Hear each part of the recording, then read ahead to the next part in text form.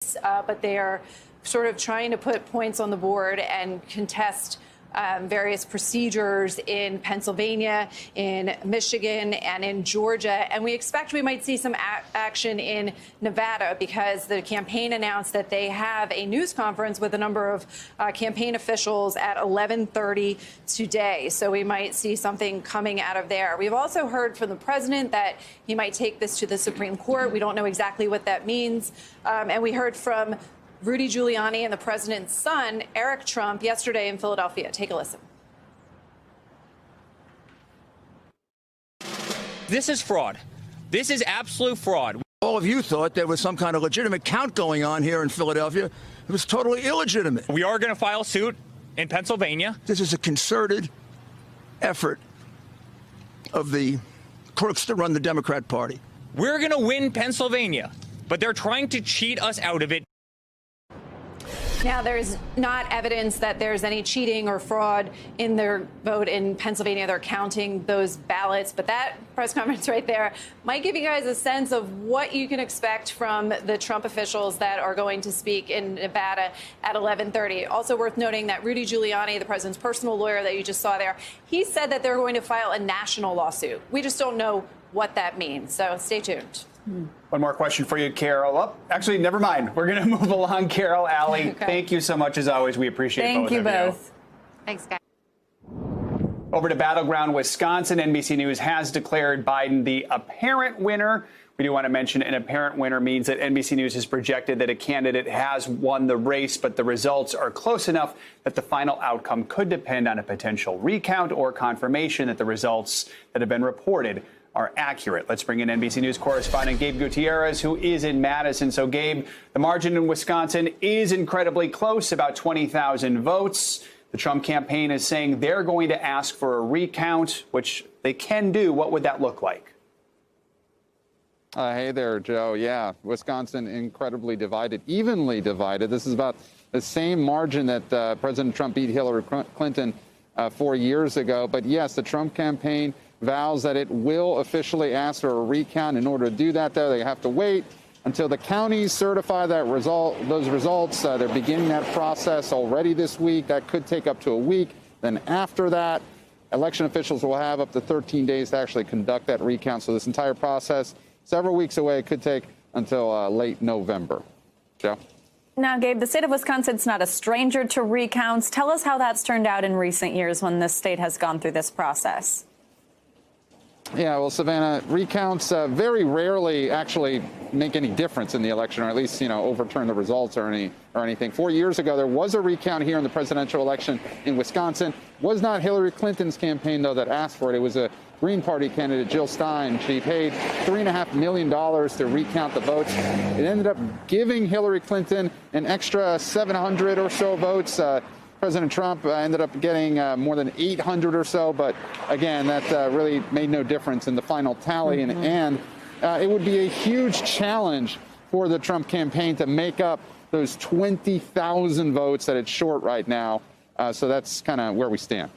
Gabe, Wisconsin was, of course, the site of major Black Lives Matter protests over the summer in Kenosha following the shooting of Jacob Blake. An NBC News exit poll asked Wisconsinites about their view on racism in the U.S. What did we learn about that?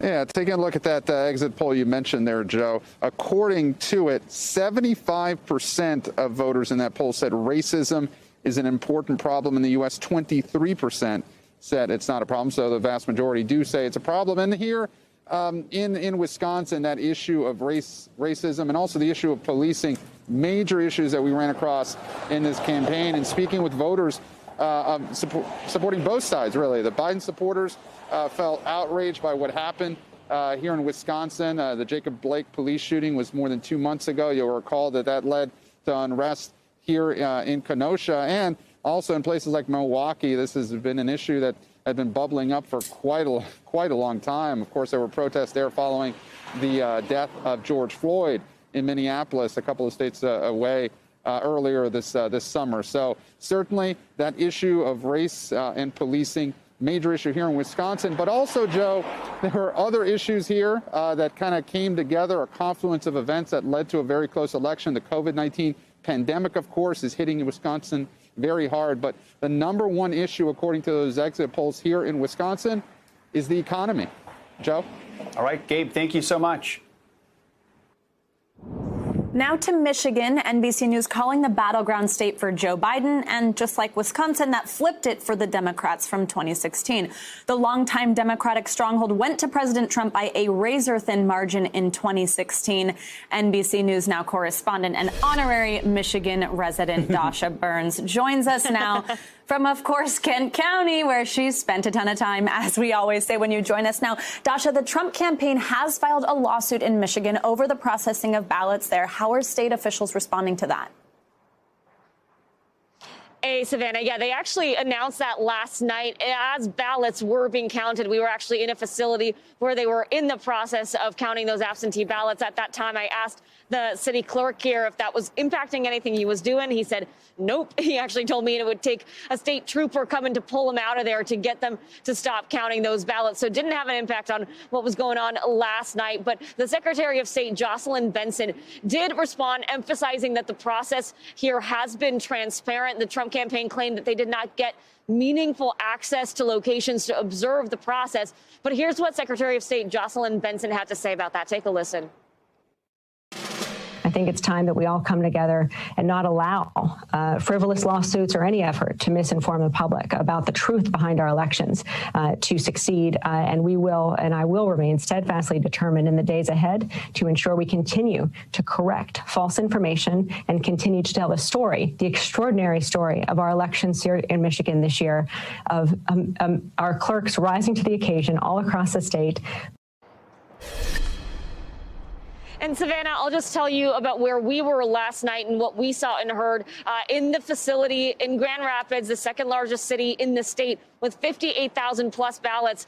We were watching that process unfold last night, and the people that were in the room included challengers from both the Democratic and the Republican Party. In fact, county was there watching over a process called adjudication, where any ballots that had any sort of stray marks, be it a coffee stain or a pen mark, or someone didn't fill out an oval properly, there was a group of people looking at those ballots to decide what the voters' intention was. And Democrats and Republicans were working through that process together and making those decisions. So just from our perspective and where we were, there was transparency in the process, and there were people from both sides observing. Savannah? How cool to see that process, Dasha. I love that you got to be in there. Now, Dasha, we know that in Michigan, the debate over coronavirus lockdowns has been especially newsworthy, balancing the lockdowns with the economy. What did exit polls tell us about the impact that had on the race there in Michigan? Yeah, Joe, according to NBC News exit polls, 44% of voters said that the economy, rebuilding the economy, was more important, whereas 51% said that containing the pandemic was more important. Of course, more people, the majority of people considering the pandemic that priority. But look, earlier in the year when I was here talking to voters, there was a different vibe. Most people were pretty frustrated with the lockdown, with the shutdown on this side of the state. They weren't hit very hard at that time. Most of the cases were concentrated in Detroit, and then things calmed down here a bit, but there were still some restrictions. So I was hearing a lot of frustration from voters earlier on in the pandemic. But of course, we saw right before the election, cases spike all across the Midwest, including right here in Michigan. In fact, over the last couple of weeks, Kent County had the most school COVID cases. A lot of the voters we've been talking to are parents. They were not happy about those headlines. And I think that's what we've seen in this increase in concern over the pandemic. Of course, people still consider the economy important, but folks here starting to realize that containing this virus is really a top priority for them. Dasha, thanks so much for your reporting. As always, we'll see you soon. Of course, the world is watching to see who the next American president will be. NBC's Sarah Harmon is back with us, coming to us from London. Good morning, Sarah. Hey, Joe. Hey, Savannah. Good morning from a beautiful day, a rare, beautiful day in London. You know, every 4 years, Americans living abroad have the somewhat dubious honor of trying to explain our electoral college system to our European friends and colleagues. And this morning, European election watchers are getting a real crash course in American geography. Not many people living overseas have ever been to Maricopa County or Clark County, but they sure know those places matter when it comes to the U.S. election today. Now, in terms of really formal reaction from heads of state, we haven't heard a whole lot, and that's quite simply because no one wants to stick their foot in it and congratulate the wrong candidate too early. But some of America's rivals have taken the opportunity to stir the pot a little bit. In Russia, the Kremlin is saying that the lack of clarity at the U.S. election could have a bad impact on the global economy.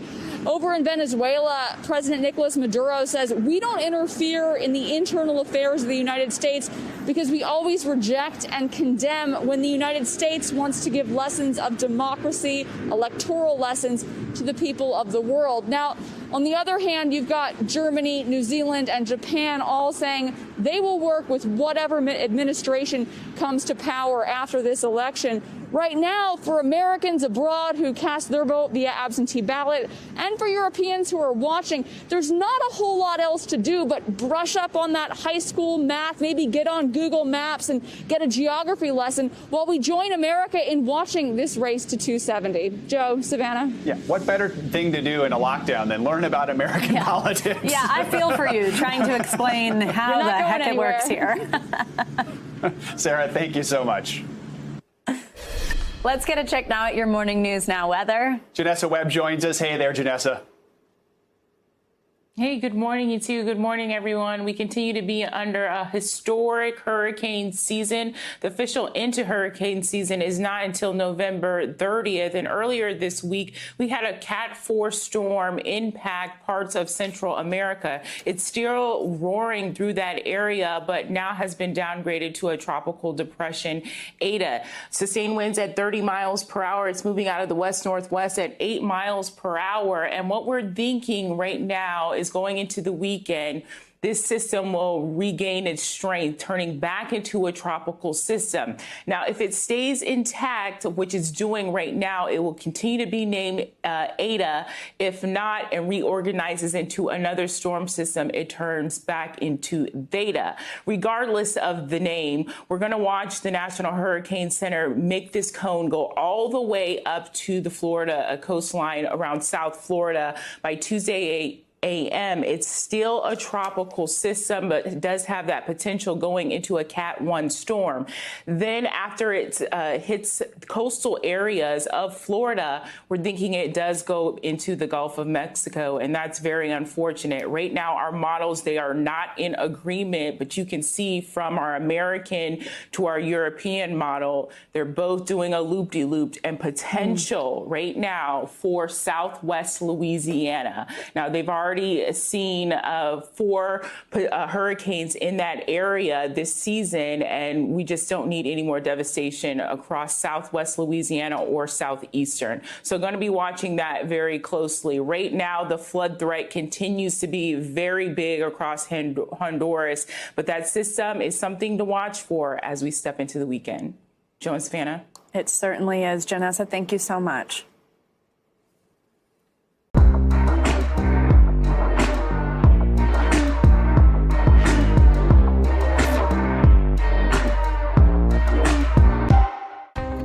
Washington feels more chaotic than ever. It's my job to ask the tough questions, left and right, and help you make sense of it all. You ready to go to work? I'm so ready to go to work. She's Joe Biden's choice to be next in line. But who is Kamala Harris? Join me, Joy Reid, as I explore her life's journey from Oakland to Washington on my 6-part podcast, Kamala Next in Line.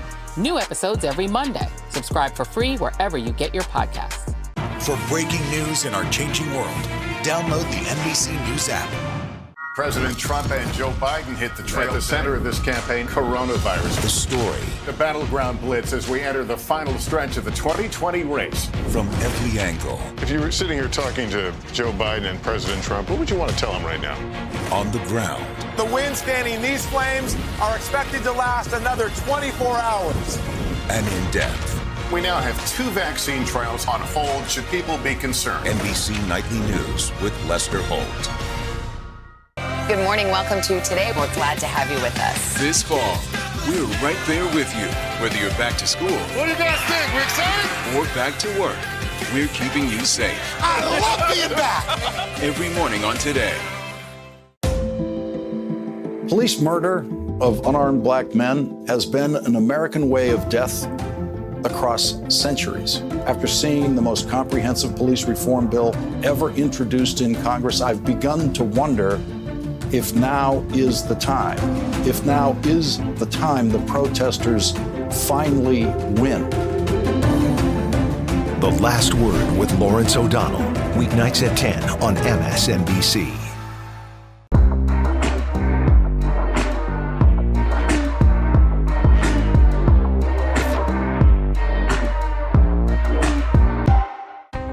Washington feels more chaotic than ever. It's my job to ask the tough questions, left and right, and help you make sense of it all. You ready to go to work? I'm so ready to go to work. She's Joe Biden's choice to be next in line. But who is Kamala Harris?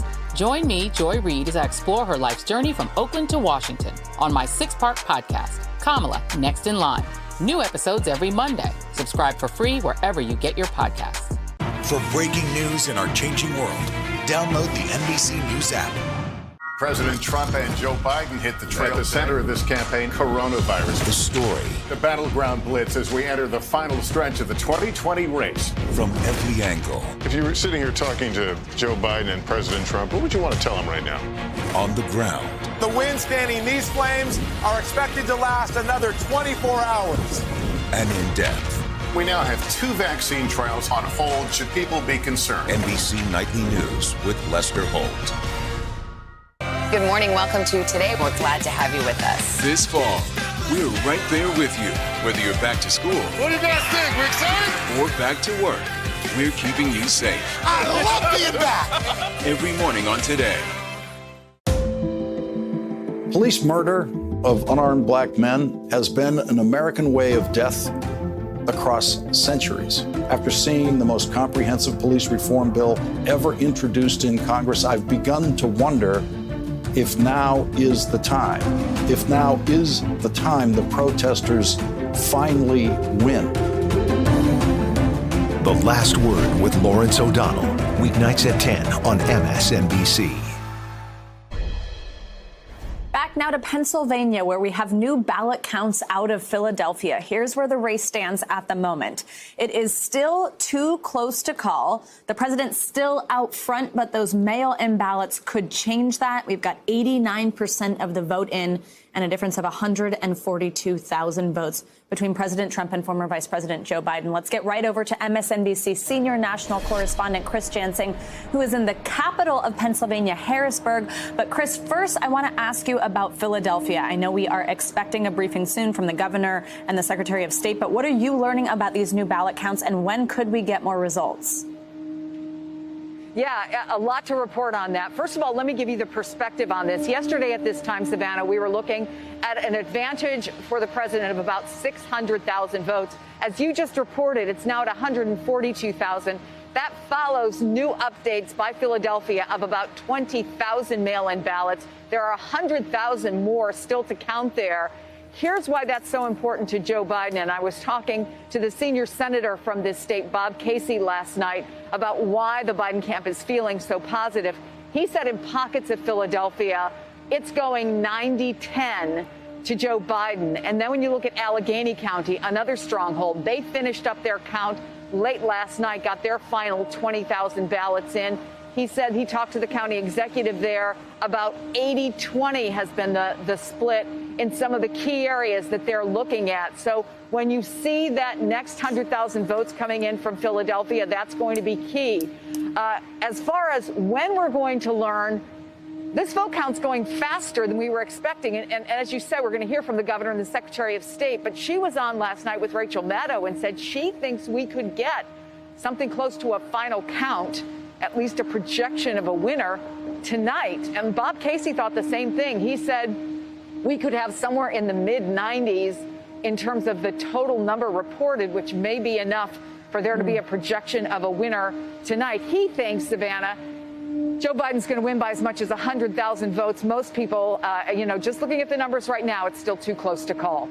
Yeah, Chris, real quick, I wanted to ask you, because the gap in the state right now is Trump up by about 142,000. And if there are only 100,000 left in Philly, even if Biden gets 90% of those, he's still trailing statewide. They still think there's other parts of the state that haven't counted yet that Biden can pull from? Yeah, they do. Absolutely. And let me just give you an example, because I was there for a couple of days. It was where Donald Trump did his last Pennsylvania rally, and that's Luzerne County. If you looked a week or a month ago on the counties to watch across the country, Luzerne County was it. I think we can show you some statistics, and here's why people were watching it so closely. In 2012, Barack Obama won that county by 5 percentage points. It's a lot of white, working class, non-college educated folks there. Look at the swing. No county in Pennsylvania swung more from Barack Obama to Donald Trump than Luzerne County. He won it by 20. Now, with much of the vote counted, Donald Trump is winning by 14. One of the things they were looking at is, in those areas where Donald Trump did so well, how much could he close the gap? So that's the other thing that the Biden camp is looking for. They need some of those redder counties to close the gap between where Joe Biden is and where Hillary Clinton was back in 2016, Joe. Now, let's also talk about these legal battles as these mail-in ballots continue to come in. Do you think that we'll hear more about it? Of course, this was the state where we saw Rudy Giuliani yesterday point to this disparity, that it went from 600 down to 100,000, and talk about some issues that have since proven to be not real issues. But let's talk a little bit about what we could see from these legal battles. Tons of filings already. There was even one late last night. Pete Williams reported on it. Although in all of these cases, it doesn't seem like any of them are actually going to stop the vote count. You know, we just heard the president tweeting, "Stop the count." That's not, for example, what this filing last night was in any way intended or could do. So there's that. But it's so interesting. I was talking to a longtime election lawyer for his observation, and he said, you know, they're just filing suit after suit after suit. Sometimes that happens in election law. They're kind of throwing things at the wall to see what sticks. But if you look back to 2000, this was serious stuff. They had any election. This is the presidency of the United States. James Baker was the representative for the Republicans. He was a former Treasury Secretary, a former Secretary of State. And then yesterday, what we saw was Rudy Giuliani, not an election lawyer, Eric Trump. So you can look at that contrast. And he made the point, it is, however, consistent. Donald Trump has run 2 fairly chaotic campaigns. I heard complaints from Republicans here that he wasn't focused enough on an economic issue like he was 4 years ago. Obviously, he's trying to sow chaos in the aftermath by claiming victory in places where he has not won. But the difference is, in politics, sometimes chaos can work. It has often worked for Donald Trump. Doesn't work for judges who are looking for a cogent argument. Savannah? Chris, thank you so much for your reporting from this state that we will all be watching, hopefully for some answers today. Thank you very much.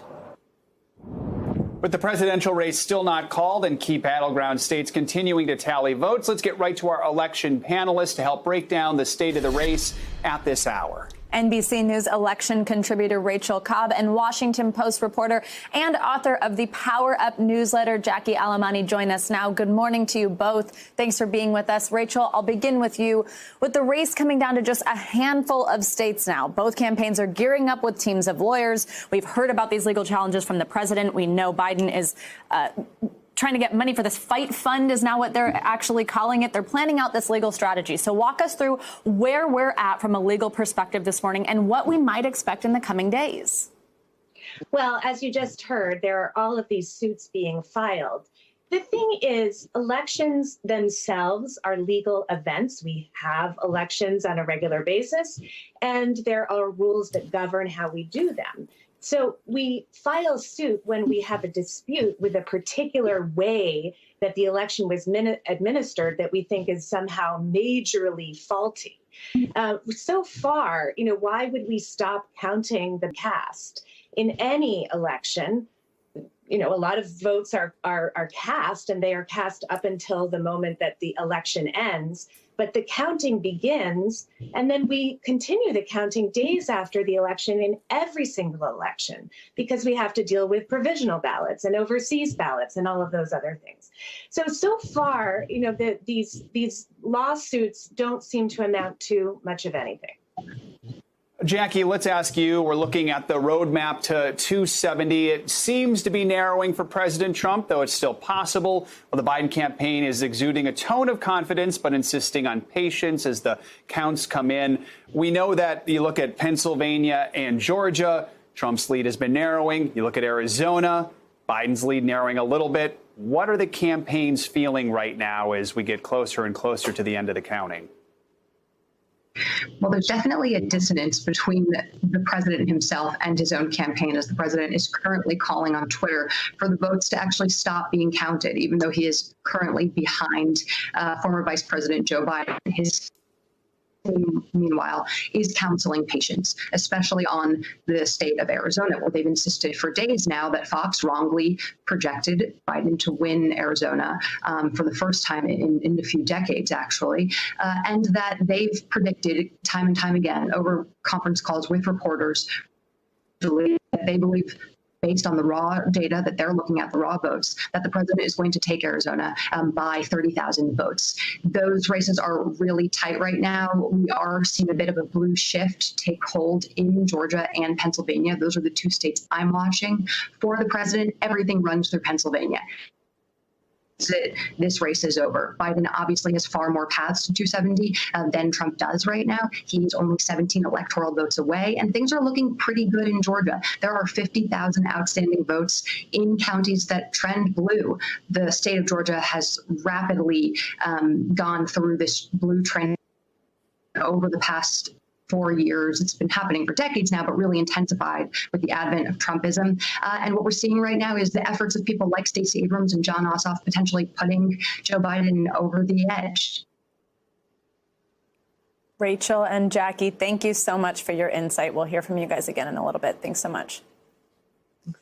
Now to the waiting game in battleground North Carolina, where full election results aren't expected for another week. Check out the results so far. You can see the presidential race is still too close to call. I think we'll bring that board up in just a moment. But NBC News correspondent Morgan Radford is going to join us now from Charlotte. Morgan, good to see you again. Oh, well, first we're going to see the board. There it is. Too close to call with 95% of the vote in, a difference of 76,000 votes. And again, we will not know these results for probably about another week. Now, Morgan, it's good to now see you again. The State Board of Elections says we likely won't get that updated vote total until next Thursday. That's November 12th, a week from today, in case anybody forgot today's Thursday. We've seen the Trump campaign file lawsuits in 3 battleground states now, Pennsylvania, Michigan, and Georgia. We've not seen that in North Carolina. Are we expecting that at all because of these results being delayed for so long?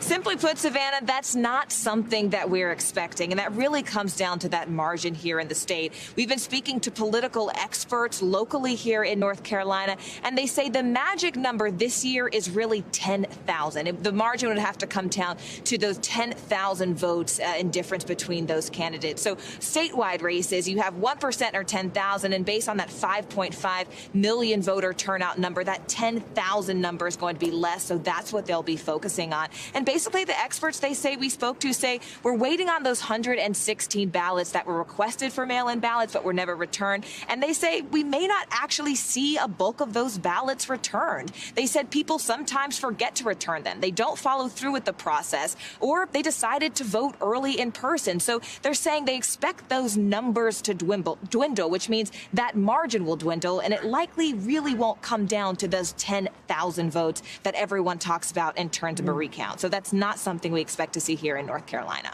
So, Morgan, why the delay? Why do we think it's going to be another week before we get all the rest of the results?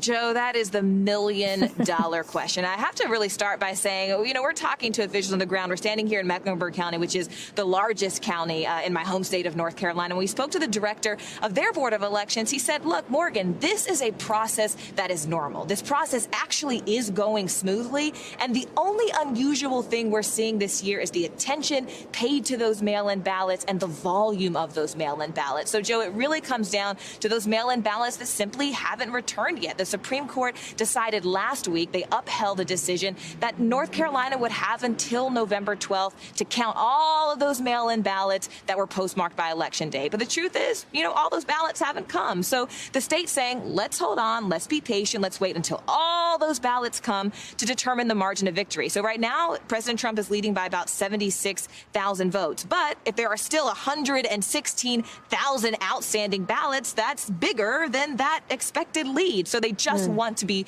really, really sure that they're counting all the votes so that that margin doesn't shift in a way that could shift the election, which is something they do not expect to see.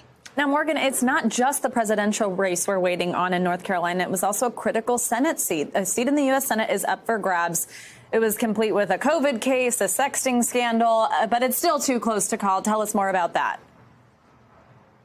It still comes down to those outstanding ballots, Savannah, so especially in the presidential race. So what's really interesting about that Senate race, not only is it now the most expensive U.S. Senate race in history at about $233 million. That surpassed the 2018 record that was set in Florida. But, what's interesting is when we talk to political experts here on the ground, they said the narrative kind of going into the election, narratives that we were following even on Election Day, was that it would really be those suburban voters that would tip the scales for North Carolina. And, they expected to see the voting patterns that are typical, right? You see a lot of the rural areas were going for Trump and a lot of the more urban areas going for Biden. But they said what was fascinating about the suburbs was actually that they didn't see as much swing voters down the ticket as they expected. So, for example, they would kind of vote pretty similarly when it came to the presidential race and that Senate race. So you might see some of those suburban voters who were kind of trending towards Biden, which means they might have voted for the Democratic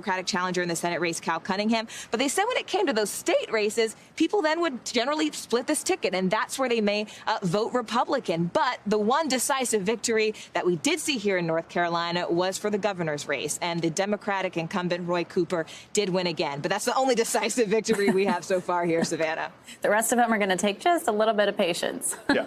Morgan, thank you so much. That's right. I feel like that emoji, just, sitting here waiting to watch. Yeah. Yeah, also for yourself. You're like, I want hands in the air. We all feel like that emoji right now. All right. Thanks, Morgan. Let's go now to Battleground, Arizona, where NBC News has deemed the race too close to call. Adding to that, workers at a ballot counting facility in Phoenix were escorted out of that facility after pro-Trump protesters crowded it, echoing a false claim President Trump has made that the election was being stolen from the president. Just moments ago, President Trump tweeted this quote, "Stop the count," which you would think he would not want in Arizona because he's trailing there right now. Bring in NBC News correspondent Gadi Schwartz. He is in Scottsdale. So, Gadi, let's just start with the basic. What's the latest on that all-important count in Maricopa County? Well, the latest is we don't have enough patience here either. A lot of people are hoping for those results faster than they can get those results out. So here's what we know right now. Biden has a slight lead. It's about 69,000 votes so far.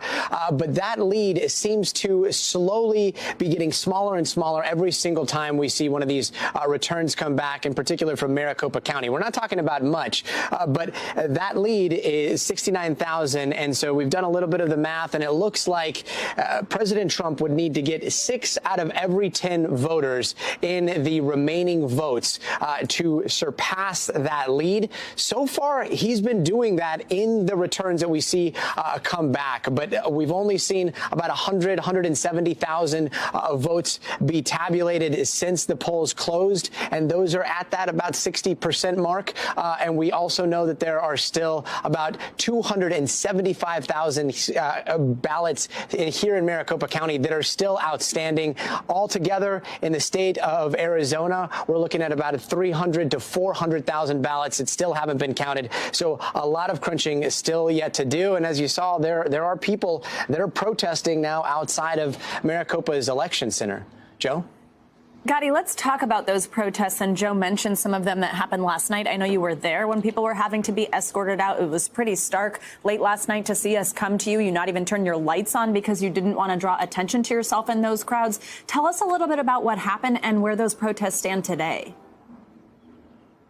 Yeah, Savannah, it was wild because we were inside the polling center. We were inside the tabulation center, and we could hear like this din. We went outside, and there was a crowd of about 100. Then it became 200, 300, and they were chanting all kinds of different things. Some of the things we heard were "We love Trump." They were chanting "Count those votes." They were chanting "Fox News sucks," and they were very mad. They were mad for a bunch of different reasons. One of them, they did not like that some other organizations had already called Arizona for Biden very early on. Obviously, we have held off on doing that. That margin is still too close to call, too early, even though we're 2 days out. But they were angry about that. They're also angry about, and I hate to even talk about this because it's been proven to be a conspiracy theory, but there's this thing in Arizona called Sharpiegate now, which it comes from the internet. It's coming from Twitter. It's coming from some videos where people said that they were given Sharpies and that their votes would be invalidated. The county clerk says that is not the case. They say that those Sharpies are actually better for reading. Their ink dries quicker, so they say that you can use Sharpies and your vote still counts. Savannah? Gadi, that kind of misinformation, disinformation we were expecting after the election is so important to hear from our reporters, dispelling and making sure we straighten out what is and isn't true. So thank you so much for that, Gadi, and stay safe. It was a long night of ballot counting in the unlikely battleground state of Georgia. But as of right now, as we wait for those updated numbers, the presidential race is still too close to call. Let's get a look at those numbers so far. With 96% of the vote in, it's a difference of just over 18,000 votes, 49.6% going to President Trump. Yes, sir. Nothing because I'm not heard of it. I have no information about that. Yes, sir. The number of absentee ballots that's been put into ENET, is that the final number, or do you anticipate any more being processed? As I said in the beginning of this thing, there's a possibility that some counties might not have hit upload yet. There's a possibility that they could have not had a random one here or there. So, but as far as the general outlines of these, we anticipate that the absentee ballots that are there, and we have the extra bit of security that we know the number of requests. Therefore, we know that is the most outlying ability of anything to be done. So we know the outer limits of anything possible. But right now, as we sit here today, yes, we feel comfortable with that number. Yeah, Justin. What about the possibility of a recount? Georgia law provides for that for the candidates, and it looks like in the presidential race we're moving into that order. There is a possibility of that occurring. Georgia law calls for if you're within 0.5% of the certified result, then the losing candidate, or I guess the winning candidate if they wanted to, could call for a recount, and that would be a statewide recount conducted. And one of the things that we did in procuring our new Dominion voting system is we provided for knowing the state's general political situations after 2018, we provided high-capacity scanners to every single county in the state so that they could conduct a statewide recount if it became necessary. In addition to the 60,000 absentees that remain to be counted, we also, the provisionals and your overseas ones would be on top of that, correct? Well, Mark, if you weren't late, you would have heard the answer to that already. No, I understand, but I wanted to clarify. Do we know how many that might be? We're working with the counties to get a final number on that, so yes. Yes, ma'am. Can you go ahead and certify the results before the adjudication process in some counties like Gwinnett is completed? No, that wouldn't be possible. The adjudication process gets us to the final number to certify. State law requires that the counties certify their results 10 days from the election, and then we have some time after that. We hope to do it faster than that because what we need to be able to do, when the counties certify, we're then going to move into the risk limiting audit phase, and then after the risk limiting audit is closed out, then we will certify the election. Yes, ma'am. Have you been able to get any additional information on just what happened in Sullivan County? Like, why was it just those two counties where was the information? As I said in the press conference on Election Day, we are focusing on getting the election itself done. We do believe it was a data set issue. Don't know exactly why yet, but we have our vendor. We're working on it. But right now, we are really focused on making sure we get the answers out. Yes, ma'am. Can I just have one clarification? You already sort of addressed this. So when it comes to the lawsuit from the Trump team about the one specific county, you're not investigating into the reports of ballots being moved or ballots being handed. I can't speak to what investigations have been opened yet. I know there's been discussions about that, but we'll have to get with you after that, after talking to our chief of investigations. Mr. Stelling, previously I think there was a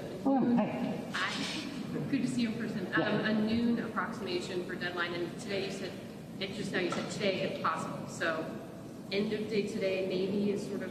I am prayerful that we can get to a resolution by the end of the day, but as has been pointed out by everybody, this is going to be an extremely close margin, especially in the presidential election, and we anticipate every one of those UACAVA and curable ballots and provisionals may come into account in that. So having a final one, it may take a minute. Stephen. Can you describe the adjudication process for these absentee ballots and what changes have been made from the June primary? Probably not, but I can give it a shot. The adjudication process is a new system here in Georgia. Under the old system of scanning, when you had hand-marked paper ballots, which are something that, unfortunately, as a hand-marked paper ballot, is very open to human frailty and mistakes. We can use an electronic adjudication system where it takes a picture of those ballots, and the computer used to just say, if it's an overvote, we're going to kick it out, which means there's 2 ovals marked for a single race. We're going to kick it out, and then a human being will get a chance to look at it. Under the new system, it will also look at overvotes, plus it will look at anything like an ambiguous mark. So if somebody has a check mark or anything like that, it brings it up onto a screen, and a bipartisan panel will then examine that ballot to discern the voter intent. Then it is marked in the system, and then it can be counted properly. Yes, sir. How many ballots have been tossed out at this point in time? Do you have that number? You'd have to be more specific. We don't toss out ballots in the state. That have obviously had errors on mistakes or double, like you said, marked. Yes, we wouldn't have a tracking on that right now, because that's basically, if you mismark something that is not a actual vote cast in that race, and just because there's a mistake on one part of your ballot doesn't mean the rest of your ballot would still get counted. Yes. Sorry, Mel. Richard Barron is saying that 130,000 have been adjudicated. Is that correct? Okay, that kind of made my skin crawl. When he's saying that 130,000 ballots have been scanned in batches, and they've adjudicated the small percentage of those inside those 130,000. So to give some clarity to that. Yes, next one. About 27,000 returned from military and overseas ballots. Some of them have returned. So could that delay this into tomorrow, possible? Well, as I said, we have to accept those ballots until Friday. We can't know what's going to get here until the time actually gets here for that. Don't tell me I punched y'all out. All right, with that, I just want to say one more thank you to the voters of the state of Georgia. The Secretary begs your patience. This is a long process, but I think all of us would agree that having an accurate count is much more vital. An accurate and fair count is much more vital than having a fast count. So thank you, and we'll try to follow up with any other questions for later today. Y'all have a great day. Thank you.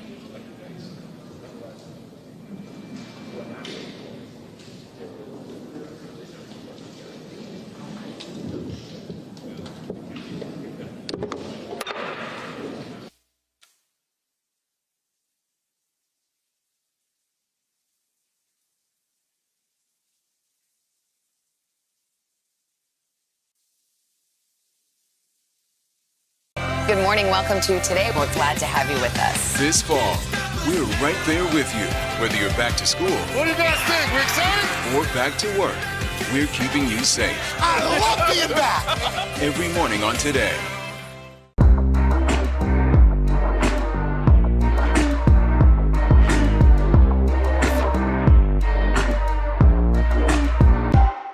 Good morning. Welcome to Today. We're glad to have you with us. This fall, we're right there with you.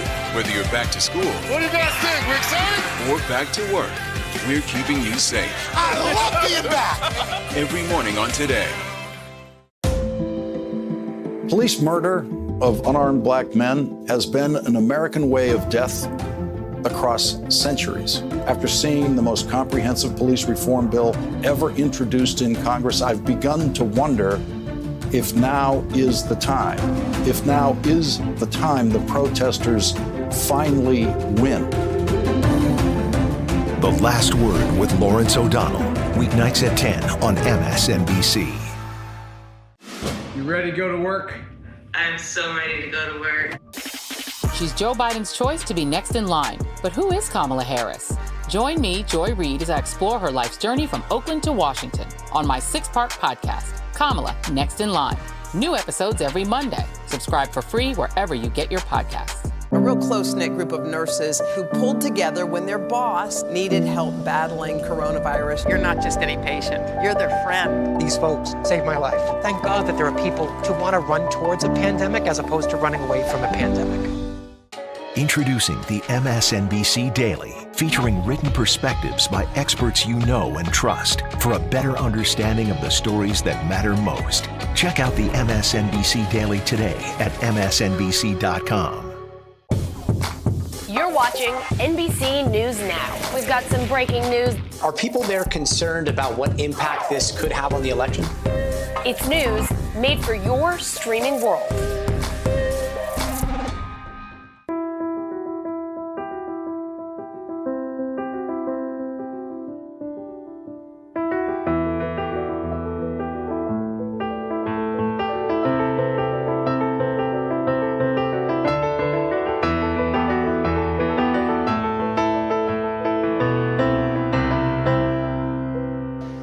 Watch what they do, not what they say.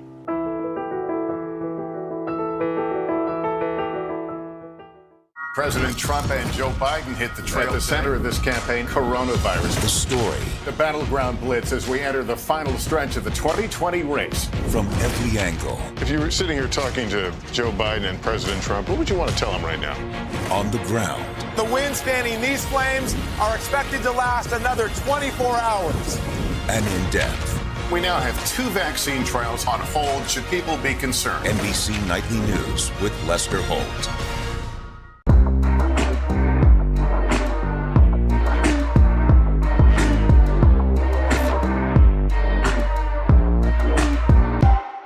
Good morning. Welcome to Today. We're glad to have you with us. This fall, we're right there with you.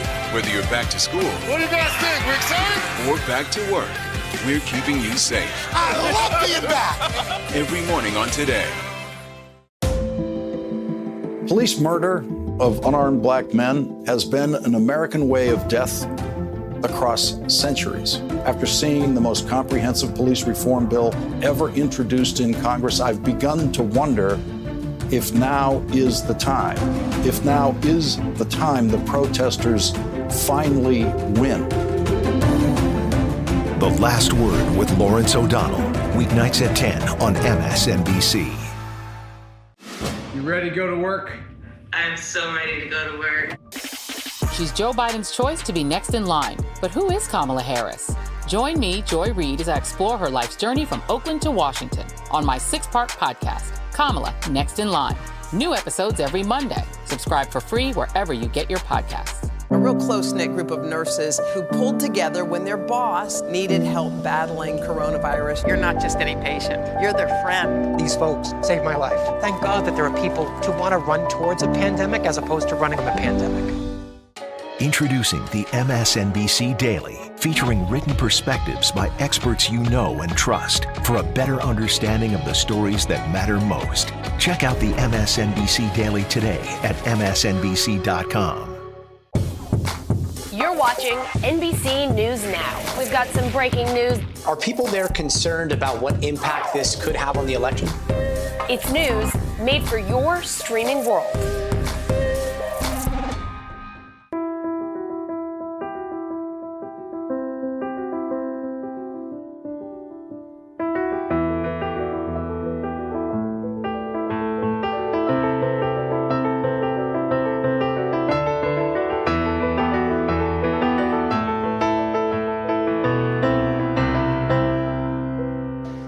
Watch what they do, not what they say.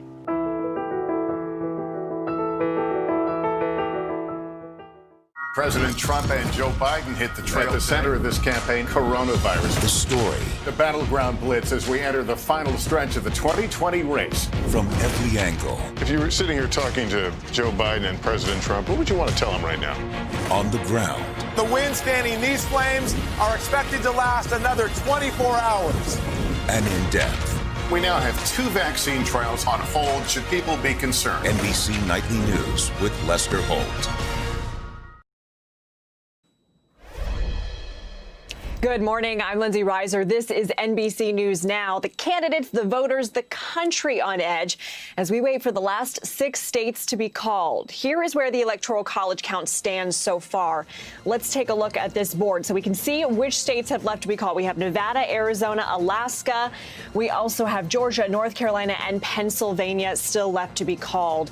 We also want to show you where the popular vote stands. Now, this doesn't decide who wins. It's, of course, important nonetheless.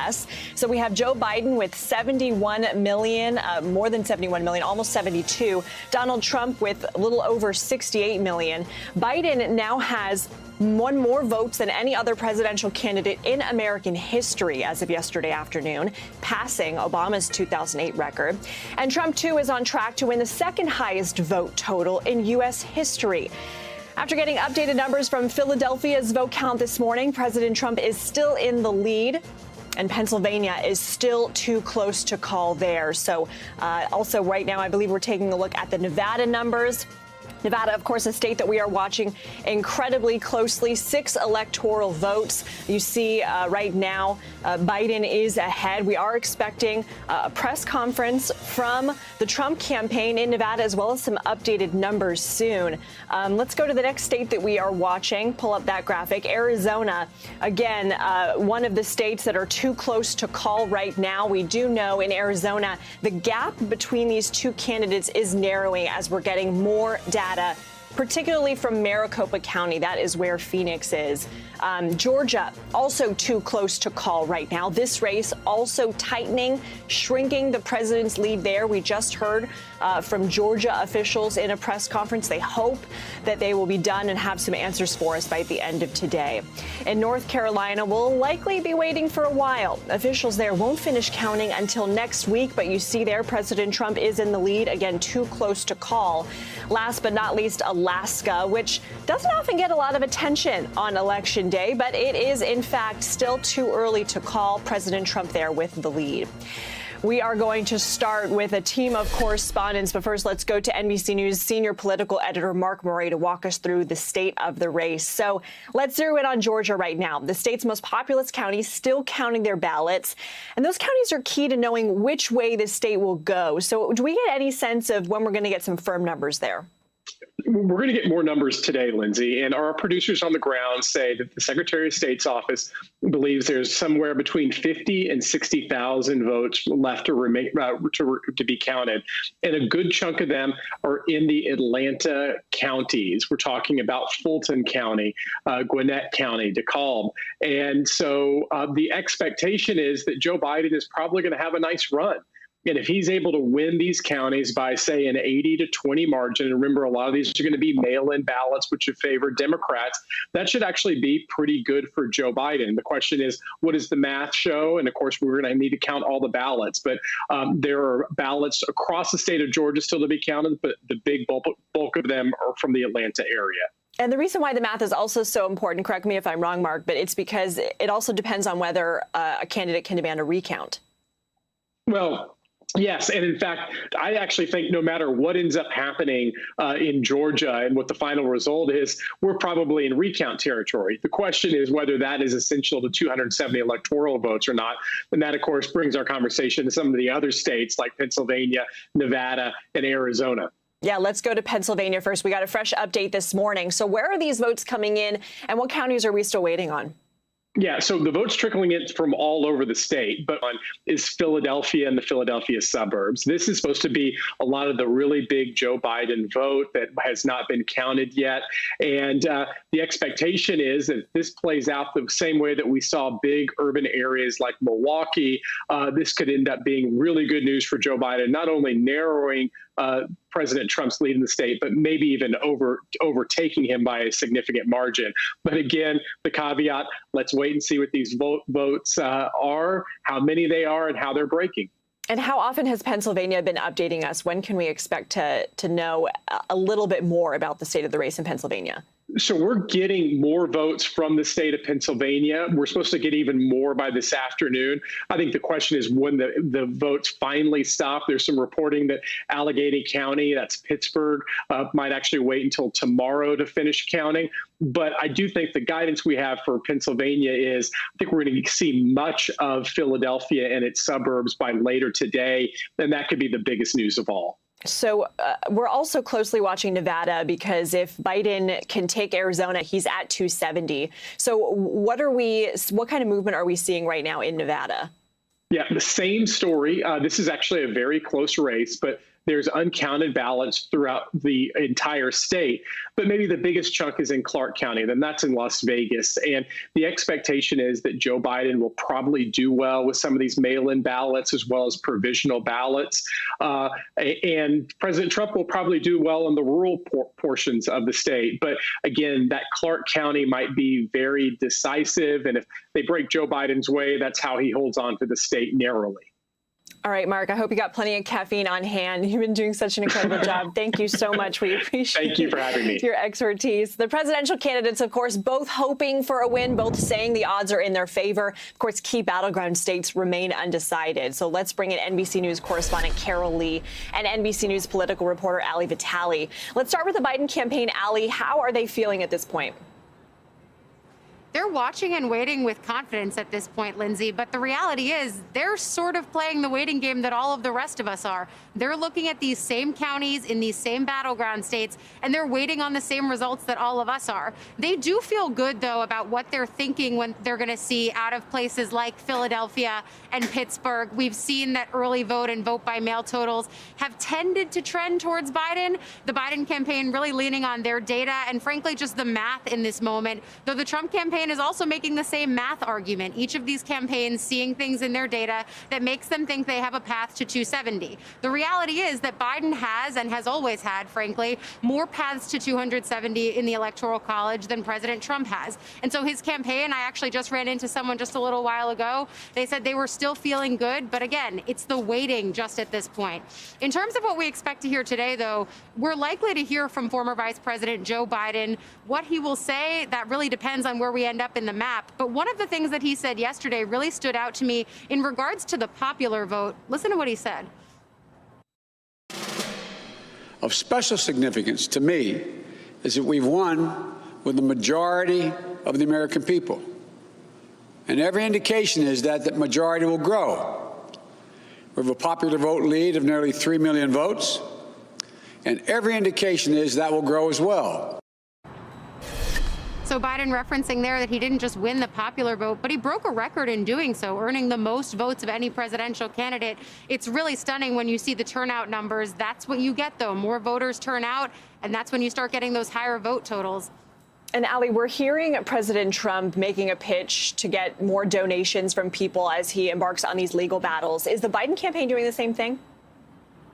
They are, because right now they're functioning sort of on two tracks. We're going to hear from them just in a little bit now. We're actually on hold for a phone call that the senior staff are going to be doing, our third one in as many days. So we're going to be looking to hear from them. But what they're doing on the legal front is they've started this Biden Fight Fund. It's not abnormal to see campaigns do this when you start hearing words like recount get thrown around. They've got hundreds of lawyers and a big legal effort that they have to fund. The lawyer leading that charge, though, for the Biden team, really striking notes of confidence over the course of the last few days, saying that if the Trump campaign makes good on a lot of these threats that they've been talking about, the Biden campaign is ready and they feel confident that they'll do well there. So that's their defensive strategy. On offense, though, we know that they've been building a transition behind the scenes, not out of hubris or overconfidence that they're going to win, but because that's legally mandated. But right now, we actually have a live web page from that transition team. So signs of life over on the offensive side as well, as everyone here just plays the waiting game in Wilmington. All right, let's head on over to the Trump campaign now. So, Carol, they still see a path to victory? Yeah, they do see a path to victory, although they acknowledge that it's narrower than the former vice presidents. But the Trump campaign just held a call with reporters that just wrapped up a few moments ago. And their headline out of that is that the president is, quote, alive and well. So they're saying that Donald Trump has been counted out a number of times and not to count him out in this election yet. So they're looking at Arizona. They're saying that is closer than it appears and that they believe in the end they will win that state. state. They point to Georgia, North Carolina, saying the president is ahead there, and they expect him to hold on to those leads. And then they look at Pennsylvania, where they're really mounting a legal fight. That's their main sort of strategy in Pennsylvania, is to try to figure out if they can get some of these absentee ballots or these mail-in ballots that are being counted now to either be cast aside or something along those lines, because right now it's looking like as these ballots get counted, the president's lead there is getting chipped and chipped away. So they're saying that what they want and their legal strategy is intended to bring transparency to the system there. And they were asked about the president's tweet where he tweeted "stop the count" in all capital letters, and said that what the president means there is that they want, quote, legal ballots to be counted, those that have verified signatures and other sorts of details that they say need to be checked. So a little bit all over the map there, maybe pun intended. But bottom line here is that they feel confident, or they're projecting confidence, even though privately, if you talk to officials, they know that this is a tough solve. And so there's mounting legal battles right now in Pennsylvania, as you mentioned, Michigan and Georgia as well, and a recount call in Wisconsin, right?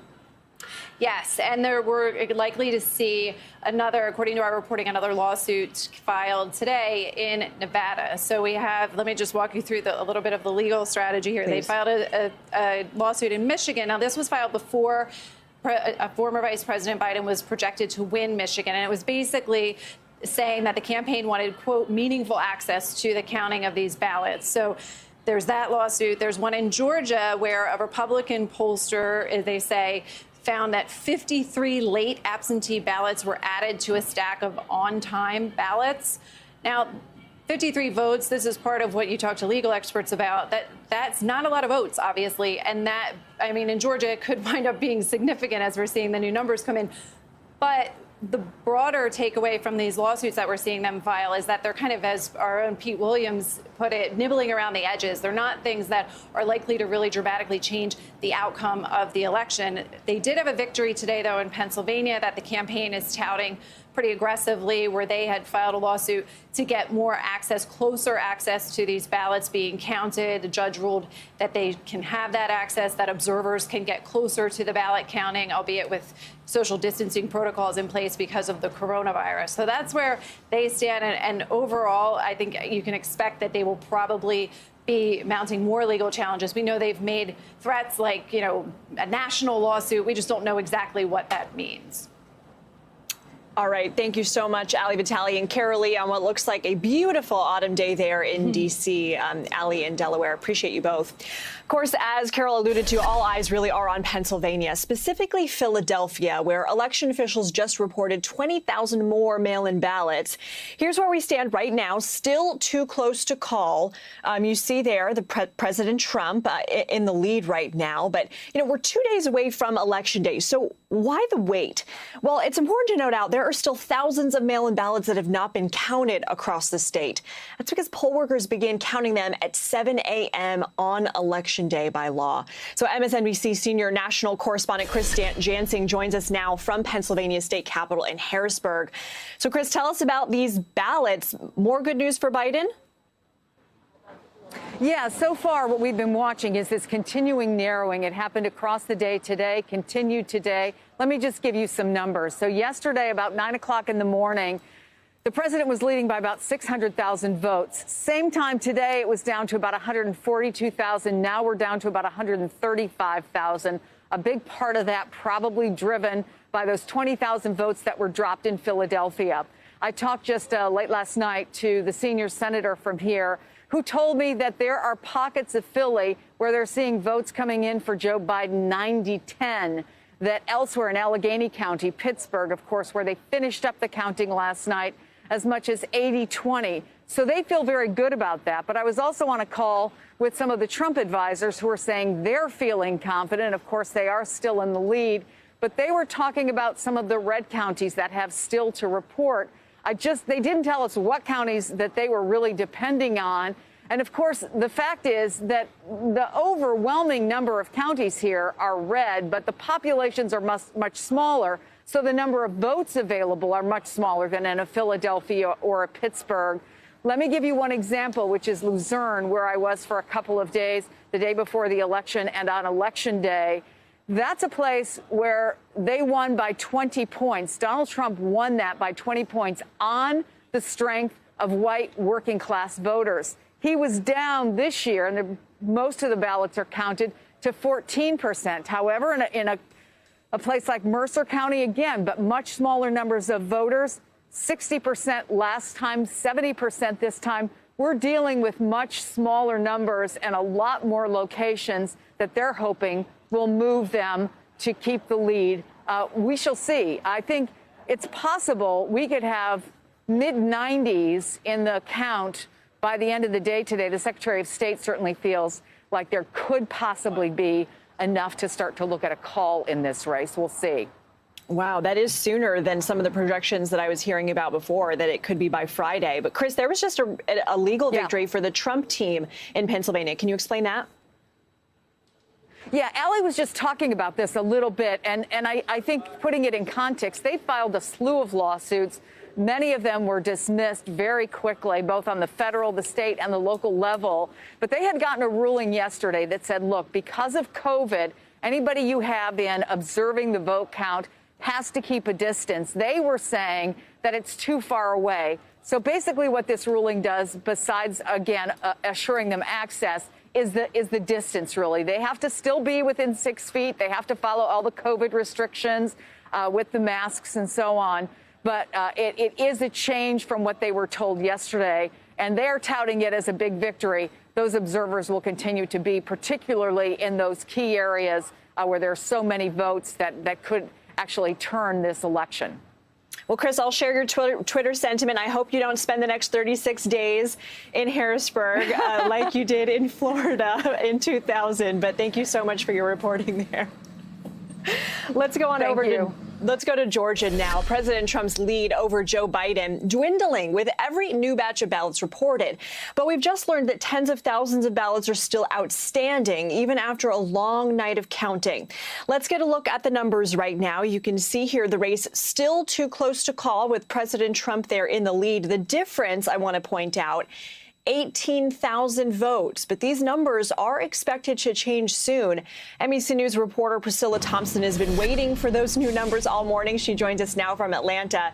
So, Priscilla, the Secretary of State's office just wrapped up a briefing a few minutes ago. What did they have to say?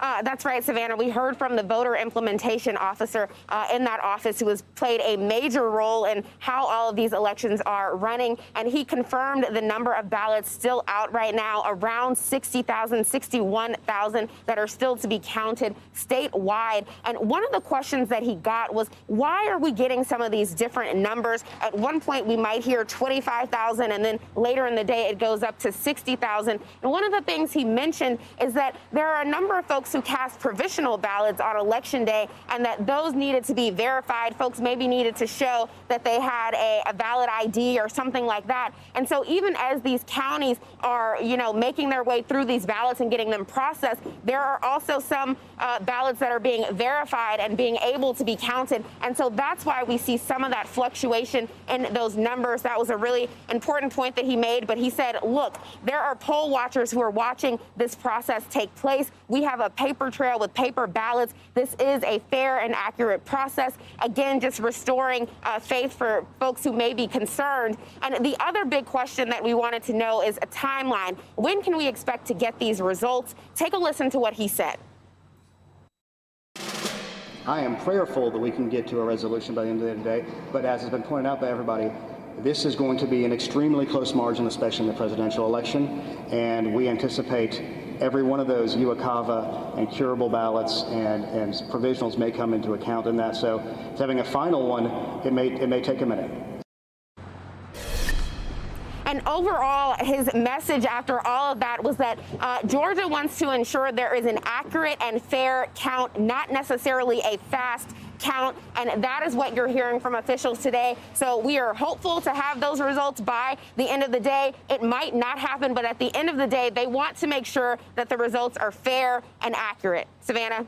And we've been talking about all of these challenges right now. President Trump needs Georgia, and right now his campaign is suing. They say President Trump and the Georgia Republican Party have filed suit to require all Georgia counties to separate any and all late arriving ballots from all legally cast ballots to ensure a free, fair election in which only legal, valid ballots count. So what's behind this claim?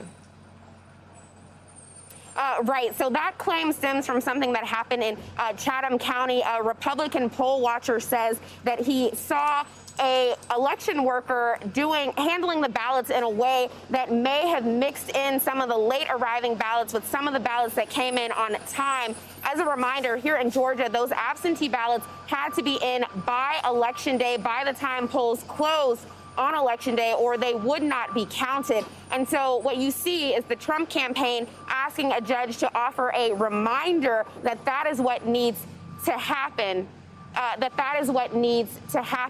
And so we're hearing that a hearing on that has actually just wrapped. And so we're working to get additional information on any sort of decision that might have come out of that. But our Chief Justice correspondent, Pete Williams, says that in the grand scheme of all these lawsuits that we're seeing the Trump campaign file, this one is sort of lower on the bar in terms of its significance and the impact that it could have on the race.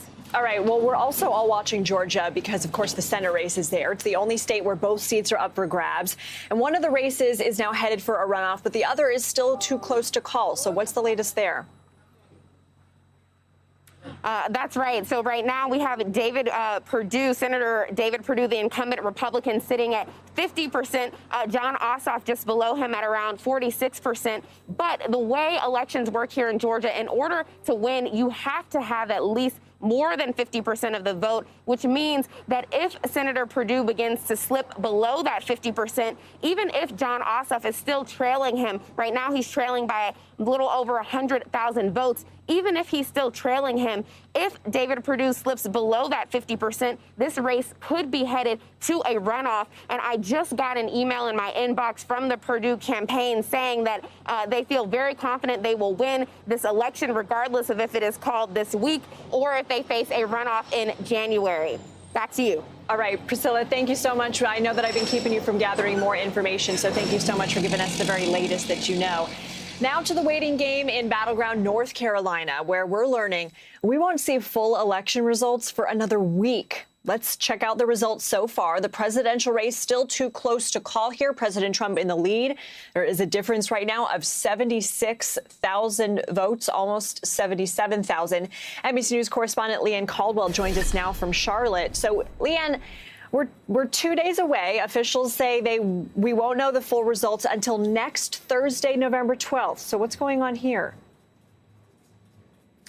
Hey, Lindsay. So don't expect those vote counts to change much between now and next Thursday, November 12th, either. So for everyone who's refreshing their internet browsers to see if there's a new vote total, don't expect North Carolina to change.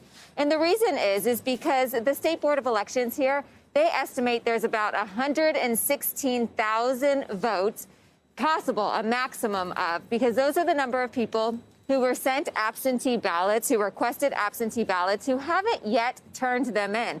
Of course, in North Carolina, if your ballot is postmarked by Election Day, they have until November 12th to make it into the election board offices. So that's a maximum number. We don't know how many of those 116,000 will turn in their ballots or have already turned in their ballots. In addition, there's a 50,000 provisional ballots that people who went to vote on Election Day, who there was something wrong, and so they were given a provisional ballot. That exact number is also expected to be posted right around noon. So there is about 117,000 plus 50,000 max, so 165,000 votes that are still outstanding. But the big question is that enough to change the status of the race? And the Republicans here think that it's not. So right now, just like Georgia, we're waiting on more information from North Carolina in regards to the Senate seat that's up for grabs. That race also still too close to call. What can you tell us about that? It is, and it's tied very closely to the president's race as well. Senator Tom Tillis, the Republican incumbent, he's up by about 98,000 votes. That's a little bit more than the president is up. And it's really the same situation. He is also waiting on, or the results of that race are going to be determined on November 12th to be finalized. But Senator Thom Tillis has already declared victory, and his campaign tells me that they maintain that stance. They're not backing down at all. Now, his Democratic challenger, Cal Cunningham, his campaign is signaling that perhaps there's just not enough Democratic votes out there still remaining for them to overcome Thom Tillis and eke out a win here. His campaign manager just simply said they are waiting on the process to finish. They want every vote to be counted, and so they are just waiting patiently. They're really in this element of limbo here, Lindsay. And we know there are mounting legal challenges right now in several states, Pennsylvania, Michigan, Georgia. Are we expecting anything similar there in North Carolina? So that question is still to be determined. Everything that I'm hearing from my Republican sources here in the state are indicating that it's very unlikely that the Trump campaign is going to file a suit here. They think that they are winning. They think that when all the votes are counted, they will still come out on top, that they might even gain a few votes from where they're at now. So there's no definitive answer just yet, but people are leaning very heavily toward the fact that the Trump campaign does not think that a legal challenge will be necessary, that they will just win outright. Lindsay. All right, Leanne, thank you so much. We appreciate all of your reporting there. We want to head now to battleground Arizona, where NBC News has deemed the race too close to call. With only 86% of the vote reported 2 days from Election Day. Taking a look right there. Right now, Biden is in the lead. There's a difference of 68,000 votes. We want to get out to NBC News political reporter Vaughn Hilliard, joining us now from my birthplace, Scottsdale, Arizona. Beautiful Camelback Mountain in the background. Vaughn, I think you did that just for me, but what's the latest there on the count? Yeah, Lindsay, we miss you out here, but there may be some time for you to come visit because this process doesn't look like it's ending today or tomorrow because there are still 400,000, about 400,000 outstanding ballots here to be tabulated in the state of Arizona. And we are just getting these back incrementally here. And why is this still a race? Why has NBC News not called it? Well, let me explain. Just take last night, for example. There was about 150,000 ballots that were counted and were announced last night. And when you're looking at this final crop here, in order for Donald Trump to match or overcome Joe Biden, he'd have to win about 59 or 60% of the remaining vote. So can he do that? Well, last night, that 150,000 batch, he did just that. He won about 60% of the vote. And so now look at the last 400,000. Now, when Democrats that you talk to are encouraged/hopeful that these last batch on the back half, perhaps the last 100,000, the last 200,000, will trend a little bit more towards them. Donald Trump is still expected to win those batches, but not at that 60% rate. Why? Because Democrats believe that there is a higher rate of Democratic and independent voters that showed up on Election Day to hand in their ballots. The votes that we announced last night were those early ballots that were turned in Saturday and Sunday, and you saw those heavily favor towards Donald Trump. And so now that question is, you know, when Joe Biden on election night came out with what was a double-digit lead initially, Donald Trump has roared back because of the high rate in which he has won the remaining early vote. And now the question is, can he continue at that? Or do you see in those last batches there, Joe Biden able to hold him off? And so Arizona is used to the mail-in ballot system. Thank you for characterizing what ballots are still left. Can you tell us when we might expect to have some answers? Well, we're going to have to wait for today until 9 p.m. Eastern, 7 o'clock local for more Maricopa County results.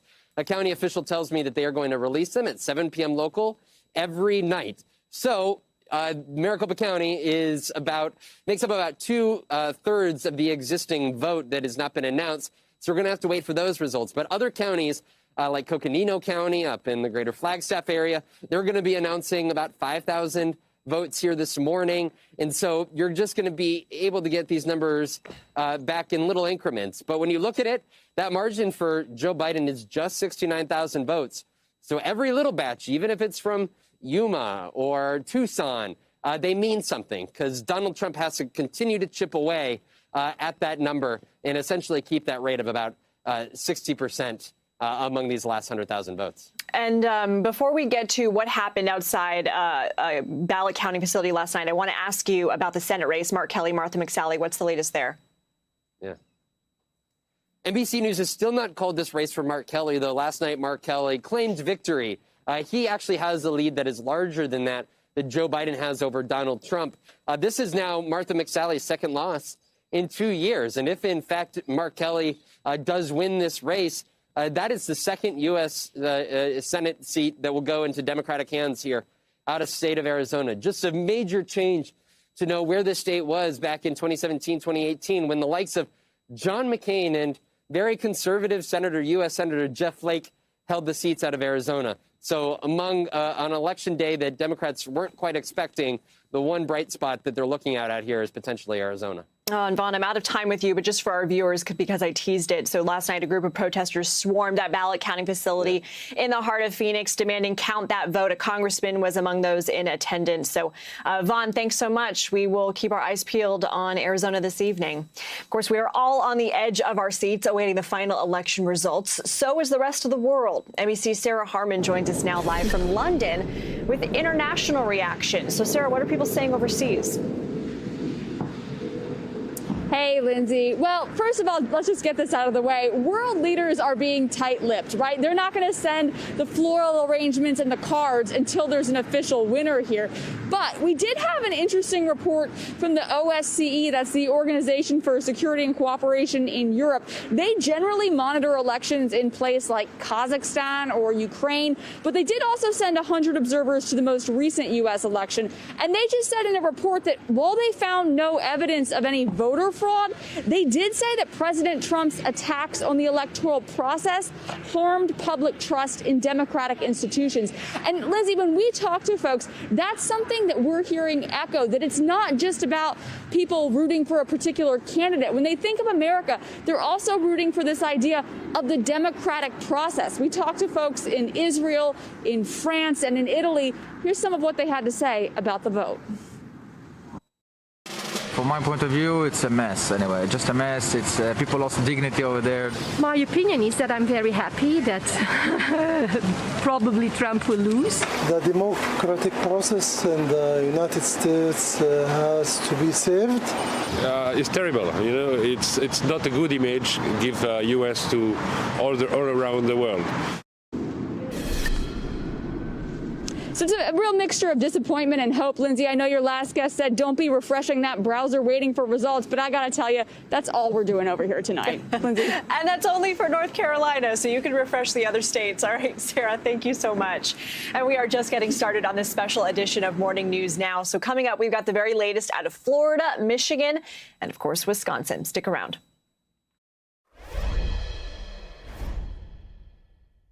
Good morning. Welcome to Today. We're glad to have you with us. This fall, we're right there with you, whether you're back to school. What do you guys think? We're excited? Or back to work. We're keeping you safe. I love being back. Every morning on Today.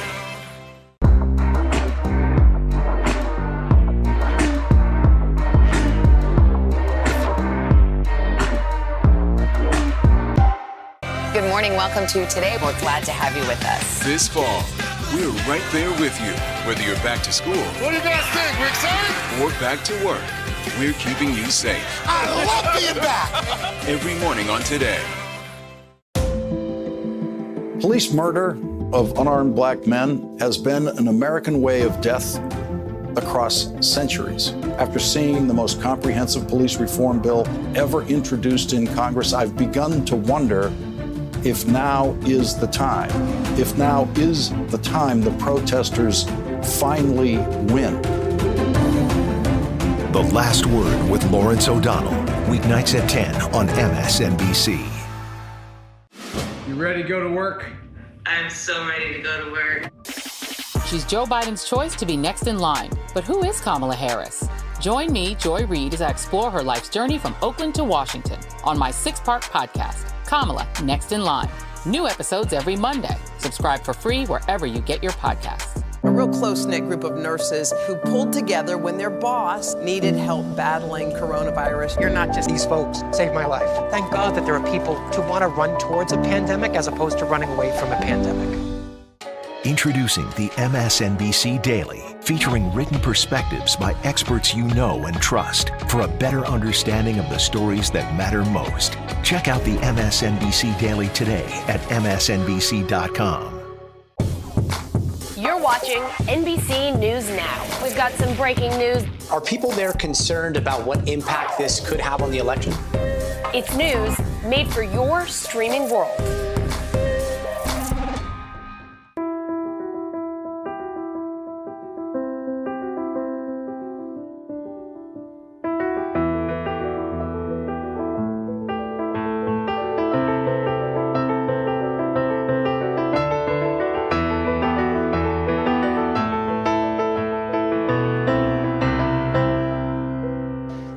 Watch what they do, not what they say.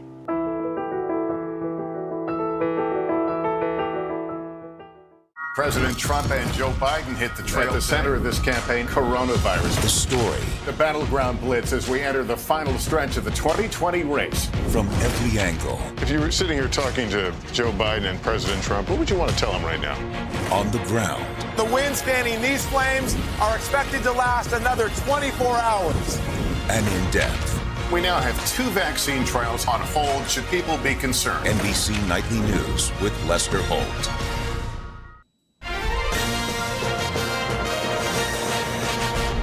A quick update on the vote counting in Philadelphia from 2 Philadelphia Democratic officials. Democrats have gone to Pennsylvania's Supreme Court to try to reverse the Commonwealth Court ruling, allowing Trump observers inside watching the count. That vote count is also live streamed, we should note.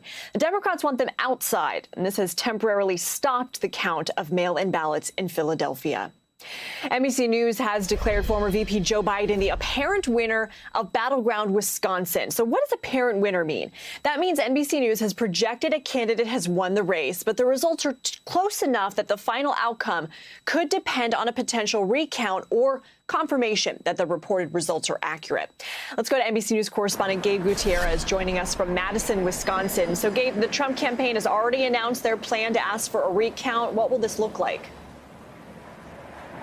Hey there, Lindsay. Well, yes, the Trump campaign does say it plans to ask for that recount. They have to wait, though, until the counties in Wisconsin certify the results. That could take at least a week. And then they have a couple business days to sort things out, and then 13 days to actually conduct the recount. So this whole process could drag out until late November, Lindsay. Wow. And former Republican Governor Scott Walker tweeted that recounts don't usually end up overturning many ballots. So walk us through some of the history of recent recounts in Wisconsin. Yeah, Lindsay, it's highly unlikely that this would change the outcome, and here's why. The Trump campaign is right now about 20,000 votes shy of the Biden campaign.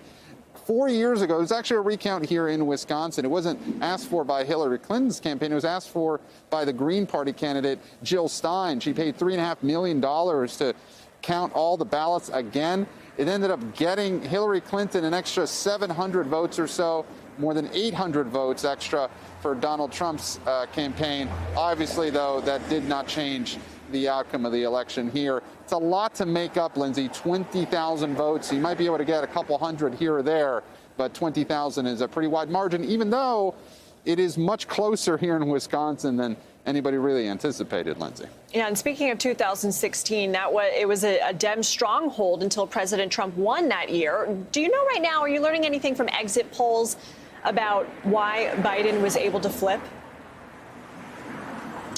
Well, there's several reasons. And yes, NBC News exit polls found, let me roll through those numbers right now if I can look at them. 34% rather of voters said that the economy was the most important issue in their vote for president here in Wisconsin. 19% of Wisconsin voters said the coronavirus pandemic was the most important issue. 13% of the voters said racial inequality was most important. Another 13% said crime and safety were most important. About 8% said healthcare was most important. So, Lindsay, again, the thing with Wisconsin here is that it really was a confluence of all these events leading up to this pivotal election.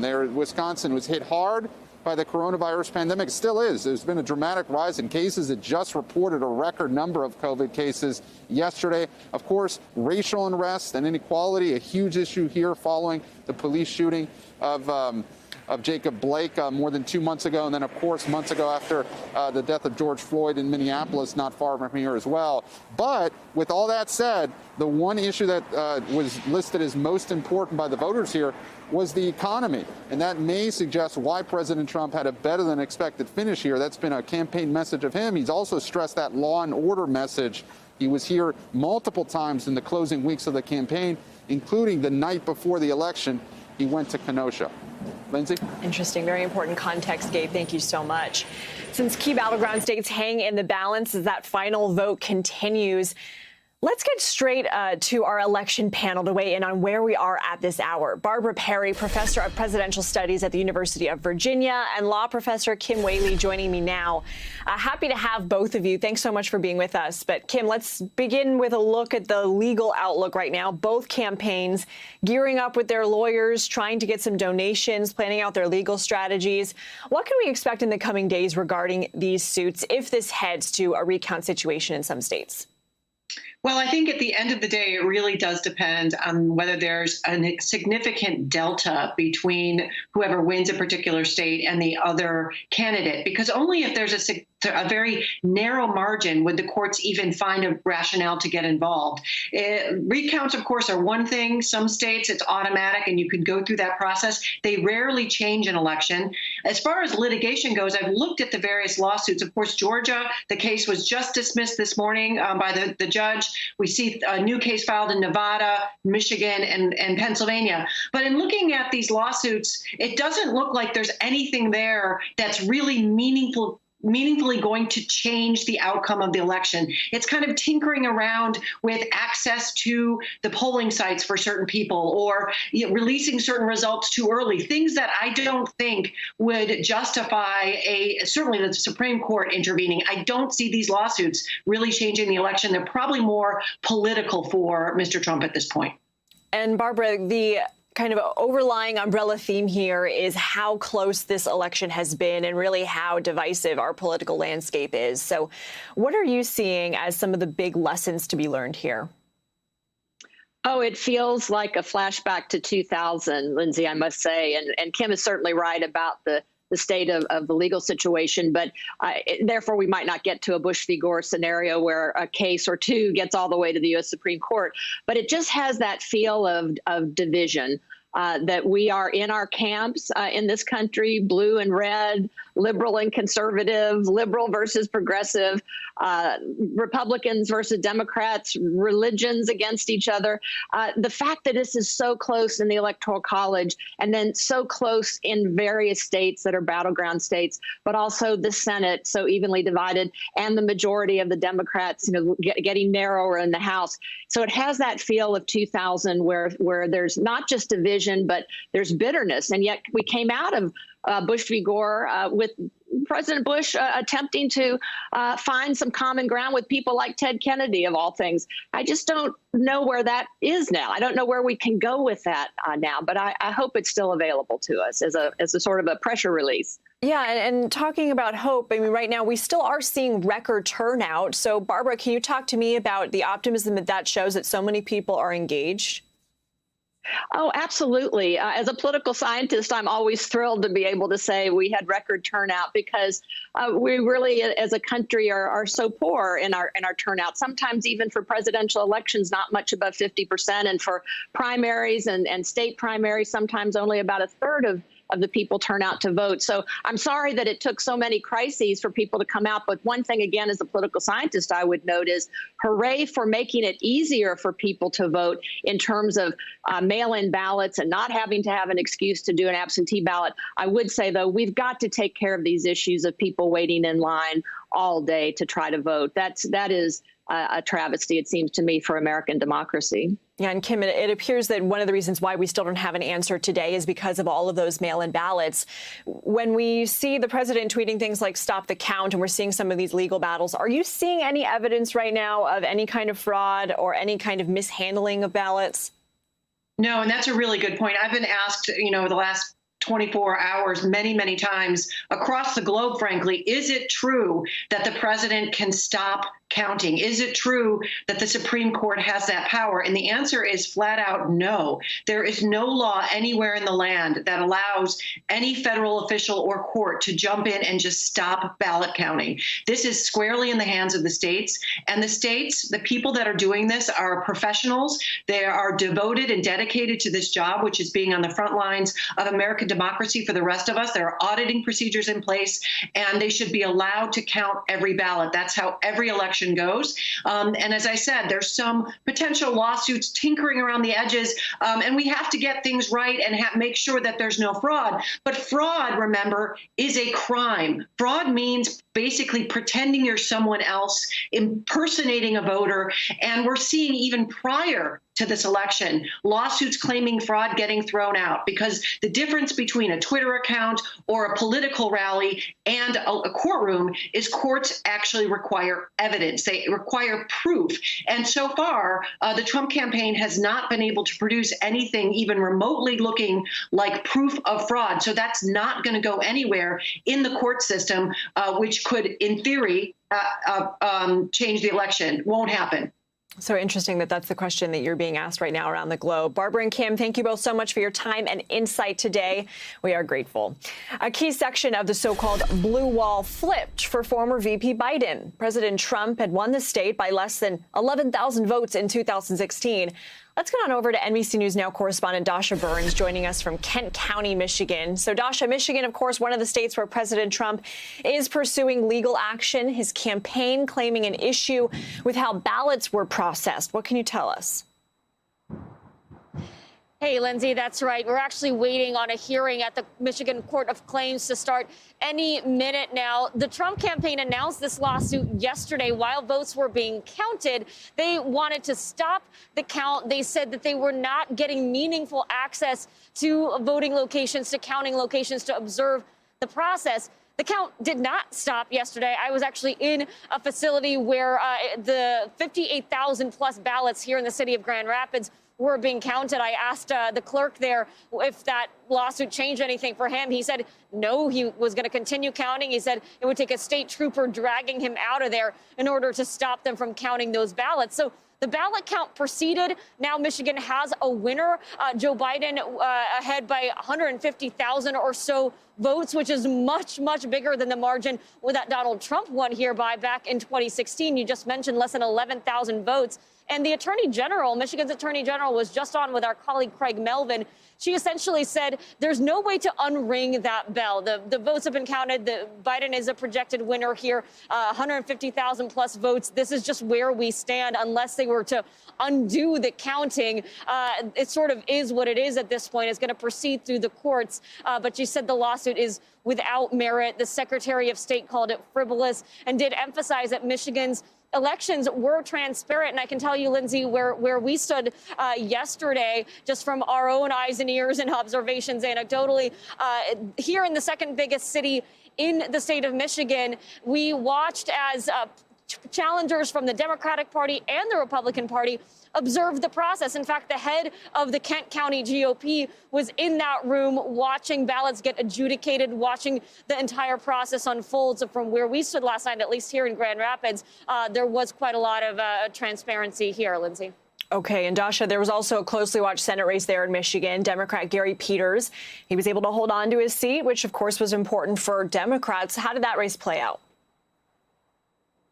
Hey, yeah, he was able to hang on to it, but by a pretty slim margin. It was very, very, very tight here all day. And the margin that Gary Peters won the race by was much smaller than Joe Biden's victory here, which suggests there were some ticket splitters in this state. And I can tell you here in Kent County, where we've been following particularly this slice of the electorate, the moderate Republicans in this area. And several of them I talked to did do just that. They voted for Joe Biden for president. They were not big fans of Donald Trump. but they wound up going for John James for Senate. Ultimately, Gary Peters, though, was able to pull it out. But interesting to see how the top of the ticket and down ballot can be a little bit different in this state, at least. Dasha Burns in Kent County, Michigan. Thank you so much, Dasha. We appreciate it. A lot of news developing right now while we're on the air. One of the Trump campaign's lawsuits has just been dismissed. A judge ruled on the lawsuit filed in Chatham County, Georgia. And the suit claimed that an election observer in the Savannah area saw an election worker handle late mail ballots in a manner that might have mixed them in with ballots that arrived on time. The Superior Court of Chatham County, Georgia, dismissed the case today. The campaign has several other legal actions pending across the country. And as quickly as we can update you on those suits, we can get you a new update. The Pennsylvania Supreme Court has just overruled the Commonwealth Court ruling favoring the Trump campaign on watching the mail-in ballot count in Philadelphia. The mail-in counting is resuming. Florida is a state that is full of surprises, and even though we already know who won, we are now learning more about what led to President Trump's victory there. NBC News correspondent Sam Brock joining us from Miami. Sam, we focused on Miami-Dade in our County to County series, and we know from history how much of a role it plays who wins Florida in elections. But Biden won Miami-Dade, so what changed this year? Lindsay, good morning. Biden won is kind of a relative term here. He did capture 53% of the voters here versus 46% for President Trump. But reverse that to 2016, and Hillary Clinton commanded more than 60% of the voters here, which is a 30-point margin that shrunk all the way down to 7.3%. So that helps at least partly explain why Trump carried Florida so easily. And we're starting to see a trend, Lindsay, where Florida is no longer a toss-up state, but because of what's going on in some of the Latino communities here in the state, but specifically Miami-Dade, is now moving steadily right. This is the first time in about the last 3 or 4 elections that the margin of victory for whoever carried this state is greater than 1 or 2%. Mr. Trump had it by about 3.3%. And it is kind of ironic to think that we're sitting here in Florida 2 days after the election, and it is not even factoring in right now to the grander picture of who is going to win the presidential race. That almost feels bizarre. What changed in Florida? Why was there such a significant shift? Cuban Americans and Venezuelan Americans here seemingly overwhelmingly supported President Trump. We have kind of limited exit polling data on that. I did talk to the Republican Party chair here in Miami-Dade, who tells me that Cuban Americans, by about 70 to 75%, he believes, were supporting President Trump. The numbers do seem to bear that out, as there was just literally a seismic, not literally, but figuratively, a seismic shift in what's going on here in Miami-Dade. Is that the case across the state? What's happening in some of the other big cities? That is a great question. No, it is not what's happening across the state. We saw some changes, certainly in Pinellas County on the Panhandle, Gulf side of Florida. That was an area that President Trump had carried by 3 or 4 points in 2016 that flipped to Biden. And the saying typically went every year except for 2000, that where Pinellas goes, that's where the state goes. Biden did barely carry Pinellas. Up in Orlando, which has a huge Puerto Rican population, Mr. Biden carried 60+% of the vote, which was expanding upon an already Democratic stronghold. Puerto Ricans clearly with a very different sort of, as much as you can make this monolithic, different voting philosophy and preference than what we were seeing from some of the South American folks down here, voters here in South Florida. That was significant. And then in Broward County, Lindsay, just to our north, expansion again for the Ds. That went up to about 30 percentage points in terms of the amount that Biden carried, more so than Hillary Clinton. So even within South Florida, Palm Beach was about the same. Broward expanded for Democratic support. Here in Miami-Dade, a complete swing, and it very well may be the reason that President Trump carried Florida. And Sam, what are you learning either from talking to voters there on the ground, or what are we learning from exit polls about what issues drove people to the polls and chose them to pick their candidates? There's 2 schools of thought on this. I did talk to Latino Decisions, which is a progressive-based group on the West Coast that was doing extensive polling in all of the battleground states. One of the questions that they asked voters they polled was, what do you care about most? COVID-19, by more than 50%, came up the most in their polls. If you talk to folks on the ground here, though, what they tell you is it's the economy and then COVID-19. I will say that these two are definitely intertwined. Florida already crossed 800,000 total infections after Texas and California, the hardest hit state, just numerically speaking, in terms of total pervasiveness of COVID. And it affected all kinds of businesses down here. simply because of the fact that tourism, hospitality, restaurants are a huge economic driver in South Florida, and a lot of that was taken away temporarily. So COVID for sure, the economy, and then here in South Florida, the constant messaging, Lindsay, about Biden representing a socialist style of platform really bore weight, because you were seeing so many voters that we talked to and the community organizers talked to saying that is exactly what they're hearing from those folks, that they really did feel like higher taxes, government subsidized health care, and even a forced minimum wage would happen. Ironically, voters in the state did vote to raise the minimum wage anyway, despite what happened here in Miami-Dade. Lindsay? Yeah, and it's so interesting, Sam, that here we are 2 days later, the presidency is still in the balance, and Florida has already decided. Thank you so much, Sam. We appreciate it. Never thought I would see that. I know. That does it for us for this hour. Stay with NBC News Now for the latest on the vote counts and the race to 270.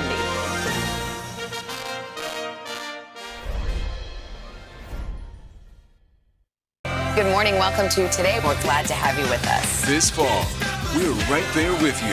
Whether you're back to school. What do you guys think? We excited? Or back to work. We're keeping you safe. I love being back. Every morning on Today.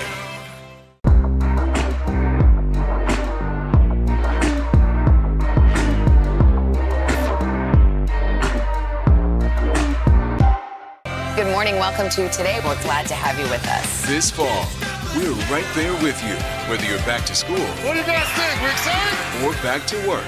We're keeping you safe. I love being back. Every morning on Today. Police murder of unarmed black men has been an American way of death across centuries. After seeing the most comprehensive police reform bill ever introduced in Congress, I've begun to wonder if now is the time. If now is the time the protesters finally win. The Last Word with Lawrence O'Donnell, weeknights at 10 on MSNBC. You ready to go to work? I'm so ready to go to work. She's Joe Biden's choice to be next in line. But who is Kamala Harris? Join me, Joy Reid, as I explore her life's journey from Oakland to Washington on my 6-part podcast, Kamala, Next in Line. New episodes every Monday. Subscribe for free wherever you get your podcasts. A real close-knit group of nurses who pulled together when their boss needed help battling coronavirus. You're not just any patient, you're their friend. These folks saved my life. Thank God that there are people who want to run towards a pandemic as opposed to running away from a pandemic. Introducing the MSNBC Daily, featuring written perspectives by experts you know and trust for a better understanding of the stories that matter most. Check out the MSNBC Daily today at msnbc.com. You're watching NBC News Now. We've got some breaking news. Are people there concerned about what impact this could have on the election? It's news made for your streaming world.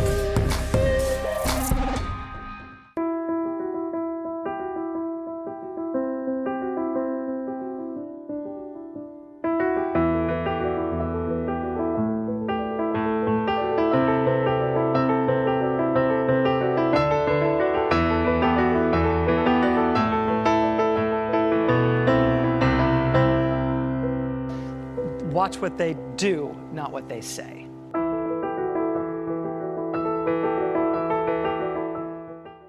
President Trump and Joe Biden hit the trail. At the center of this campaign, coronavirus. The story. The battleground blitz as we enter the final stretch of the 2020 race. From every angle. If you were sitting here talking to Joe Biden and President Trump, what would you want to tell them right now? On the ground. The winds fanning these flames are expected to last another 24 hours. And in depth. We now have 2 vaccine trials on hold. Should people be concerned? NBC Nightly News with Lester Holt.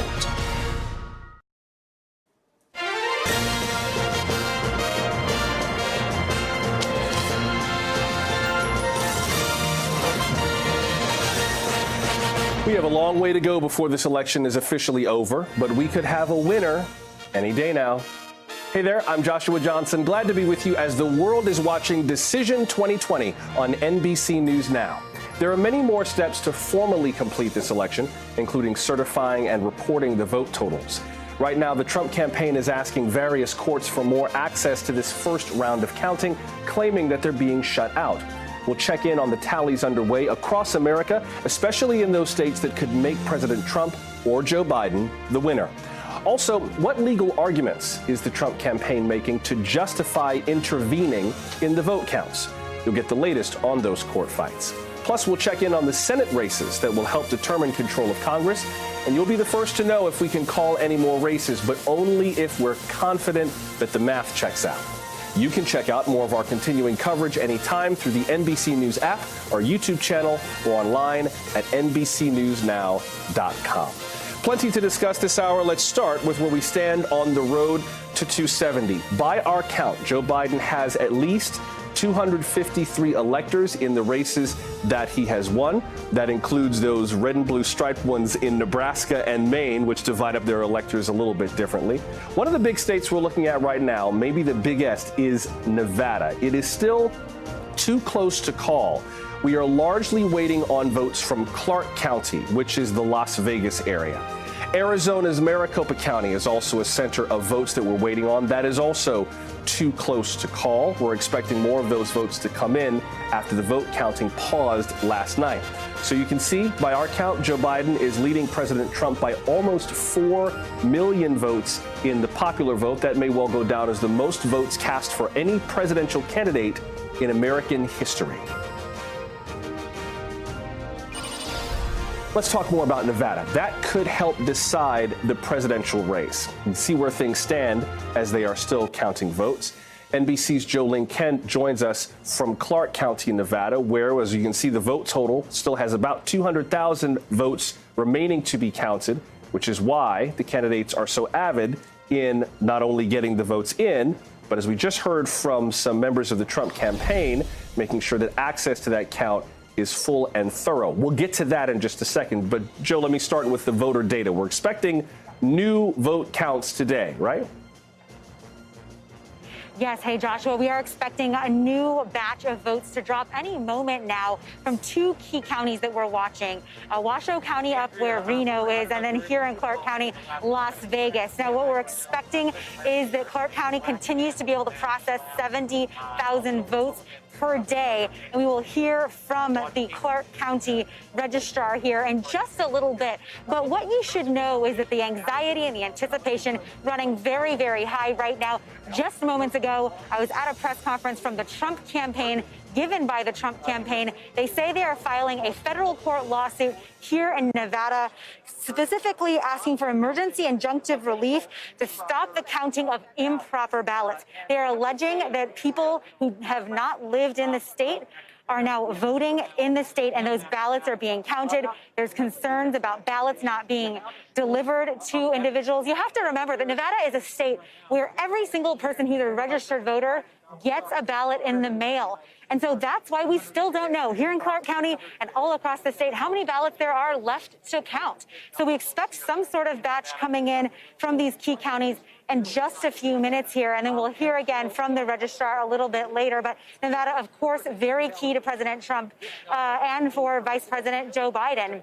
For Biden to get to 270 in the most straightforward way, he does need these 6 electoral votes. But it's very political in nature here. Just hearing from Trump campaign officials Schlapp and Grinnell, they did not take any questions when they presented their allegations. There was also no evidence presented in that press conference when it comes to exactly what the discrepancies are that they are alleging. There was no evidence presented when it comes to one of the voters who said that she was unable to vote, alleging that somebody else cast a vote in her place. So it's a very, very tense situation here in Nevada, and of course, a lot on these people's minds, on the voters' minds, because the economy here is in such a difficult, challenging situation. You have to remember, according to our NBC News exit polls, the economy is actually the #1 issue for voters here over the coronavirus. The unemployment rate here in Nevada higher than the national average, so that may affect some of these mail-in ballots that are coming in that historically have gone more for the Democratic candidates. We'll see what happens as we get this data in. Joshua? Tell us a bit more about what the mood is like today. We saw some protesters show up outside the Clark County Elections Department in Las Vegas yesterday. What happened then and what's happening now? Yeah, so there were some Trump supporters who came last night as we were here reporting on the vote situation, and they were carrying Make America Great Again flags, and they were supporting President Trump. One of the complaints we heard from one person who was present here demonstrating was, why hasn't the vote been counted already? Where are the results? And so largely peaceful, at least when we were here observing this go down, but certainly this heightened sense of anxiety, as I mentioned earlier, from both sides, because these 6 electoral votes, although only 6, are so critical for both candidates, Joshua.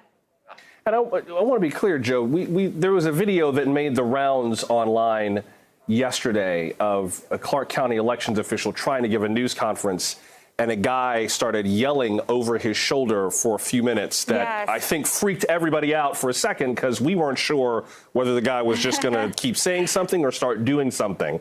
There hasn't been anything like that since, I assume. We have not seen anything interrupt a press conference like that did. I was there for that. I was sitting right here talking with the Clark County registrar. And look, that person came into the frame and protested, clearly not a Biden supporter, complaining about the former vice president making some allegations on that front, but quickly by himself decided to finish up, and he left the area. So it seemed like a one-off incident, but I'll tell you, overall, there continues to be a groundswell of presence here at Clark County, because 70% of the vote happens right here. It's being processed here in one other building in this county. So you can imagine the magnifying glass will just continue to intensify, Joshua. And before I let you go, what's the timing in terms of more vote totals, more vote counts? You know, we're basically waiting on Clark County to know what's going on in Nevada. Do we have a timeline for when those answers might come? We have a timeline as in now. It's happening now. I haven't been able to check my phone as I've been talking with you here, but we do expect Clark County to report some new batch of votes here, as well as counties across the state. We're also going to get official reaction from the registrar as to how the count is going. As of yesterday, he told me no issues, no challenges when it comes to counting the vote. They were able to go through smoothly, hitting that 70,000 ballots per day capacity. So, Joshua, we'll stay tuned and we'll keep you very updated. Looks like we are waiting on about 152,000 ballots remaining in Clark County out of 200,000 remaining in the state of Nevada. So basically, this is going to come down to Clark County, where you are, and Washoe County, where Reno, Nevada is. We will see when those finally come in. Go ahead. Yeah. I just wanted to emphasize one thing, though. The Secretary of State of Nevada and the registrar here in Clark County not saying how many votes are left to be counted. They're refusing to answer that question because they say they can't, because every registered voter does get a mailed ballot. So they're unable to figure out that exact number. But certainly, yes, some big numbers expected in the next day or two. Thank you, Joe. That's NBC's Jo Ling Kent starting us off from Clark County, Nevada. As we mentioned, the process of counting votes continues not just in Nevada, but across the country today. That includes in states whose races we have already called. It's a long and complex procedure, and it is standard in every election. It's also something the president's campaign is challenging as his path to victory narrows. Here's NBC's Tom Costello. On the streets of America, a united call to count every vote. From Durham, North Carolina, to Philadelphia, to New York City. Unless the people stand up and make it clear that every vote has to count, the election will be stolen. And from election officials across the country, a pledge to do their duty. In Pennsylvania, every vote is going to count. We're trying to make sure that every ballot is counted. My entire office is ready to do what it needs to do in order to defend the right to vote and to ensure every vote is counted. But in Detroit, a crush of protesters, some claiming to be poll examiners, chanting "Stop the vote" while trying to storm a ballot counting facility before guards turned them back. If they thought they were going to intimidate or stop anyone from doing their job inside the TCF Center, then they don't know Detroit. Matt Sanderson, a Republican election legal analyst, says counting all of the votes always takes time. American voters have made a very important decision, and it's important that the election officials take their time, and go according to the rules. The president's apparent legal strategy, a legal battleground blitz. His campaign filing lawsuits in Georgia, Nevada, and Michigan. And in Pennsylvania, it's a full court press. We are going to continue the lawsuit here. We're going to bring a second one.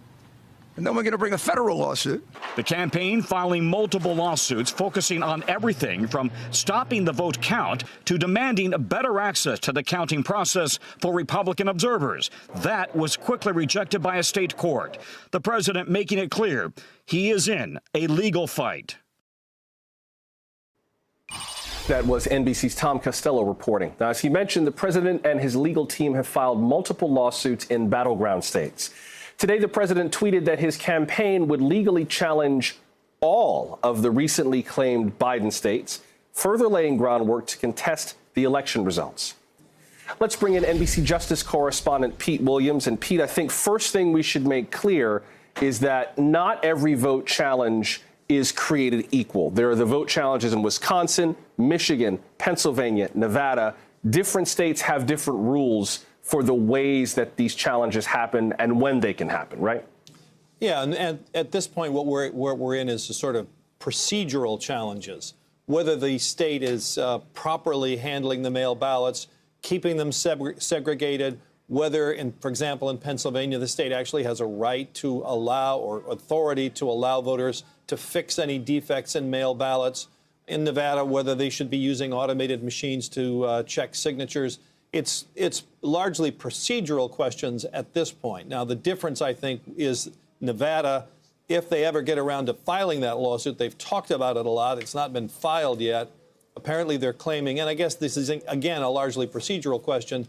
They're saying that people were sent ballots, mail ballots that were not registered or qualified to vote in the state, and they want to make sure that those votes don't get counted. But again, that's largely a procedural question. We haven't gotten to the stage of actually challenging individual ballots yet. Let's talk about Michigan and Pennsylvania. The president's campaign is asking courts to stop the vote count until better access can be given to Republican supporters, to members of his campaign team.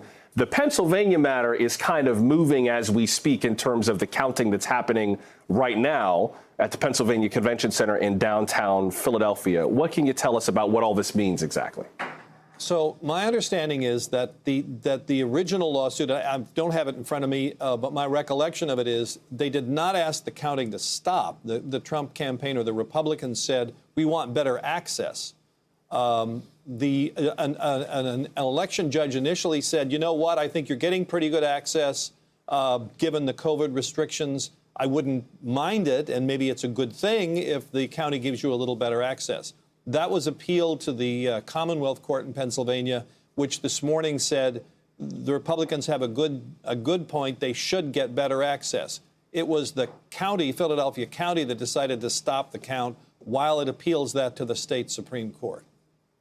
In Georgia, the challenge involves the handling of mail ballots, particularly some ballots that it seems like the Trump campaign is alleging were mixed in with other ballots but should have been disregarded. Explain that. Right. I'm just looking at my list. Right. This is really asking the judge to remind everybody that's counting the votes that any ballots, Georgia is not one of those states that has an extension on the mail ballot period. So what they're saying to the county officials is remind everybody that late votes have to be kept separate because you can't count them. And they raised some concern, not sure how persuasive the concern was, that one election judge thought he might have seen something that suggested that some of these late ballots were being mixed in. And of course, this is like improperly putting a drop of something in a swimming pool. How do you say take that drop back out again once you get these ballots mixed in together? That's the problem. I don't know how widespread that problem is. There's going to be a hearing on it. I think it's going on right now, and we'll see what happens there. There was a report about the Justice Department telling federal prosecutors that the law prevents them from interfering with elections on election day, but that they could intervene with regards to potential voter fraud at poll counting locations afterward, including with armed federal officers, armed agents. Can you clarify that? There is a statute that says that armed personnel can't enter polling places on Election Day. I've not seen this memo. I gather the way it's been described to me is that it says that only applies to polling places, not to places where ballots are being checked. So if you need to investigate potential crimes at polling places, there's nothing that says armed federal officers can't enter that. I've not seen any indication that that's actually being done anywhere. Now, the Democrats have said that they are unfazed by all of this. They've been describing this as legal posturing from the Trump campaign, kind of a last-minute effort to prolong an election that, according to Biden supporters, the Trump campaign knows that they are about to lose. Is there anything, just stepping back from all the politics of this, is there anything procedurally, legally in this that they should be concerned about in terms of the impact that these legal challenges could have on the election? Well, yeah, let me come to that in a second. I think there are some neutral observers, election law experts, if you will, who say that these lawsuits asking for better access by observers is actually a good thing, that transparency is always a good thing. And so the more observers you have, that's a good thing. Some may say that that clogs up the system. I think people will disagree about that. In terms of lawsuits that could actually affect the outcome, I mean, I think everybody agrees that the only lawsuit that really has the chance to do that is the one in Pennsylvania that's now in front of the Supreme Court, waiting for the Supreme Court to take the case.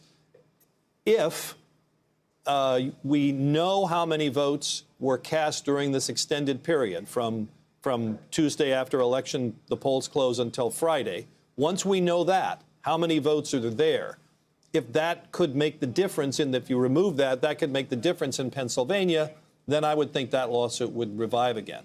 And we'll see what happens in this one in Nevada. You know, the problem with the one in Nevada is, let's assume for a moment, as I said, that people wrongly got ballots. The question is, what do you do about that? Let's assume that people actually did return votes that shouldn't have voted, and say it's 27 people or 150 or whatever, or 390, whatever. How do you go back and take 390 votes out? You don't know who they voted for. What's to be done? That's the remedy is kind of hard to understand what it would be there in Nevada. Well, and that's one of the things that I was wondering in terms of the Nevada case. I mean, the Trump campaign held a news conference just before we went on the air with two of the people who claimed they were aggrieved in this process. One was a woman who says that somebody else voted in her stead when she went to go vote. And the campaign didn't take any questions. So my first question is, and I'm not a lawyer, I'm just a dumb reporter, but my first question is, well, did they let you cast a provisional ballot? I mean, there's a process for dealing with a problem. And part of what I think the concern is from the Biden campaign is that all of this will sow doubt in a process that is designed to be self-correcting. Well, there's no question about that. Anytime you have litigation about elections, there's always a political component to it, I suppose. And I don't know that the example they gave of the woman who said she wasn't allowed to vote on the polling place because someone else had sent her ballot in, I don't know whether that's really illustrative of the problem that they're claiming in the first place. That there could be lots of reasons that happened, whether or not people were sent mail-in ballots that shouldn't have voted.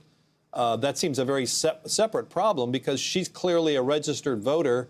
If someone else was sent her ballot, is that what she's claiming? That's a different claim than what they're saying went wrong in Nevada. All right, thank you, Pete. The Trump campaign is supposedly having a news conference now to update their efforts in Pennsylvania, so we will let you get back to following that. I saw you look over at your list of everything. Oh, to see your list of the cases you're going to have to follow right now. I do not envy you the task. It's growing by the minute. I believe it. Thank you, Pete. That's NBC Justice correspondent Pete Williams. Now let's get some political perspective on the Trump campaign strategy. From Yamiche Alcindor, White House correspondent for the PBS NewsHour and an NBC News political analyst. Yamiche, the argument from Trump opponents and Biden supporters is that this effort to invalidate the vote by filing all of these lawsuits is kind of naked proof that the president knows he's going to lose. Supporters of the president say, no, this is a process that has been stacked against supporters of the Trump campaign, And everybody should want this kind of transparency. This benefits every voter, no matter who you cast a vote for. What's the political calculus on these two arguments? The political calculus is in some ways embedded in what you were just joking with Pete about, this long list that Pete and other journalists are going to have to look at. The president's political strategy has always been flooding the zone. So now you see a legal strategy that is flooding the zone. Michigan, Pennsylvania, Nevada, Georgia, lawsuits all alleging that local election officials, people that are usually nonpartisan, people who are focused on democracy, on counting votes, they're now accusing all of those people of trying to undermine the Trump administration, trying to undermine the Trump campaign by counting illegal votes, by not allowing election observers in that are Republicans. There are all sort of allegations being made. And what you see from state officials is really a focus on saying, look, democracies take time. Everyone needs to be patient. And largely all of the things that the Trump campaign is saying, election officials are saying is wrong. And I can tell you as a reporter that's covered President Trump for a long time, we expected the president to flood the zone with misinformation, but this is a high I have not seen before. We see on the President Trump, on the president's Twitter timeline there, a collage of labels from Twitter trying to keep up with the president as he claims states that he knows he did not win. He knows that he has not won Pennsylvania, that he has not won Georgia, that he has not won North Carolina, but that's not stopping the Trump administration and the president and the Trump campaign from trying to claim victory in a way that is false at this point. What are you hearing from sources inside the campaigns in terms of whether this is having its desired effect? What I'm hearing from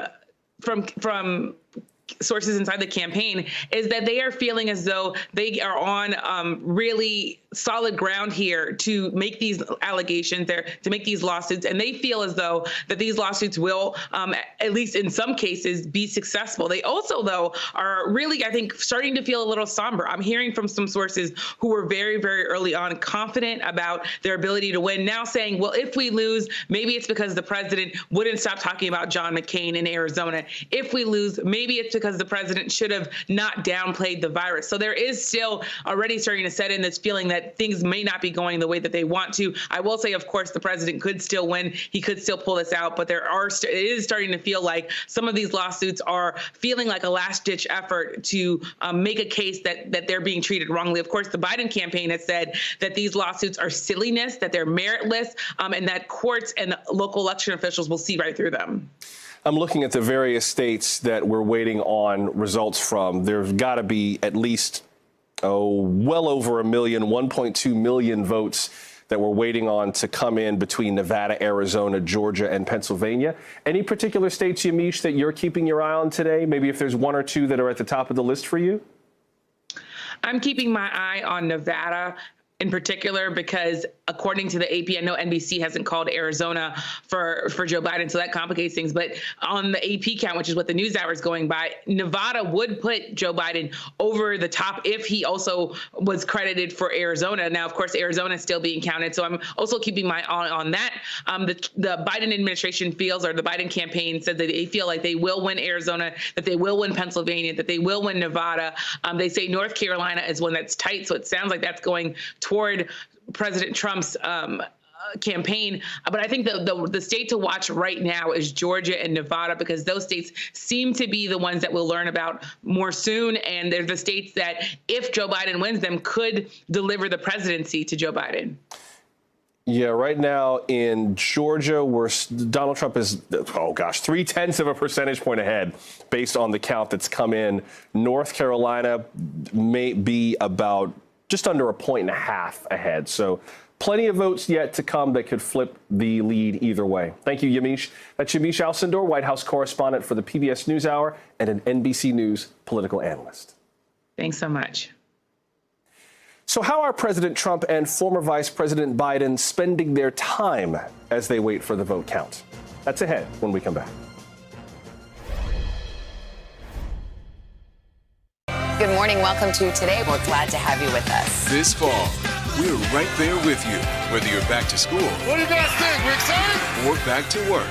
We're keeping you safe. I love being back. Every morning on Today.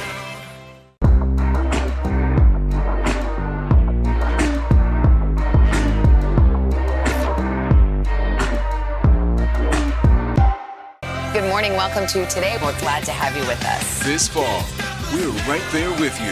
Whether you're back to school. What do you guys think? We're excited? Or back to work.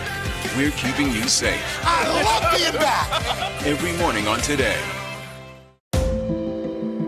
Police murder of unarmed black men has been an American way of death across centuries. After seeing the most comprehensive police reform bill ever introduced in Congress, I've begun to wonder if now is the time. If now is the time the protesters finally win. The Last Word with Lawrence O'Donnell, weeknights at 10 on MSNBC. You ready to go to work? I'm so ready to go to work. She's Joe Biden's choice to be next in line. But who is Kamala Harris? Join me, Joy Reid, as I explore her life's journey from Oakland to Washington on my 6-part podcast, Kamala Next in Line. New episodes every Monday. Subscribe for free wherever you get your podcasts. A real close-knit group of nurses who pulled together when their boss needed help battling coronavirus. You're not just any patient. You're their friend. These folks saved my life. Thank God that there are people who want to run towards a pandemic as opposed to running away from a pandemic. Introducing the MSNBC Daily, featuring written perspectives by experts you know and trust for a better understanding of the stories that matter most. Check out the MSNBC Daily today at msnbc.com. You're watching NBC News Now. We've got some breaking news. Are people there concerned about what impact this could have on the election? It's news made for your streaming world.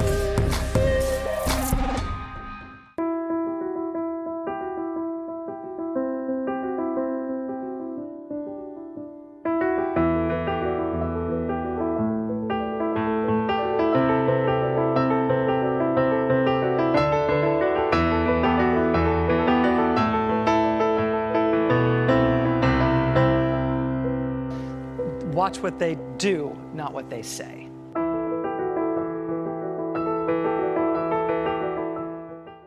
President Trump and Joe Biden hit the trail. At the center of this campaign, coronavirus. The story. The battleground blitz as we enter the final stretch of the 2020 race. From every angle. If you were sitting here talking to Joe Biden and President Trump, what would you want to tell them right now? On the ground. The winds fanning these flames are expected to last another 24 hours. And in depth.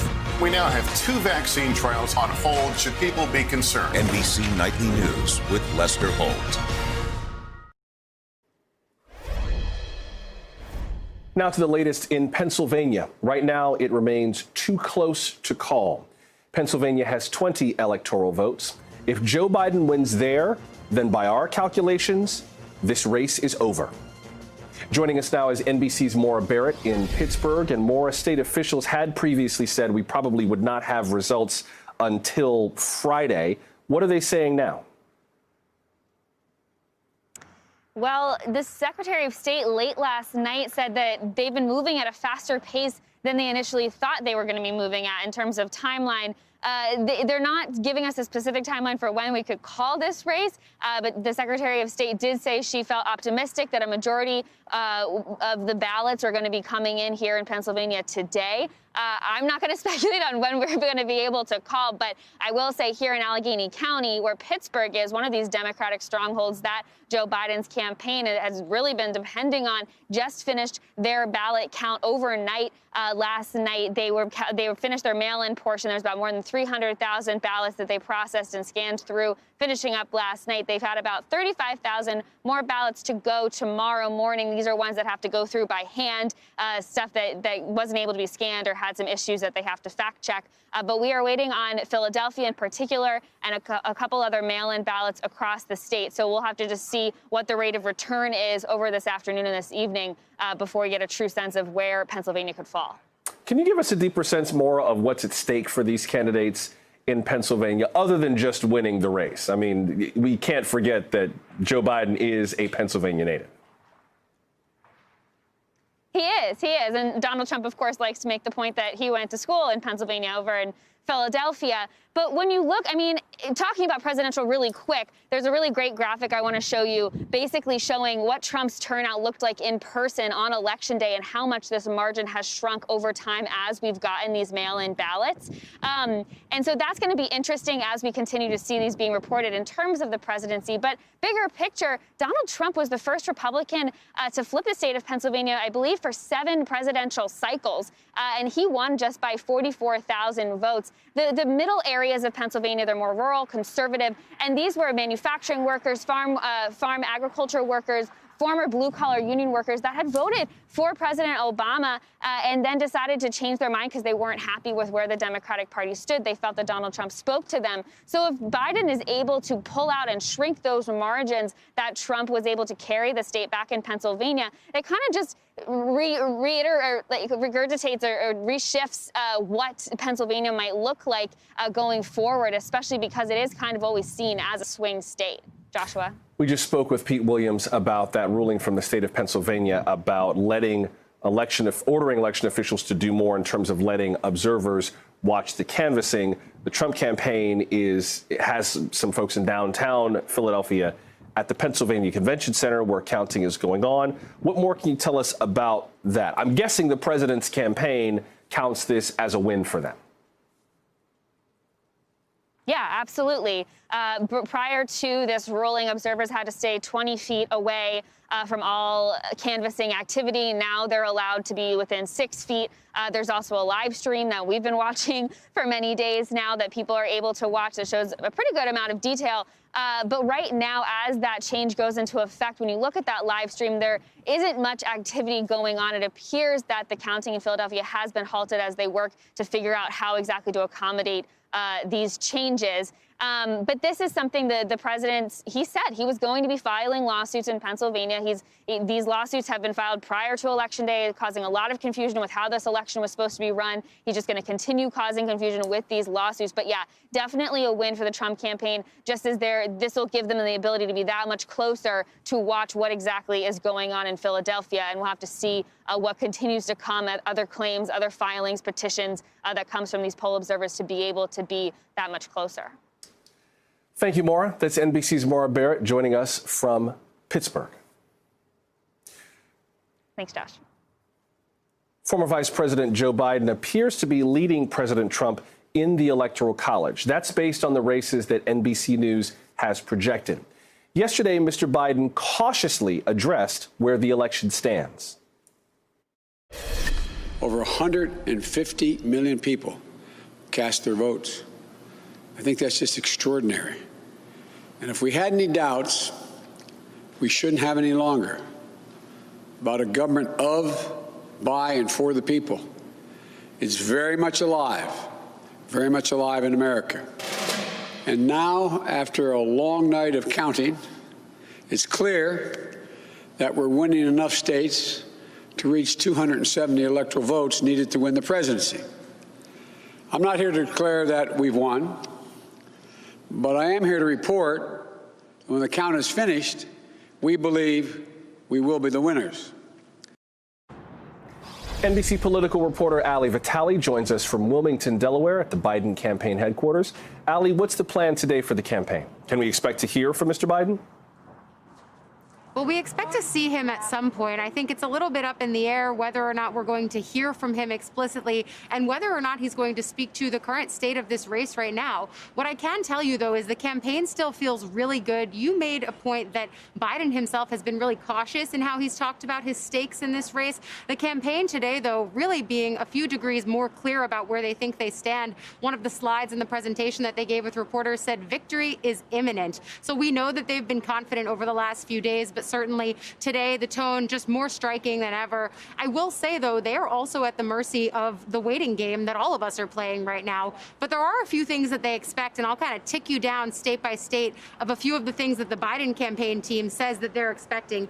In Nevada, and we just saw this happen, the difference between these two candidates tightened again. That's something that the Biden campaign says they expected to see. They expect to see President Donald Trump continue to earn some votes there, but ultimately they do think that more favorable votes will come for Biden later on in the day. Moving on then to Arizona, they think that Pima County might not report until tomorrow. That's something that, again, could elongate this process. But again, they also think that they will win there. They just say it's going to take some time. It's going to take some patience. I think that patience is the word, frankly, that hinges over all of this. Then if we look over at Pennsylvania, you mentioned why this is just so critical and so important.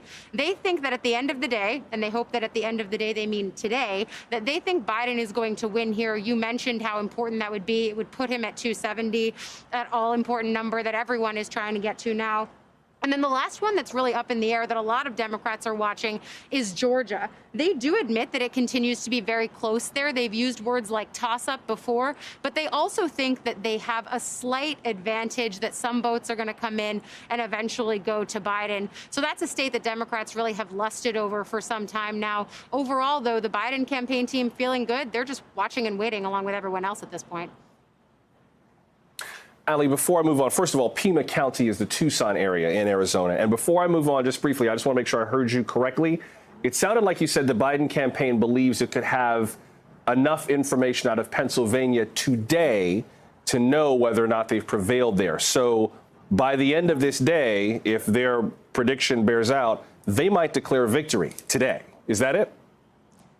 That's a reality. They're not taking anything off the table. They are continuously saying, continue counting the votes. We're going to get the tallies when we get the tallies. But that being said, they are very confident when they look at Pennsylvania. We've heard folks like Senator Bob Casey saying they think that Biden is going to have a sizable victory there. So all of that feeding into the Biden campaign's calculus as they, again, look at data, look at math, and do a little bit of predictive modeling off of that. But all of their predictive modeling points them in the direction of Joe Biden as the next president-elect of the United States. And there are about 575,000 votes left to be counted by our estimation in the state of Pennsylvania. Thank you, Ali. That's NBC political reporter Ali Vitale at the Biden campaign headquarters in Wilmington, Delaware.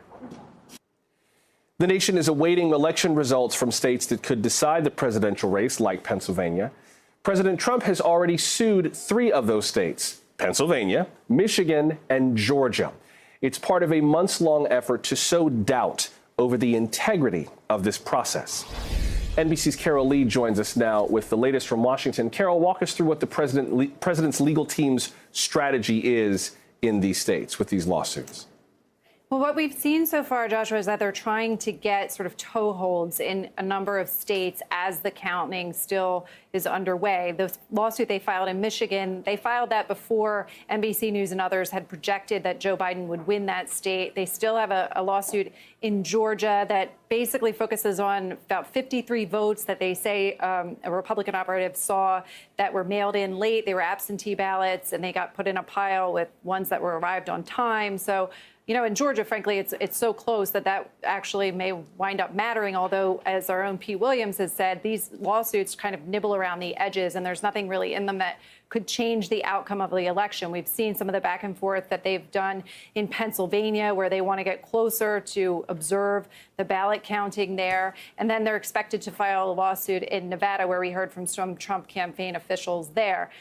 That's how the legal strategy is playing out. The campaign is also mounting sort of a messaging strategy, public relations strategy, trying to shape how people think about this election. And they did a call with reporters earlier where they said that the president is, quote, alive and well, and not to count him out, that he's still in this fight. They think he has a path, albeit narrow. And privately, they'll say that really a lot of things need to break the president's way, almost everything, if he's going to indeed wind up the winner. They, by their argument, say that we'll know more tomorrow, specifically on Arizona, where they feel like it's closer than it really is. They feel confident that North Carolina will turn in the president's favor and sooner, frankly, than Georgia, which they also think ultimately the president will win. So that's their kind of public posture. And then you see the president, who is tweeting saying stop the count, which really confused some people because obviously in a state like Arizona, they want the count to continue. So what I'm told from a person familiar with the conversations that they're having over there at the White House is that they convinced him to send a different tweet, one they feel like is better and more on message. And so we just saw him moments ago tweet, stop the fraud. That's how they would like to cast their messaging on this, not so much stop the count, Joshua. Yeah, with regards to his paths to victory, based on NBC News projections, presuming our projections are correct, purely mathematically speaking, Joe Biden has 9 different paths to victory from right now, including just winning Pennsylvania. That state by itself is a finish line. And President Trump right now has 3 paths to victory mathematically to win. There's also one path whereby they could actually tie at 269 electors each week. Lord, I can't even. What about the level of confidence that the campaign has in terms of their legal arguments holding up in court?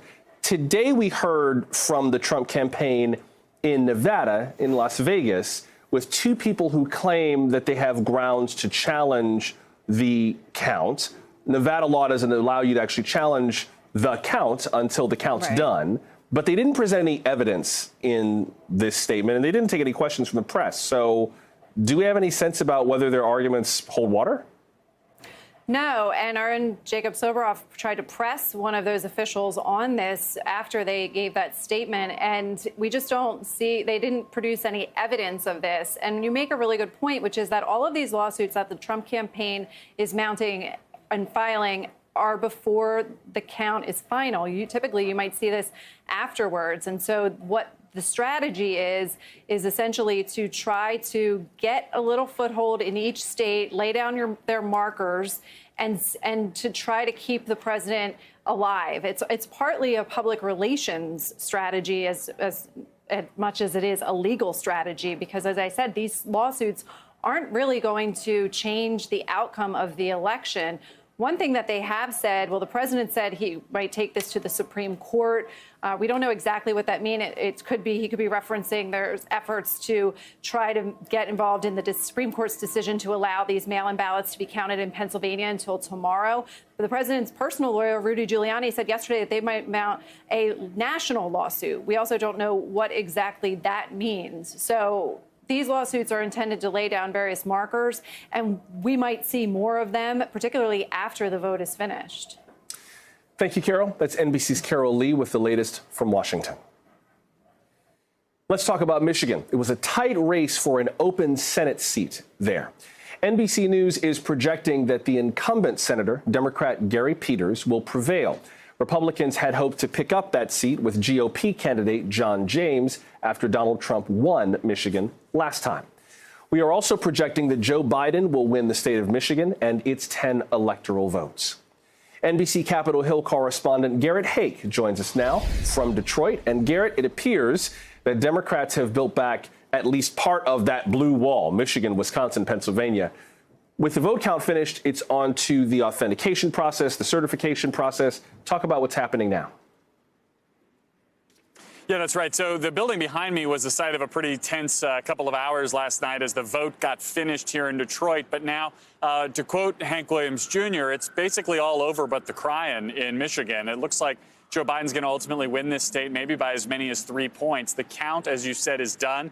The certification process continues. And as we speak, I can tell you the Trump administration's lawsuit here, or the Trump campaign, I should say, their lawsuit here in Michigan, which got filed late yesterday before the count was done, appears to be going basically nowhere. The judge is thoroughly unimpressed with the brief that was filed here, essentially asking, how do we know none of this is even anything more than hearsay, and asking the administrator, the campaign, to prove that there's any relief that could be offered here on an effort to stop a vote count that is now over, Joshua. I just want to call attention to something, just because I don't know that we've actually mentioned it. But you see on the screen now we have Joe Biden listed as a projected winner. I just want to remind everybody, these are projections. These are mathematical models that are based on straight up math. But Garrett, you mentioned in terms of the certification, we should be clear. This is a two-step, right? There's a vote, and then there's a certification. So there's still a little bit more work to do, just in terms of voter education. There's a little more work to do before this is completely finished. Of course. I mean only that the count itself is finished. There are, as best that they can tell here in the state of Michigan, no more votes that they're waiting for, no more pockets yet to report. Now it's the counties essentially turning over their work to the state, which, kind of does the one last check on it before the state will ultimately certify it. The campaign filed a lawsuit to try and stop these votes from being counted. What more can you tell us about that, particularly any reaction from state officials to that suit? Yeah, I mean, state officials were pretty nonplussed by this lawsuit. You had the Secretary of State calling it meritless and frivolous. The Attorney General of the state said that you really can't unring this bell. I mean, the specifics of this lawsuit were that it came from one of the very small counties in Michigan where someone who said they wanted to, where they were a poll challenger wasn't allowed into a room. They wanted to stop the count while this was being dealt with. Well, the count, as I mentioned before, is over. So the lawsuit proceeds even now. Literally, as we speak, it's in front of a judge who, again, seems pretty dismissive of the Trump campaign's arguments in this case. And Michigan state law, by the way, says that they will mandate a recount if there's a difference of 2,000 votes or less. It's got to be a super slim margin, and you can request a recount if there is evidence of fraud or a mistake. So not every state allows you to request a recount based on simply the results being close. There was initially, as they put it, a red mirage on Election Day in terms of same-day votes being counted first, then the mail-in votes out of the Metro Detroit area and the suburbs, Oakland County and others, gave Joe Biden the edge. Talk more about how that broke down. Yeah, I mean, we've seen a similar dynamic play out across particularly these, so-called blue wall states here, where Democrats were largely voting absentee. They were voting by mail. In Michigan, there's not a big tradition of vote early. There's an early absentee process. So, it's not like, for example, my home state of Texas, where people were coming in and voting in the weeks leading up, and the counties could process those votes far in advance. So you did see the early in-person voting from Election Day get counted first. And then we started to see these mail ballots come in from the Detroit metro area, particularly the city of Detroit, which were overwhelmingly in favor of Joe Biden. You saw the Biden campaign cutting into the president's margin, or in some cases, flipping areas in the immediate Detroit suburbs. Biden actually flipped Kent County, which has been one of our counties to watch this whole election cycle. That's in Grand Rapids, western Michigan, a place where Biden becomes just the second Democrat to win in the last 50 years. And that, too, was a place where, again, Democrats voting by mail, seeing those counts come in later in the day, created drama that doesn't really exist in the sense that all these votes are just votes at the end of the day. But in terms of how they were counted and reported, created this appearance of a stronger night for President Trump here in the Great Lakes State than ultimately turned out to be the case. Second Democrat to win it in 50 years. And the other Democrat who won it in the last 50 years was? I'll give it to you, Joshua. Barack Obama. Won it in 2008. Of course. Of course. Which I think in the calculus of it might make sense. They voted for Barack Obama. That might be why they voted for his vice president. Thank you, Garrett. That's NBC's Garrett Hayes. Interestingly enough, go ahead. Joe Biden ended up breaking Barack Obama's record here in terms of votes in Michigan. So maybe the two of them can brag about that next time they get together. And in Kent County, he got about almost 40,000 more votes this time around so far than Barack Obama got in 2008. We'll nerd out about election statistics another time. Thank you, Garrett. That's NBC's Garrett Hake reporting for us from Detroit. Let's talk about the state of Georgia. That remains too close to call by our count, but the state says it's making good progress getting ballots counted. NBC's Priscilla Thompson joins us now from Atlanta. And Priscilla, officials are talking today about the vote count and also about a lawsuit there. I believe that a judge just ruled on this lawsuit down in the Savannah area, right?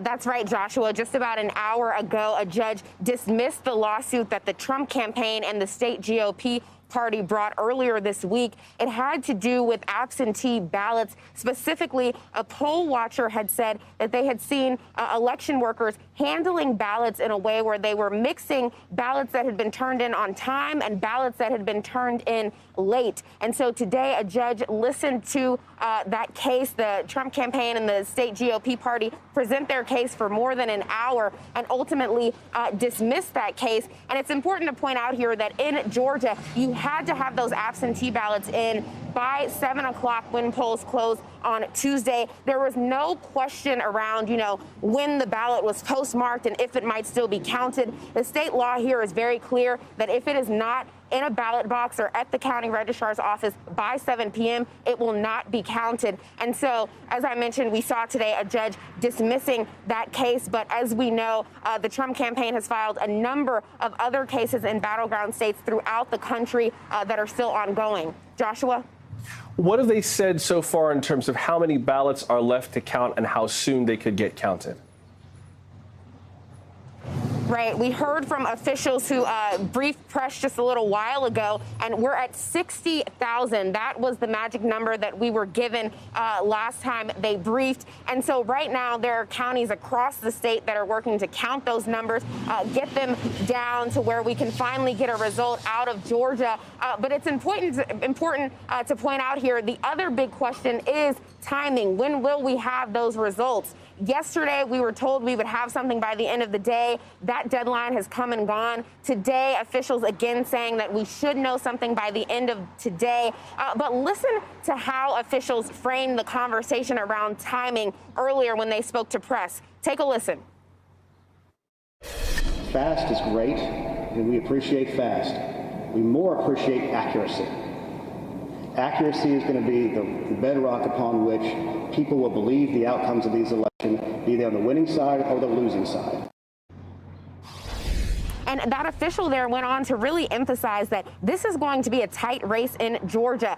Biden and Donald Trump are very close. The Senate race is very close. It is going to come down to a very tight margin, and they want to make sure that they're being very careful. That is not lost upon the county and the state. They want to make sure they're getting an accurate count the first time. And so we do expect that the Secretary of State's office is going to brief us again around 3 p.m., and we'll be monitoring that to bring any updates that we get from that. Joshua? You can see we were just looking at some of the counties on your screen, some of the counties around Atlanta. Fulton County. Atlanta is split between Fulton and DeKalb counties. Fulton County's only got about 6,600 ballots left. DeKalb County about 46, just over 4,600 ballots left. But that's one of those areas where it is believed that Joe Biden could pick up perhaps enough votes to overtake Donald Trump in Georgia. You mentioned those Senate races, Priscilla. Can you update us there on those? One of them is headed to a runoff election, as we expected it would be. Right. Well, Joshua, if you see me looking down, it's because I'm refreshing my computer screen to see what the numbers are looking like in the other race. So we already know that incumbent Republican Senator Kelly Loeffler is going to face off against Democratic hopeful Raphael Warnock in a runoff in January. But the other race that we're watching is incumbent Senator David Perdue, who is taking on Jon Ossoff. And to give you a little bit of context, in Georgia, in order to win outright, you have to get more than 50% of the vote. Right now, our NBC count tally has David Perdue leading Jon Ossoff in this race, but he is sitting right at 50%, which means that if he drops down to 49.9%, this is headed to a runoff. And you mentioned those areas where we're waiting for results to come in, those 60,000 ballots that are being counted. Those are largely in blue suburban areas that could serve to benefit Ossoff, not Perdue. And so just a little while ago, Perdue's campaign manager actually sent out a statement appearing to allude to some of what we're talking about here. And I want to read a couple of sentences from that. He starts off saying, Senator David Perdue will be reelected to the U.S. Senate and Republicans will defend the majority. But a little while further down, he says, if overtime is required when all of the votes have been counted, we're ready and we will win. And that overtime likely looks like the next couple of months leading up to January, should this race go on to a runoff. And just to put a fine point on it, right now, Perdue is leading Ossoff by more than 100,000 votes. But Jon Ossoff does not need to get more votes than Perdue to get this thing to a runoff. All he has to do is prevent Perdue from getting to that 50%. Joshua? Thank you, Priscilla. That's NBC's Priscilla Thompson with the latest on the Georgia races from Atlanta. The Senate's balance of power remains undecided. We'll get the latest numbers there next.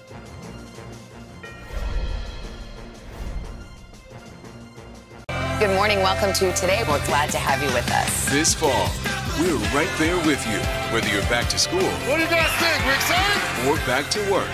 We're keeping you safe. I love being back. Every morning on Today.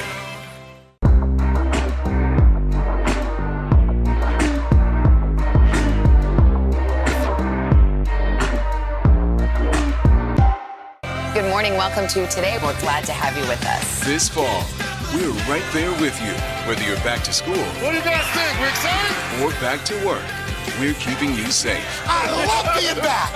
Every morning on Today. Police murder of unarmed black men has been an American way of death across centuries. After seeing the most comprehensive police reform bill ever introduced in Congress, I've begun to wonder if now is the time. If now is the time the protesters finally win. The Last Word with Lawrence O'Donnell, weeknights at 10 on MSNBC. You ready to go to work? I'm so ready to go to work. She's Joe Biden's choice to be next in line. But who is Kamala Harris? Join me, Joy Reid, as I explore her life's journey from Oakland to Washington on my 6-part podcast, Kamala Next in Line. New episodes every Monday. Subscribe for free wherever you get your podcasts. A real close-knit group of nurses who pulled together when their boss needed help battling coronavirus. You're not just any patient, you're their friend. These folks saved my life. Thank God that there are people who want to run towards a pandemic as opposed to running away from a pandemic.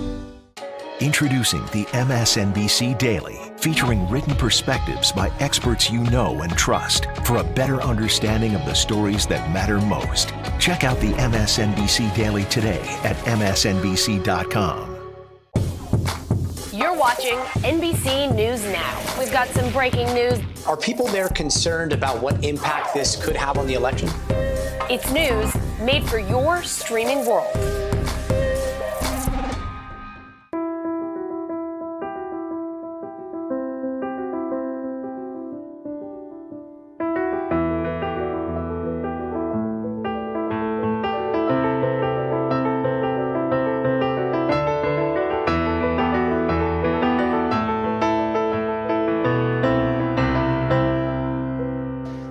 Watch what they do, not what they say.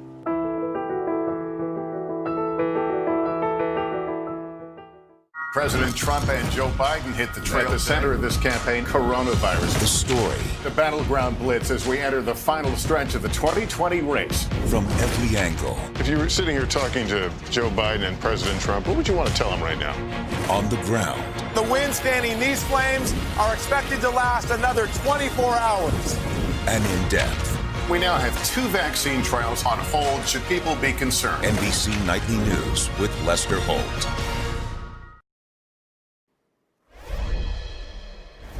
A number of races could change the balance of power in the Senate. Let's take a look at how that's shaping up this hour. NBC's Leanne Caldwell joins us from Charlotte, North Carolina, with more on the big Senate races. And Leanne, let's start with North Carolina. The officials there say they won't finish counting votes in the presidential and state elections until the local elections boards process the remaining mail-in ballots and provisional ballots next week.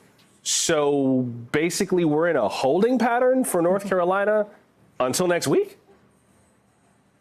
That's exactly right, Joshua. So, you know, if you are at your computer trying to refresh the vote counts every hour or 5 minutes, don't expect any changes from North Carolina. That's because voters have until November 12th for their ballots to be counted. Of course, their ballots have to be postmarked or in the elections office by Election Day, but the state law is that they have until November 12th to arrive or to be counted. So what we do know, though, is, Joshua, is how many ballots are outstanding, and that's significant. We just got word from the North Carolina State Board of Elections that there's 41,000 provisional ballots that need to be counted.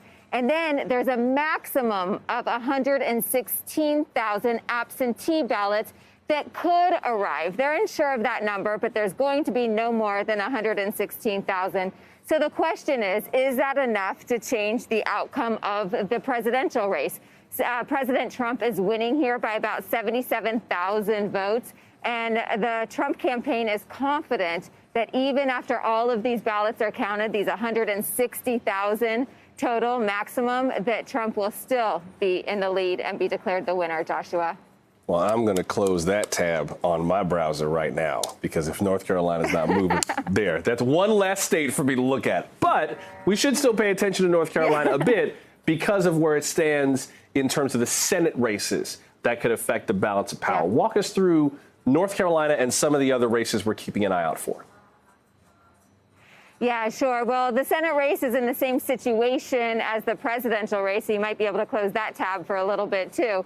Senator Thom Tillis, the Republican incumbent, he is ahead by a little bit more than the president is ahead of Joe Biden. He's ahead by 98,000 votes. And I was speaking to a top Republican strategist today who works for the Tillis campaign, and he thinks that when all is said and done, Tillis will actually expand his lead by anywhere from 500 to 2,000 votes. That's because he knows where these ballots are coming from. The Cunningham campaign, the Democrat, they are saying that they're not necessarily acknowledging defeat, but they are sending strong signals that it's very unlikely that Cunningham, the Democrat, can make up that lead. Then there's a couple other races as well. Let's go to Arizona next.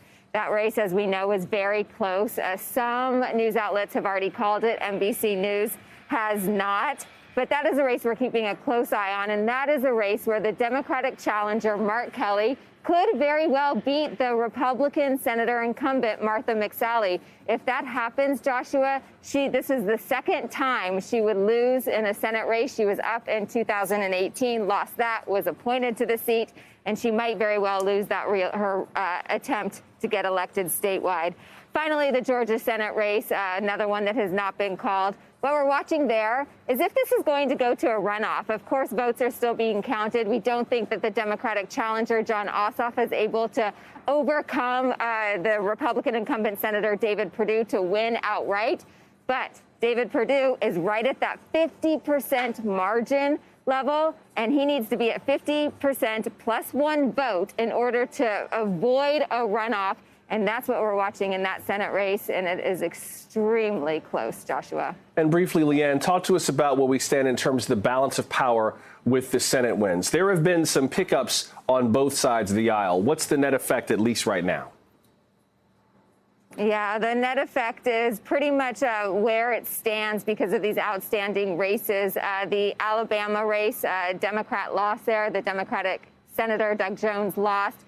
But to offset that, in Colorado, the Republican incumbent, Cory Gardner, he lost his race, so that makes it even. Late last night, we heard that in the Michigan race, the Democratic incumbent, Gary Peters, barely pulled that one out, and so that was a big, big win for Democrats. I also just want to mention real quick the Maine Senate race, Senator Susan Collins. She pulled out a big victory. Every Republican I am talking to thinks Senator Collins is just the MVP of Senate races this year. She had a very tough battle, very tough election, and she is going to be able to come back to Washington. Joshua.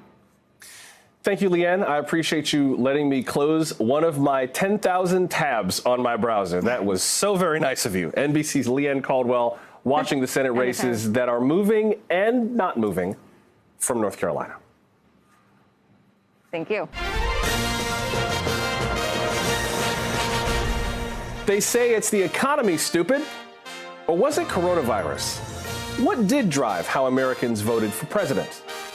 Hey there, I'm Joshua Johnson. The world is watching Decision 2020, and we're glad that you're watching NBC News Now.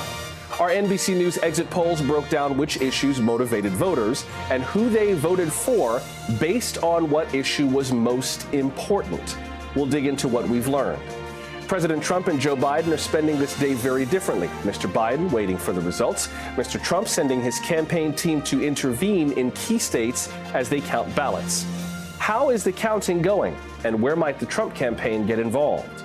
Also, we're keeping an eye on the vote totals and any more projections we can make, and we'll explore some of the state ballot initiatives that voters considered this year, from legalizing cannabis to lowering the Confederate flag. Let's begin with the state of Pennsylvania. That race remains too close to call. We are waiting on hundreds of thousands of ballots to come in. There are also some court challenges that have suspended ballot counting in downtown Philadelphia, then restarted it. Donald Trump is ahead. The Biden campaign hopes that the remaining votes to be counted in and around Philadelphia will put them over the top. If Joe Biden wins Pennsylvania and our calculations are correct, this race is over. Let's talk about the state of Georgia with 16 electoral votes. We could get an update on those votes fairly soon. That remains too close to call. As you can see, Donald Trump leads by a hair's breadth in the state of Georgia. The votes around Metro Atlanta are being counted. That's almost done. Again, the Biden campaign is hoping that that will be enough to put him over the top and get those 16 electoral votes. North Carolina's 15 electoral votes will have to wait for a while. That's too close to call. Donald Trump leads there by about 77,000 votes. The North Carolinians are taking a long pause, a really long pause, in counting ballots. If you've got that tab open on your browser, close it till next week. That's when we expect to get more info on that. So that'll stay too close to call for a while. Wisconsin is one of the states in the Democrats' blue wall that Joe Biden has apparently rebuilt. We are projecting that race to him with just over 49% of the vote.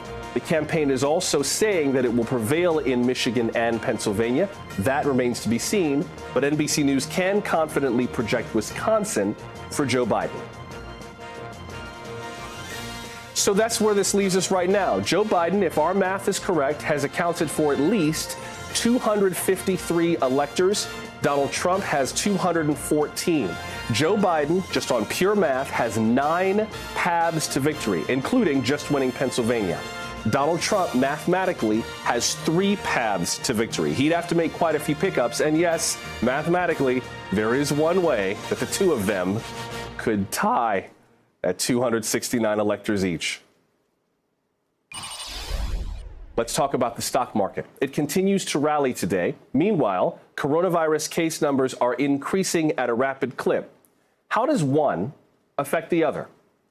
To discuss that, we're joined by NBC senior business correspondent Stephanie Ruhle and NBC political reporter Shaquille Brewster. Good to have both of you with us. And Stephanie, let me start with you with regards to the numbers on the stock market today, with, of course, the caveat that we always give that the stock market is not the economy. But there's some optimism in play here. It seems like Wall Street is feeling good about where America might be after the election. Then again, this seems like another one of those days where a lot of the increase was buoyed by tech stocks very specifically. So what do you make of what the stock market's doing right now?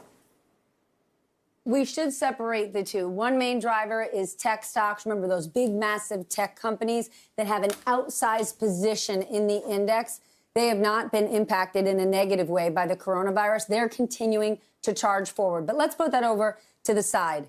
Without a doubt, the election is having a positive impact on markets. Earlier in the week, when we thought we were going to get the blue wave, we saw investors like that. Now, suddenly Tuesday night came, the race was a lot closer than they thought, and that blue wave didn't hit.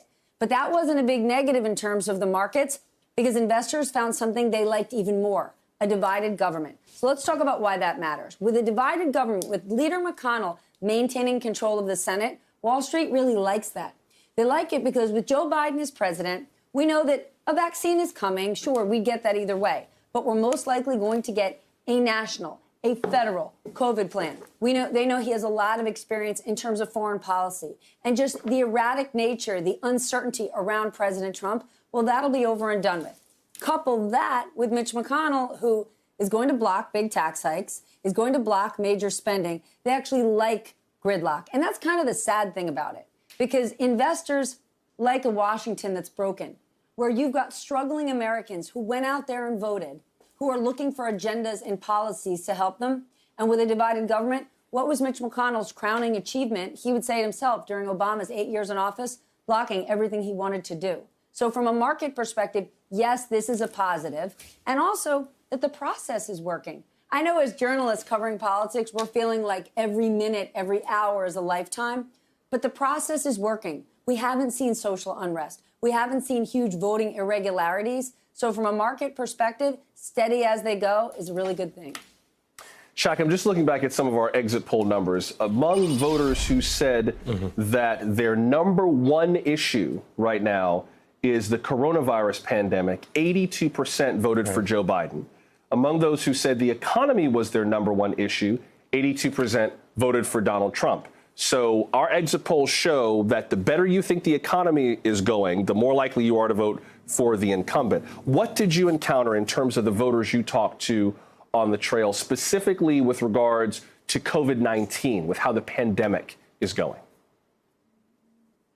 And Joshua, I'll stop you right there. Going back to that stat that you used, there were 35% of people who listed the economy as their top issue and about 17% of people who listed the coronavirus as their top issue. So you saw that imbalance there. Now, there were other issues listed in there, but you saw an imbalance in that data. Look, what you see when you look at this exit poll data is a real divide among how Americans want to handle this virus. You see Shaq, I'm very sorry to interrupt you. I apologize, but we're about to get an update from officials in Clark County in Nevada. That's the Las Vegas area. Let's listen. There were 24,311 ballots that were pending when we stopped processing to get ready for Election Day.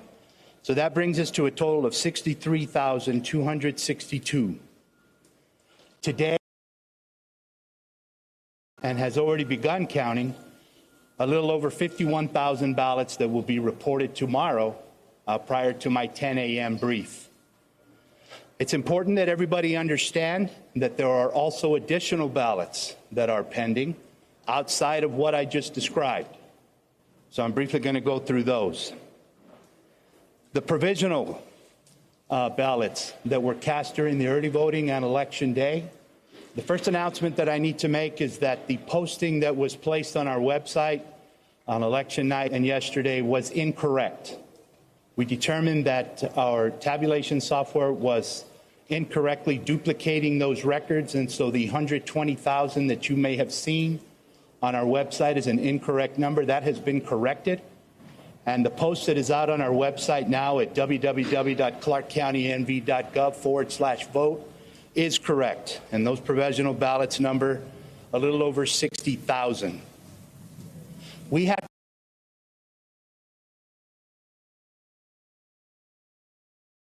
top-down voter registration jurisdiction. And so all 17 counties need to send information to the secretary because there's not one single database that we all draw from. We all have our own. And so in coordinating with the Secretary of State, we're awaiting instructions from them on when to send our provisional listing up to them, because we need to make absolutely certain that nobody who's casted a provisional ballot here in Clark County has done so in another county. So we're waiting instructions from them on when to send that report so we can make that verification. Staff is still currently working on all of those provisional ballots to make determinations as to whether the voter was eligible to cast that provisional ballot. That work will be ready once we notify the Secretary of State, and it is an automated process to pass those provisional ballots into the tabulation system. We have a group of voters who are ID required for one reason or another. The deadline for those voters to get back to us is Friday, November 6th at 5 p.m. So that is another group of ballots that we will need.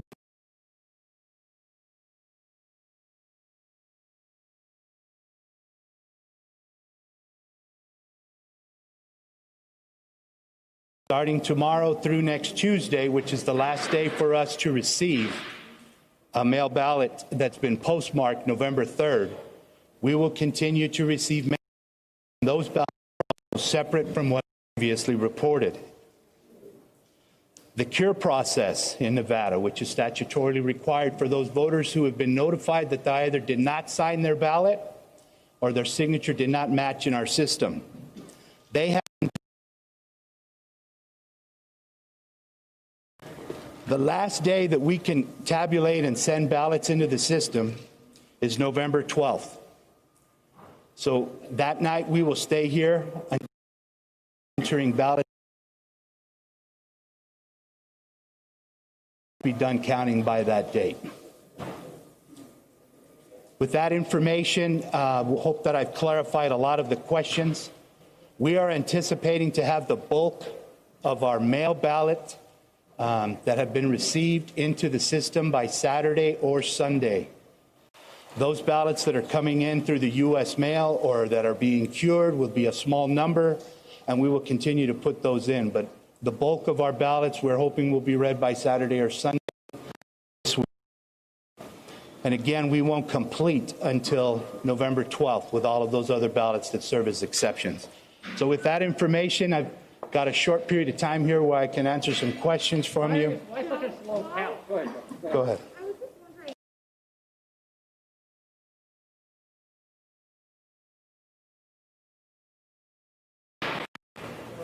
My response is that we are not aware of any improper ballots that are being processed. Not presented any evidence to reporters, but they presented any evidence to you? Not directly that I'm aware of. And there's also some concern that Clark County is counting relatively slowly at that close. Is that the case here? Are you counting faster than 2016? I think it's important for the entire country to understand that mail ballots on this scale is very new to the state of Nevada. We made a decision here to provide as much access as we possibly could as a result of the pandemic, and so our processes run a little bit slower.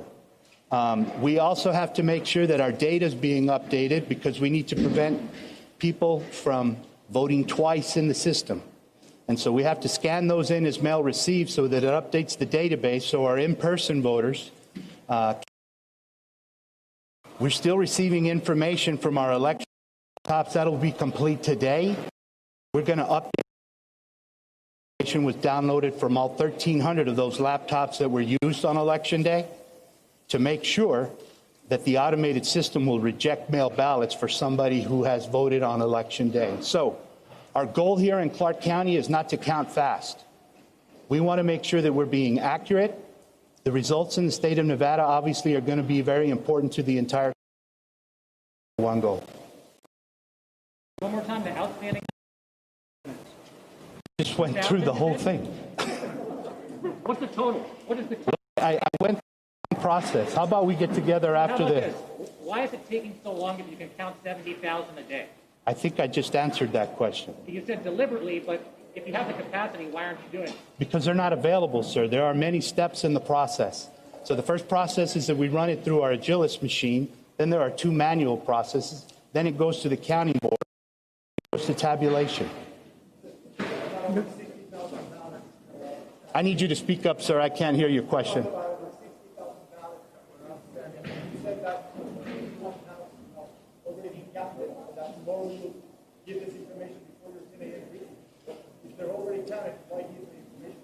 I did not say they were already counted.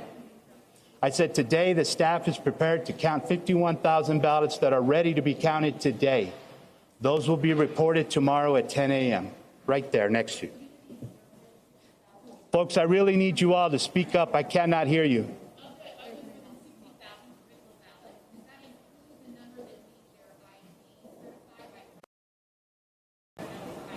Those are separate, and that's why I listed in my statement that those are separate from the numbers that I reported. I don't have that number with me. Mr. Goria, to summarize and help us all, how many ballots are left to count? That's a number that I can't give you. I can't predict to you what's going to come through the U.S. mail. So I deliberately went through all of these numbers, and I was hoping that you all would take the information that I'm providing. But there's a set number of ballots that we know are available to be processed, and that's the 63,000. Then I mentioned all of the other additional ballots. So we plan to be able to have counted the majority of our mail ballots and all of those other ballots that were statutorily limited. I can't count all the mail ballots till I have them, and we have to continue to accept them up till Tuesday, November 10th. To repeat the numbers so that we were clear, it was 63262. That is correct. Correct? Thank you. Joe, this morning I talked to Jill Stokey, longtime last week. She was told her mail ballot. The fiscal leader told her her signature had been accepted on that ballot, but she said she didn't receive her mail ballot, let alone sign it. Is it possible that someone else successfully returned her ballot? I personally dealt with Ms. Stoke. She brought her claim to me. We reviewed the ballot, and in our opinion, it's her signature. We also gave her an opportunity to provide a statement if she wanted to object to that and provide a challenge to that. She refused to do so. A member of the Nevada Secretary of State's Office investigation team also interviewed her, and they had no issue with the assistance that we tried to give her. I have nothing else to comment on that. Next question. You were interrupted during the press conference yesterday. There were rallies outside of the building yesterday evening. Are you concerned with your own safety, the safety of your family, and what is being done to protect? I can tell you that my wife and my mother are very concerned for me, but we have security here. We have law enforcement who are protecting us. I am concerned for the safety of my staff. We're putting measures into place to make sure that we have the security that's necessary. Again, we're going to begin to monitor the vehicles as they come in to make sure that they should be here and they're parking.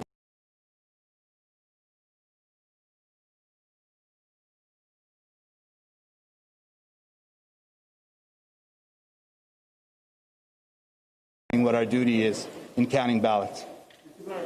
Yes, right there. What would you say to those who are coming to put down the whole process, saying that you changed vote? The state changed the rules when they decide to mail ballots to every registered elector of Nevada, and that was a violation of the old rules, plus that they cannot be allowed to observe closely all the counting and the process to candidate. The first part of your question relates to action that was taken by the Nevada legislature. I don't make policy, I'm simply an administrator. So the Nevada legislature acted in the summer, and we carried through that exactly what they prescribed for us to do. As far as your second, litigated, and the judge ruled in our favor. Louder, please. Those are reports that we're going to generate after the election once we start getting ready to do our canvass. So that's information that I'll have done all of our. We will definitely be out to arrest these people because those are obviously illegal actions. But that's an activity that needs to take place once we've done counting and getting the canvass done.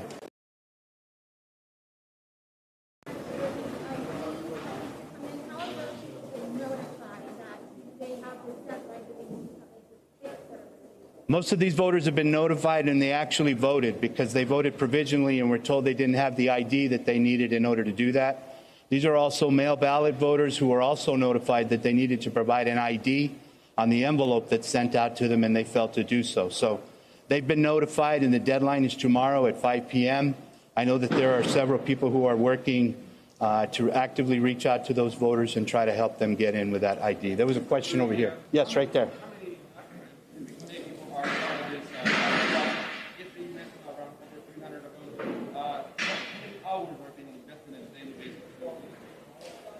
It depends on the status of our mail ballot process. We are running shifts in certain areas, so we work anytime varying from 5 a.m.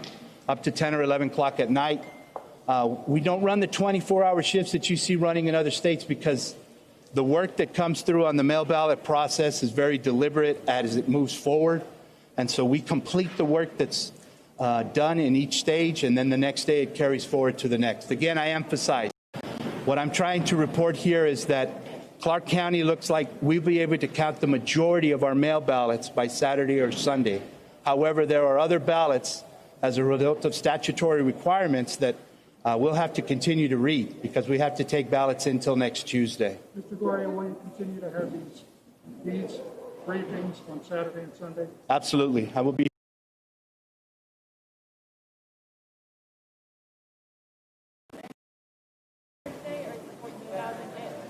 We're going to coincide with the Secretary of State. I think it's very important that as a state, all 17 of the counties are working to coordinate with the Secretary, who is our chief.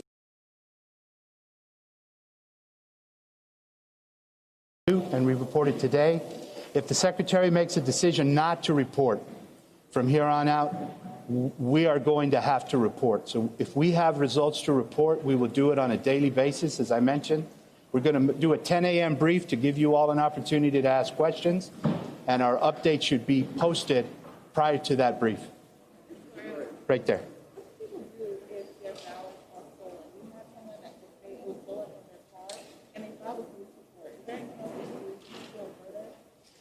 Any individual who had an issue with their mail ballot should have contacted us prior to Election Day.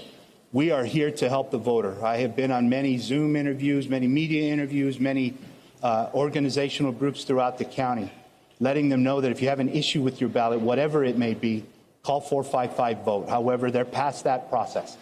The election is over. We're in the process of counting at this point. Right there. You know, that's available on our website. I don't have that number right off the top of my head, but you can.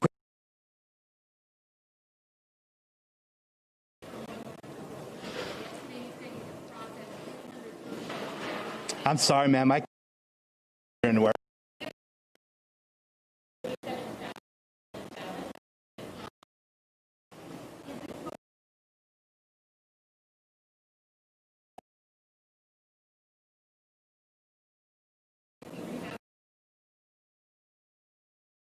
Regardless of any report you, yourself. I just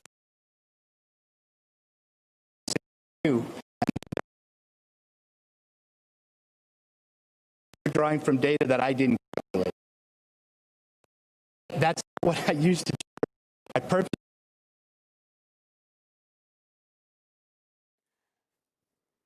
All right, apologies for the audio issues. That is at the source end. That is not you. That's not your audio connection. That is the connection that we're getting. But we've been listening to a news conference from Joe Gloria, who's the Clark County Registrar of Voters, talking about where the vote counting process stands right now. He was also responding to a news conference that the Trump campaign held earlier today, stating that they were going to pursue legal action regarding, among other things, a woman who says she was denied a chance to vote in Clark County. This bears a little explaining, so let me just walk you through what this case is. Nevada mailed all voters a mail-in ballot this year. You could still vote in person, but partly out of concern over COVID-19, everybody got a ballot in the mail so that nobody had to go to a polling place. The Trump campaign says that a woman by the name of Jill Stokey tried to vote in person this year and was unable to because, as she alleges, someone stole the ballot from her mailbox and voted in her name. So apparently, when she got to the polls, her name was already listed as having voted. Sidebar, this is one of the protections, the safeguards that every state has to prevent people from voting twice. So her story belies the president's argument that mail-in voting is inherently fraudulent.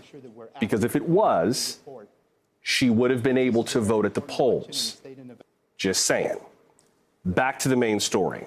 The Trump campaign claims that Ms. Stokey's situation is proof that there's a problem with mail-in voting. They blamed former Senate Majority Leader Harry Reid, who is a Democrat from Nevada, for setting up a political system in which the Democrats sent out mail-in ballots to basically disenfranchise the president's supporters.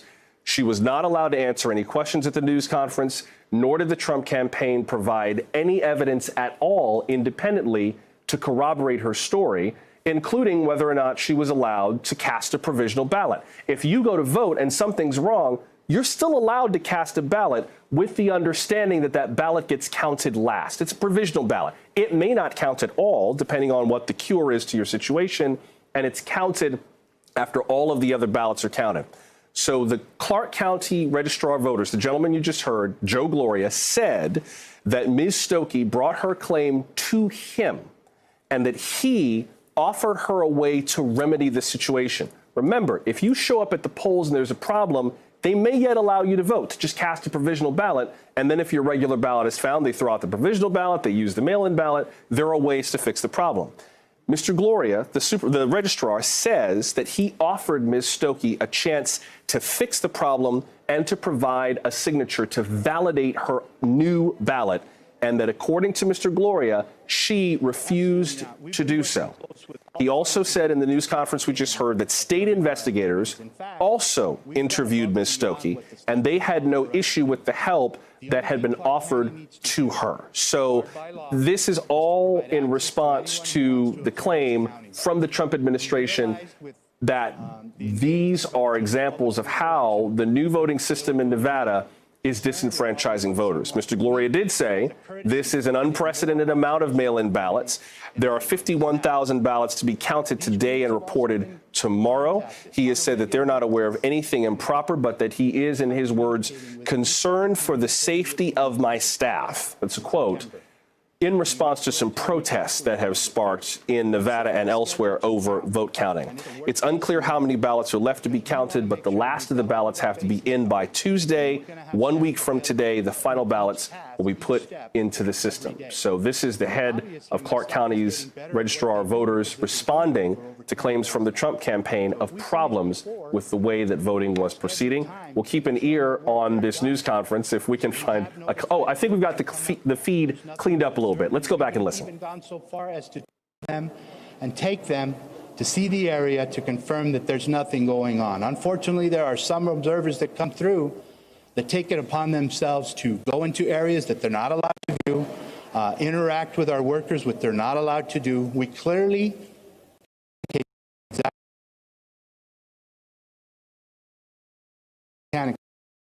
to allow observers to participate. Sir, point of clarification, the ballots... One more question. We're going to take one more. Same day, mail or both? The ballots reported today. What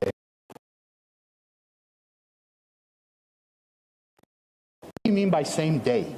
Voting, same day voting. Voting in person. You mean registration? Voting in person. All of the in-person votes are in the system. So ballots reported today were drop-off of vote-by-mail ballots, is that correct? Some of them, they're grouped in different areas. I can't tell you exactly which ballots went in. And how come you're not able to say that as the registrar? Well, I would have to go look at the batches and see where they came from. What I'm telling you is exactly what we know we have. Of drop-off ballots, things that were left in the mail. That's all at this point. But today was not in-person voting. Reporting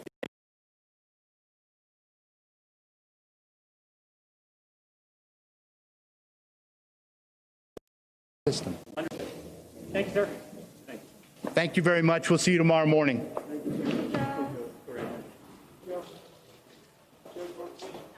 Yeah. Hold on, I'll be back. Is the Las Vegas area, giving an update not only on the vote counting, but also on this claim that the Trump campaign has been making about malfeasance at the polls. Again, among the claims they made was one that comes from a woman by the name of Jill Stokey, who claims that she was unable to vote at the polls in person because someone had taken a mail-in ballot from her mailbox, stolen it, and voted in her stead. And so when she went to the polls, she would have shown up on the voter rolls as having already voted. And that, according to the campaign, is proof that there should be more intervention from the Trump campaign into the vote counts, and that this is proof that there is fraud built into this new system. Logically speaking, that doesn't make sense.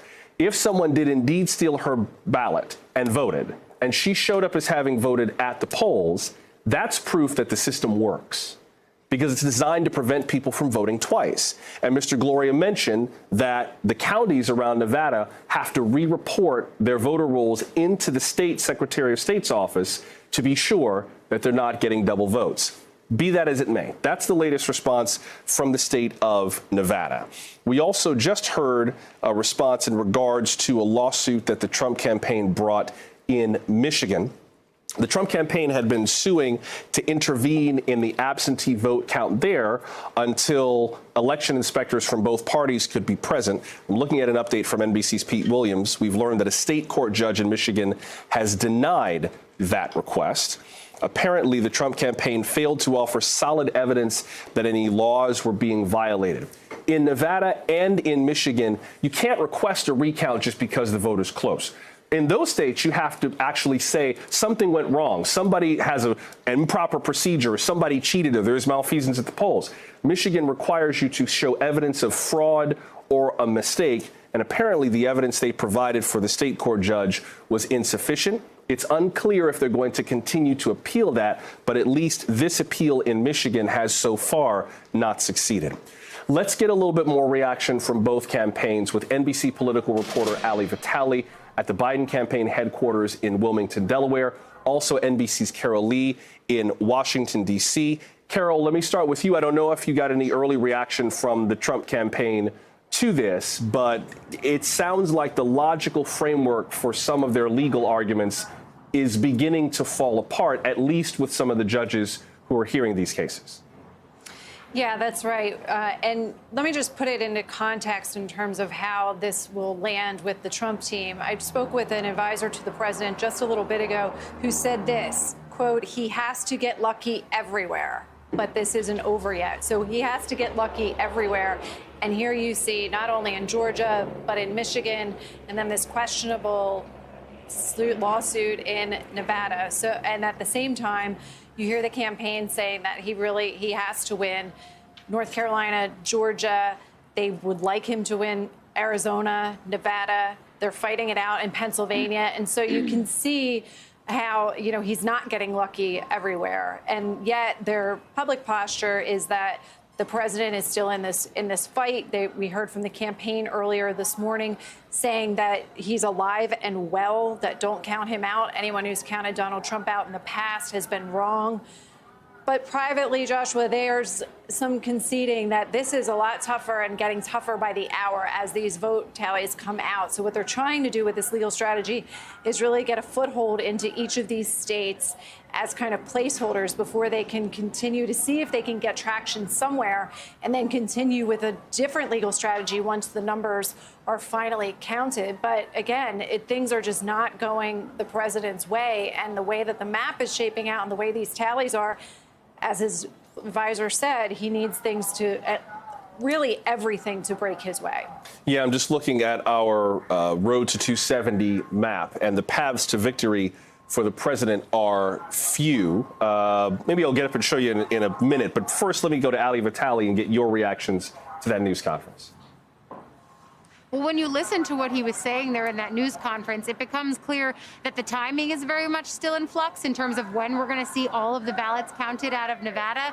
He was saying that maybe even Saturday into Sunday, because there's no total number of votes left uncounted at this point, likely because they're looking to see what ballots were mailed in that are postmarked on or before November 3rd. That's something that states do all the time. I've covered recounts in Florida where that was something that also happened. I mean, that's not abnormal. It's just the thing that takes a little bit of patience, and it takes a bit longer. I think patience is something that, frankly, both of these campaigns are probably running out of a little bit, because we knew this was going to take a long time. But living in that reality, it's really frustrating for people who have spent years working on these campaigns. And so I think when you talk to the Biden campaign, what we heard from them earlier is they expected Nevada to still have votes coming in. They urged that every vote should be counted, but they're also giving this little preview. It's sort of a disclaimer. Jen O'Malley-Dillon, Biden's campaign manager, said that they expect results to bounce. And basically what that means is it's a fun way of saying they think that these race margins are going to narrow. You could even see for a time Trump take a lead or something like that. But they think ultimately in Nevada and potentially also in Arizona that Biden will ultimately prevail there. So, Carol Lee, what is the strategy from here? I heard you say that they have to have a whole lot of things break their way in terms of the vote counts. What about strategy beyond that? Part of me feels like with what we've heard today from Richard Grenell, the former acting director of national intelligence, and also Matt Schlapp, who's one of the leaders of the American Conservative Union, the group that produces CPAC. They were among the folks who did the news conference in Las Vegas. We heard from them today. We also heard from Pam Bondi, the former Secretary of State of Florida, and campaign advisor Corey Lewandowski. They're in Philadelphia. Part of me feels like the reason that they're there is not just about the legal battle, but the cultural battle to keep the base fired up.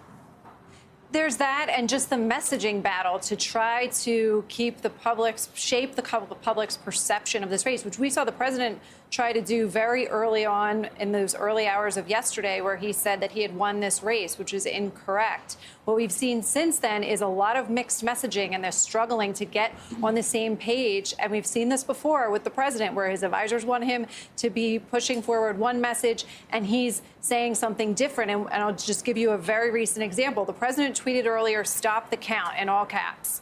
I heard from an aide who said a better tweet is coming, their word, better. And then we saw the president tweet, "Stop the fraud." And that's where they're trying to get him there. In their view, it's not stop the count. They want him to focus on this messaging of stop the fraud. There's no evidence of fraud, but that to them is a better message than stop the count, because what they want him to say is count all the legal ballots, and that's disputable, and they want to dispute all of that legally. But they're trying to, gives you a sense of how they're struggling with how to talk about this, how to message this, as I said, when nothing is really going in their favor and these numbers are changing in ways that are undermining the president's argument that he made early yesterday morning that he's winning the race. So it'll remain to see if they can get the president on the same page. We have not seen him since he made that statement at the White House early yesterday. There's a Marine posted outside of the West Wing, which usually signals that the president is indeed in the West Wing. So there's nothing on his schedule. We don't know if we will see him, but he is very active on Twitter. I was just going to ask you if we were planning to hear from the president or if we had. Thank you for answering that before I could ask it. Before I let you go, Ali, I just want to take a look at the map, by the way. This is our what-if map with the states that NBC News has called. Here are the electors that are available in each of the states. We mentioned that the paths to victory are starting to narrow. At this point, it's just a matter of very simple math. Joe Biden has 9 mathematical paths to victory. President Trump has 3. There is that one scenario where they could tie. We're not even going to think about that one. But if we take a look at the scenarios where they could actually win, President Trump's scenarios are pretty narrow. He would have to win basically everything but Alaska and Nevada, everything but Arizona and Nevada, or everything but North Carolina. So he has a lot of paths where he has to really dominate and can only lose a few states. That's for President Trump. For Joe Biden, he has multiple paths to victory, including just winning the state of Pennsylvania. He's got 253 electors by our count. If he gets Pennsylvania, the race is over. Ali, is there one particular path, very briefly before I let you go, Ali, is this the path that the Biden campaign is focused on, or is there another that seems the most likely to them? I love playing the what-if game because that's, I think, the game that campaign aides are also playing, because there are multiple different paths. Yes, they feel good about Pennsylvania. Yes, they're putting that bounce disclaimer out about Arizona and Nevada because they think it could be a little bit volatile until they finally settle on a result that has them up. But this is why they say things like they said to us this morning, which is that victory is imminent. They feel really good. The thing that they cannot control is the timing. So when you see places like Pennsylvania, in Philadelphia, stopping then starting vote counting, all of that makes this situation really hard to set a timing expectation for. But in terms of a results expectation, that is the result that the Biden campaign thinks that they are going to get. Whatever one of these what-if paths you want to go down, they think it's going to end with them at or above 270 and as Joe Biden, president-elect of the United States. They are also, though, trying to parry in advance these attacks that the Trump campaign is trying to start on the legal grounds, or by putting personalities around the campaign in these states to sort of shake things up, make things look like they might not be on the up and up. Right. They're also calling that just silliness and meritless, and they're also ready to bat back against that as well. NBC's Ali Vitale in Wilmington and NBC's Carol Lee in Washington. Thank you both for making time for us. So we mentioned Pennsylvania, a state that we're watching closely. Another state we're watching extremely closely is the state of Georgia. Thus far, that state is too close to call, and that is where we find NBC's Blaine Alexander joining us now from Atlanta. Blaine, it sounds like we'll have some news in the next couple of hours. We've been particularly waiting on more vote totals to come in from the metro Atlanta area, where a lot of the votes are pretty much counted. But what are you hearing in terms of how soon we'll have a count? Well, Joshua, I've got some news for you right now, actually. Fulton County, that's the county that we have been watching so closely over the past 48 hours. We understand that that county is finished scanning its absentee ballots, and we understand that there are about 7,000 votes or so that are still left to be uploaded, that are still left to be posted. So we've been standing either in front of or inside the State Farm Arena for the better part of 48 hours. That's where Fulton County was scanning those ballots, where we saw several dozen people gathered in a room, working quite literally throughout the night night, scanning nonstop to get all of those processed. So a lot of eyes have been on this county because we're not just looking at when those votes are coming in, we're looking at where they're coming from. So, of course, a lot of interest in this heavily Democratic area, but there are still many other places across the state that still are in the process of processing their ballots. One of them is Chatham County. That's an area that's by Savannah, Georgia, also a heavily Democratic area, so they still have several thousand more ballots to go. The latest number that we have, Joshua, from the Secretary of State's office is about 50,501 votes still left to count. So throughout the day, as we've been watching these numbers fluctuate, we've noticed two things that have been happening kind of simultaneously. One, as more votes are being processed or as more votes are being posted, we're also seeing the razor-thin margin between President Trump and Joe Biden begin to get even smaller. So as of right now, we're seeing a lead that President Trump has over Joe Biden of only about 13,000 votes, 13,540 to be exact. That is just a 0.3% difference, if you can imagine just how small that is. And of course, in Georgia, state law requires a 0.1% margin for a runoff. So we're very close to that margin as it is right now. But Joshua, that just lets you know, with about 50,000 ballots left to go, it could absolutely make a difference in this race. You were mentioning Fulton County. Let's take a look at that. If we can zoom in here just a little bit, that's the metro Atlanta area. So we've got 98% in by our count, about 105,000 ballots waiting to come in across the state of Georgia. Here's Atlanta. It's split between Fulton and DeKalb counties. Right now, Fulton County, yep, about 6,600 ballots yet to come in. Joe Biden with a very commanding lead there. DeKalb County, about 46,000. So between these two, 11,000, a little over 11,000 ballots waiting to come in. Some of the other exurbs of Atlanta, Cobb County, about 15,000 ballots yet to count. Henry County is done. Newton County is done. Gwinnett County, 9,300 ballots left to count. So if you look at the lead statewide, President Trump's lead here is just over 13,000 votes, 13,500 at the moment. Just a hair's breadth between him and Joe Biden. So understandable why the Biden campaign is still taking a very close look at this. And also with regards to the lawsuit that the Trump administration had filed in Chatham County, which we can also take a look at that too. Chatham County is the Savannah area. That's also too close to call. Got almost 18,000 ballots to count with a 19,000 ballot lead for Joe Biden at the moment. There was a lawsuit there that had been filed regarding ballots that were allegedly arriving late, but Blaine, as I understand it, that lawsuit is dead now, right? It was dismissed. Yeah, that lawsuit has been dismissed, and it was done pretty quickly after it was filed. That's certainly something that's been dismissed. That was down in Chatham County, the area that I told you about, where there are still some outstanding ballots. That's a heavily Democratic area. You talked, though, about what we're hearing from the Biden campaign. I want to add a little bit of reporting to that as well. I've been speaking with a Democratic source of mine who really is projecting optimism that Joe Biden will be able to make up that gap. As they're watching these votes come in, as they're watching that lead diminish with more votes being added, they are projecting optimism. And I'll make this point, too. You know, the Secretary of State has said all along that the vast majority of these outstanding ballots are absentee ballots. And so we know that in early voting during the primaries and certainly leading up to Election Day, Democrats really leaned in on voters and encouraged mail-in voting. They encouraged absentee ballots. And so that is why, at least one of the reasons why the source that I've been talking to is optimistic about the numbers that are coming in, Joshua. And I can understand why Georgia is so important to them. If we go back to our what-if map with the paths to victory, Georgia factors into the path to victory for 1, 2, 3, 4 of the 9 paths to victory mathematically for Joe Biden to win. So unless he wins Pennsylvania outright, half of his remaining options go through the state of Georgia. Understandable why they're eager to see how that goes. Also, the Senate races. It's the only state that had 2 Senate seats in play. It sounds like one is really close to being decided, if not decided, and the other is heading for a runoff.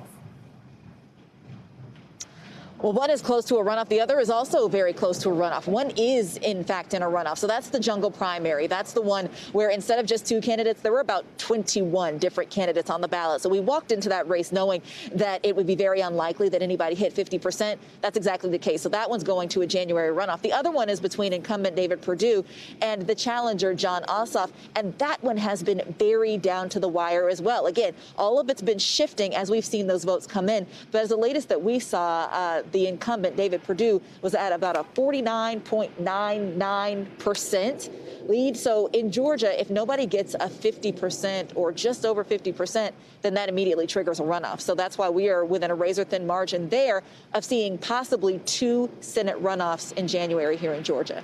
Yeah, let me just show you what the results look like right now in Georgia. The race that Blaine was just referring to, this race between David Perdue and Jon Ossoff, still too close to call. The margin of the lead right now for Senator Perdue is 111,000 votes. We've got almost 149,000 waiting to come in. And as you can see, he is leading by just the slimmest of margins. He's going to need a little bit more if he wants to prevail there. With the other race in Georgia, the so-called jungle primary, that's the one that's heading to a runoff, where the Reverend Raphael Warnock, who's the senior pastor of Ebenezer Baptist Church in Atlanta, that's the church where Dr. King preached, is ahead with almost 33% of the vote. Kelly Loeffler, who is the incumbent senator, is behind with 26%. Congressman Doug Collins of Georgia is out because he didn't get enough votes. So that's the one that will be heading to a runoff. Blaine, one last thing before I let you go. With regards to coronavirus in Georgia, it's currently slightly under the red zone numbers in some areas. Is that pursuant to improved surveillance, less testing, people being more cautious? What's the status of COVID-19 there right now? Well, I certainly wish I could tell you why, but I think the fact that the numbers are, like you said, just a little bit above the red zone, that's certainly good news. We know that throughout this campaign, this has been a major issue, but certainly here in the state of Georgia. Georgia was one of the first places, if not the absolute first place in the United States to reopen back in April. Since then, it's come under a lot of criticism for the way that it's handled COVID-19, for the way that restrictions were lifted in what many ways people thought was absolutely prematurely. So, you know, we continue to watch these numbers. We continue to watch the fluctuations and just continue to hope that, one, hospitalizations stay at a good place as well, and two, the numbers stay in a good place. Thank you, Blaine. That's NBC's Blaine Alexander giving us all the latest from the state of Georgia, reporting from Atlanta. Plenty to talk about when we continue still following the Senate races. We just got the latest from Clark County in Nevada, waiting on more information on what's going on in Arizona. And of course, the litigation that the Trump campaign is pursuing pretty much from coast to coast. A number of defeats over the last few hours, just today, with some cases that have been dismissed. We'll see whether or not the Trump campaign continues to pursue them as more of the votes keep coming in when we come back.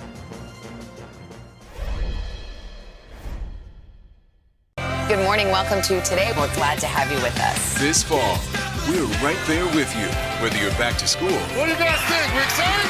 Or back to work, we're keeping you safe. I love being back. Every morning on Today.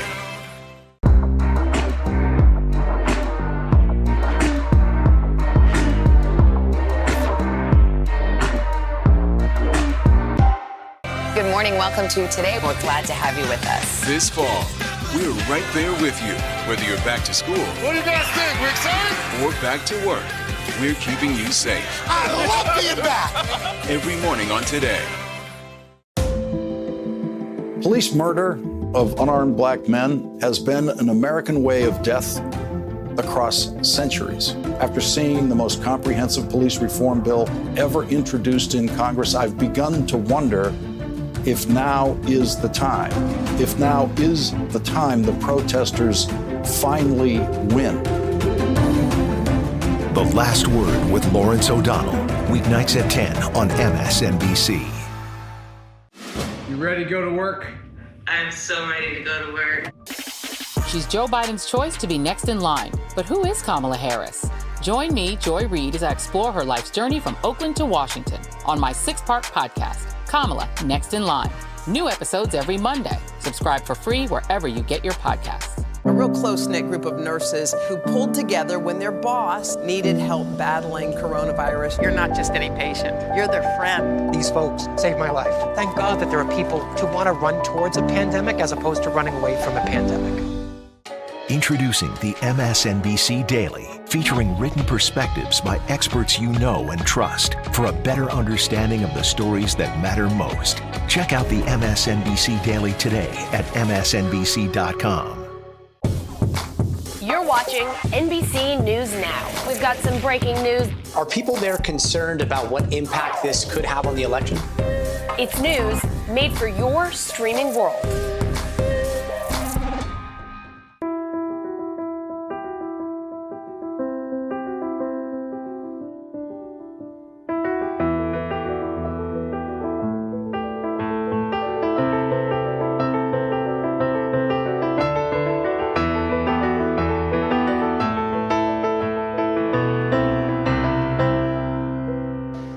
Watch what they do, not what they say.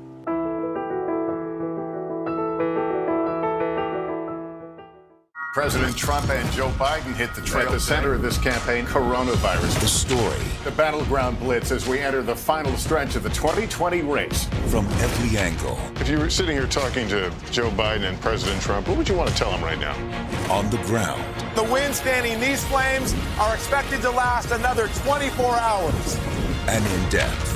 We now have 2 vaccine trials on hold. Should people be concerned? NBC Nightly News with Lester Holt. Election day has come and gone. The voting is done, and now the legal battles commence. President Trump's campaign has sued against Michigan, Georgia, and Pennsylvania. That lays the groundwork to contest the results in those key states. Maybe. NBC's Steve Patterson reports now for us from Detroit. We're also joined by NBC News legal contributor Barbara McQuaid. She's also a former U.S. attorney in Michigan. Steve, let me start with you. Run us through what you're seeing in Detroit, particularly that crowd that's right behind you. What's going on right where you are? Joshua, we'll talk about the crowd in a second, but a little bit of breaking news here. Michigan Claims Court just wrapped up a hearing maybe about 20 minutes ago. The judge there of the state denied the Trump's campaign demand to halt or stall the vote here in Michigan, basically saying that there wasn't enough evidence to support the campaign's claims, which is that there wasn't enough observation on the counting process. They wanted to see more video evidence, more observation in the counting process. But the judge said there simply wasn't enough. She was looking at the affidavit that this case was based on and essentially called it hearsay or a second-hand account. And then, you know, attorneys with the Secretary of State made the argument that should be obvious to everyone, which is that the counting process is wrapped up. The AV count is over. The process of elections here in the state now moves from counting to canvassing. Meanwhile, as you mentioned, take a look behind me. You see a small collection of Trump supporters, I'd say about 20. Very few of them wearing masks at this point. Very animated, as you might imagine. This has died down somewhat. You might have heard earlier chants or yells to stop the vote. So I guess they haven't gotten the memo of what's happening here in this state. But that's what the action is behind me, and that's what the action is here in court in Michigan. Joshua. Barbara, let's talk about where the race stands from a legal perspective. We mentioned the Trump campaign has lawsuits filed in a number of places. They mentioned a suit they're going to file in Nevada. The Biden campaign is standing by with its lawyers ready to defend their position. What's your sense of where this election could be headed legally? Well, it seems that most of these lawsuits, like the one in Michigan, are quite frivolous. The judge dismissed this one, as we just heard, out of hand. The idea was that the count was improper because Republican challengers and observers were not permitted to observe. As I understand it, at the TCF Center in Detroit, where ballots were being counted, the doors were closed and locked and people were kept out because there were already 134 Republican challengers inside. And so the capacity certainly is not unlimited. And so I think some of these claims are frivolous. It seems to me that the strategy is instead about creating this groundswell of support over President Trump's claims of fraud. The things he said on election night about having won the election and having it stolen from him. This is all about supporting that narrative, it seems to me, rather than any meritorious claims in lawsuits.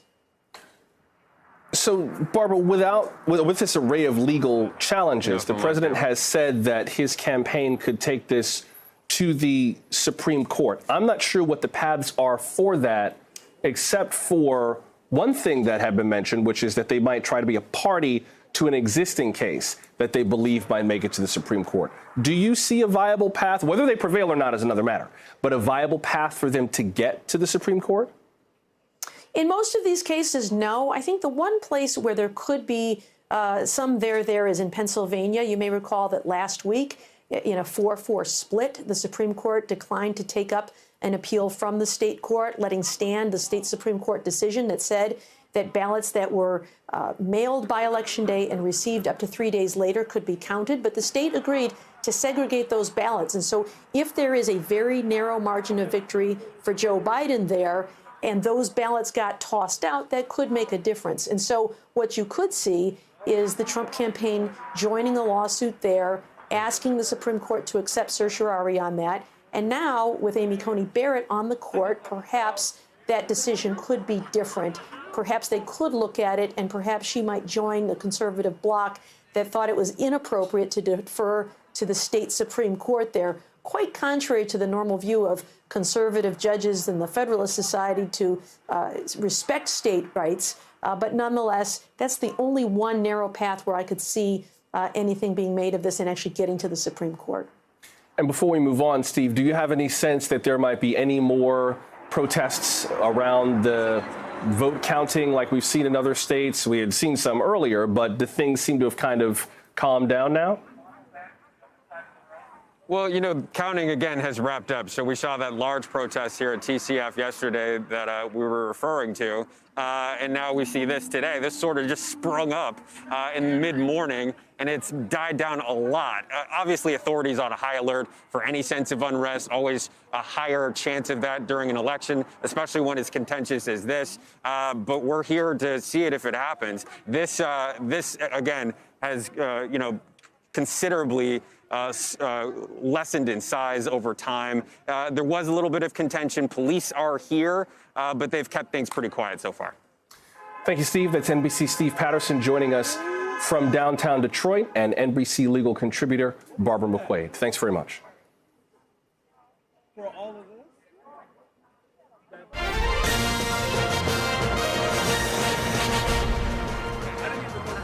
The 2020 presidential election could take a while to resolve, not in the count, but in court. Hey there, I'm Joshua Johnson. Wherever you are across America or around the world, it's Decision 2020 on NBC News Now.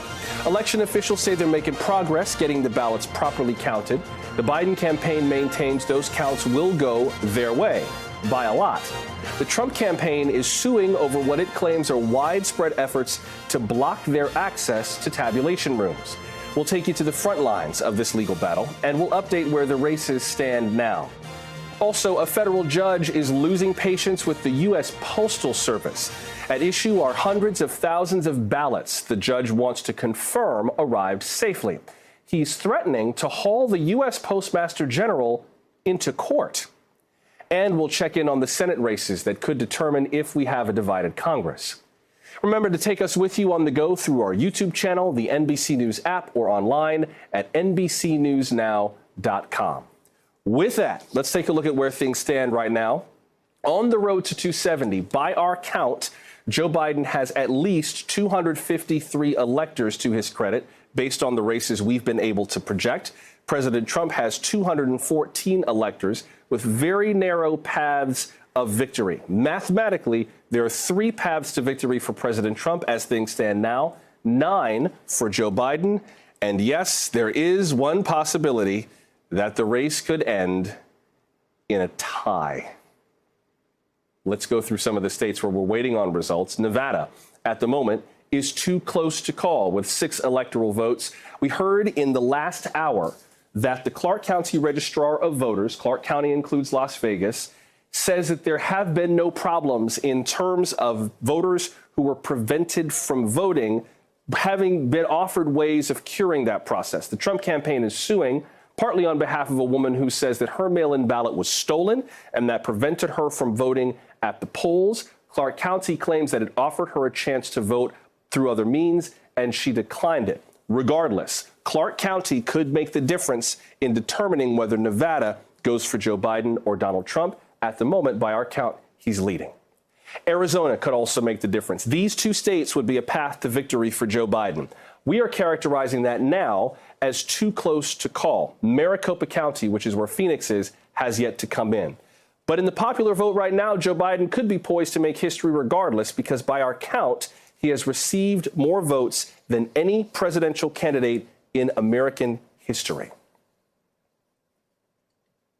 Throughout the election season, the Postal Service has been under fire for its on-time delivery rates, slowly slipping as millions of Americans mailed their ballots in.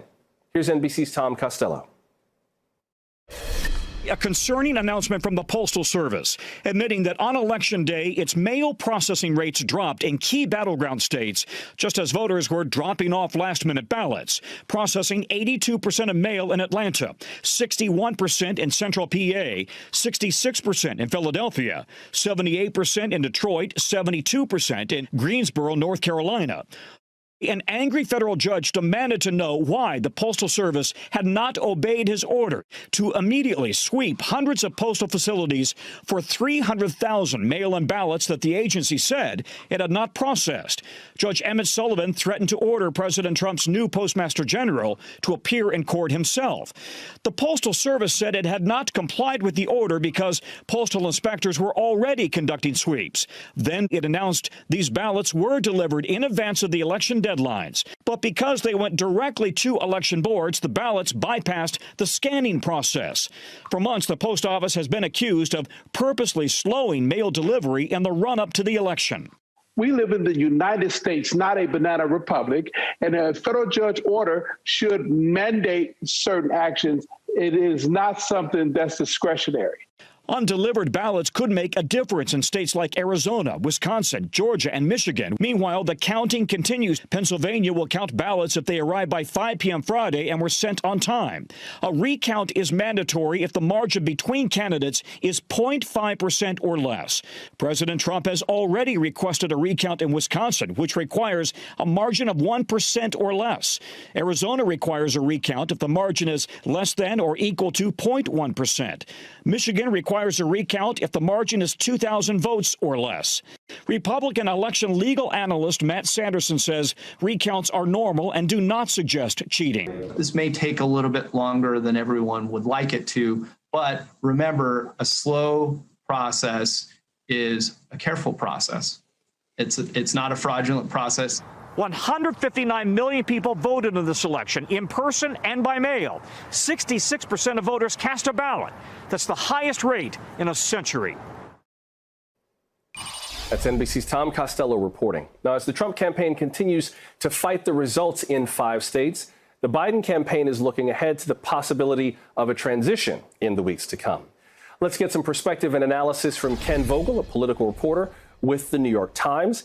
Ken, first of all, speaking of perspective, with a lot of lawsuits being filed right now, give us some perspective on that. Post-election lawsuits are not uncommon, right? Yeah, that's right. We tend to see legal battles after the election based on unique circumstances in the given states that are obviously intended to, from the perspective of the filer, enhance their chances of winning. So that's not at all unusual. What is unusual is that we see the Trump campaign and its allies with sort of an inconsistent legal and philosophical principle where they want to continue the votes in some states and stop or at least impede or restrict the vote counting in other states. And there's a reason for that does speak to the uniqueness of this particular election, and that is that President Trump strongly discouraged his supporters from voting by mail and taking advantage of the unique situations that different states' elections administrators made available in response to the pandemic. And so it is not surprising that the late breaking and the late counted ballots are redounding to the benefit of Joe Biden and helping him either enhance his lead in some states or eat into President Trump's lead in other states. And so the Trump campaign's legal strategy is being tailored kind of on the fly to this reality that, frankly, no Republicans wanted to see. There were Republican officials and party officials around the country who were gritting their teeth every time that Trump attacked the mail-in vote and the absentee balloting and the early voting. And this is why. What's your sense of whether or not the Trump campaign will succeed in the courts with any of the cases that it's brought? Yeah, we don't really see a whole lot of traction on any of them so far, but I think what we're seeing is an effort to put down markers to show, to establish that there are concerns that the Trump campaign is raising, either about the validity of the count or potential fraud, or in some specific cases about when ballots were received. And so most notably in Pennsylvania, which is really emerging as the whole ball game, we have seen litigation that was intended to restrict the ability to count ballots that were received after Election Day. That's one that went up to the Supreme Court. It did not rule, and it was 4-4. And that's one that we could see the Trump campaign intervene on, that we could see the Trump campaign really use as a vehicle to challenge Pennsylvania if it comes down to a margin that could be determined either way by those late arriving ballots. And Ken, what do you make of the Biden campaign putting up a transition website already? They have taken some pains to say, or at least the former vice president has taken some pains to say that he's not claiming victory yet. That seems like claiming victory. That seems like they're pretty sure. Well, obviously, we have transitions that are established well before an election on both sides, even for an incumbent president. And they go about their work and they write policies and they start vetting people. But the move of actually putting up the website, I think, did draw some attention because it was seen as presumptuous and a public unveiling of a transition in a way that maybe suggested that they were getting ready in a more overt way for the potential transition. That said, it's totally normal for a transition team to be doing a lot of work, talking to a lot of people, drafting a lot of policy papers at this stage and even months earlier. And I think it would be irresponsible if the Biden transition team were not doing that. Ken Vogel, political reporter for the New York Times. Ken, thanks very much. It was a pleasure. Latino voters of every background are playing pivotal roles in both President Trump's win in Florida and in the state of Arizona, which NBC News has yet to project. NBC's Sam Brock has that story from Miami.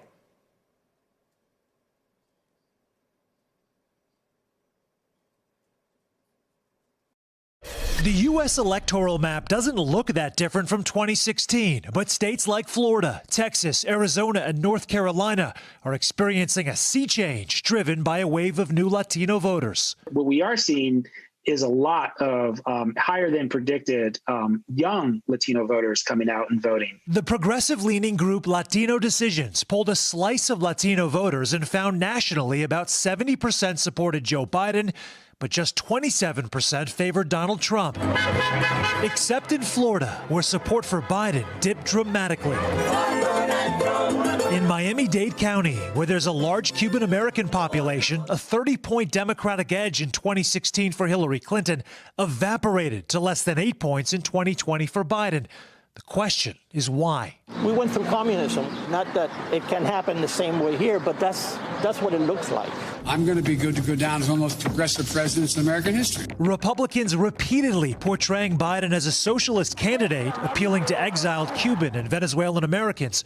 Grassroots organizer Melissa Taveras calls that misinformation and says Democrats faced a major obstacle in getting communities of color to vote: the coronavirus. Because of COVID, we're not able to knock on doors. Most of our work shifted to virtual or to phone banking, which is not the same as engaging people face to face. Latinos, show up! But the pandemic did not slow a surge of left-leaning Latino voters in Arizona, where NBC News exit polls show 63% of the bloc broke for Biden compared to 33% for Trump.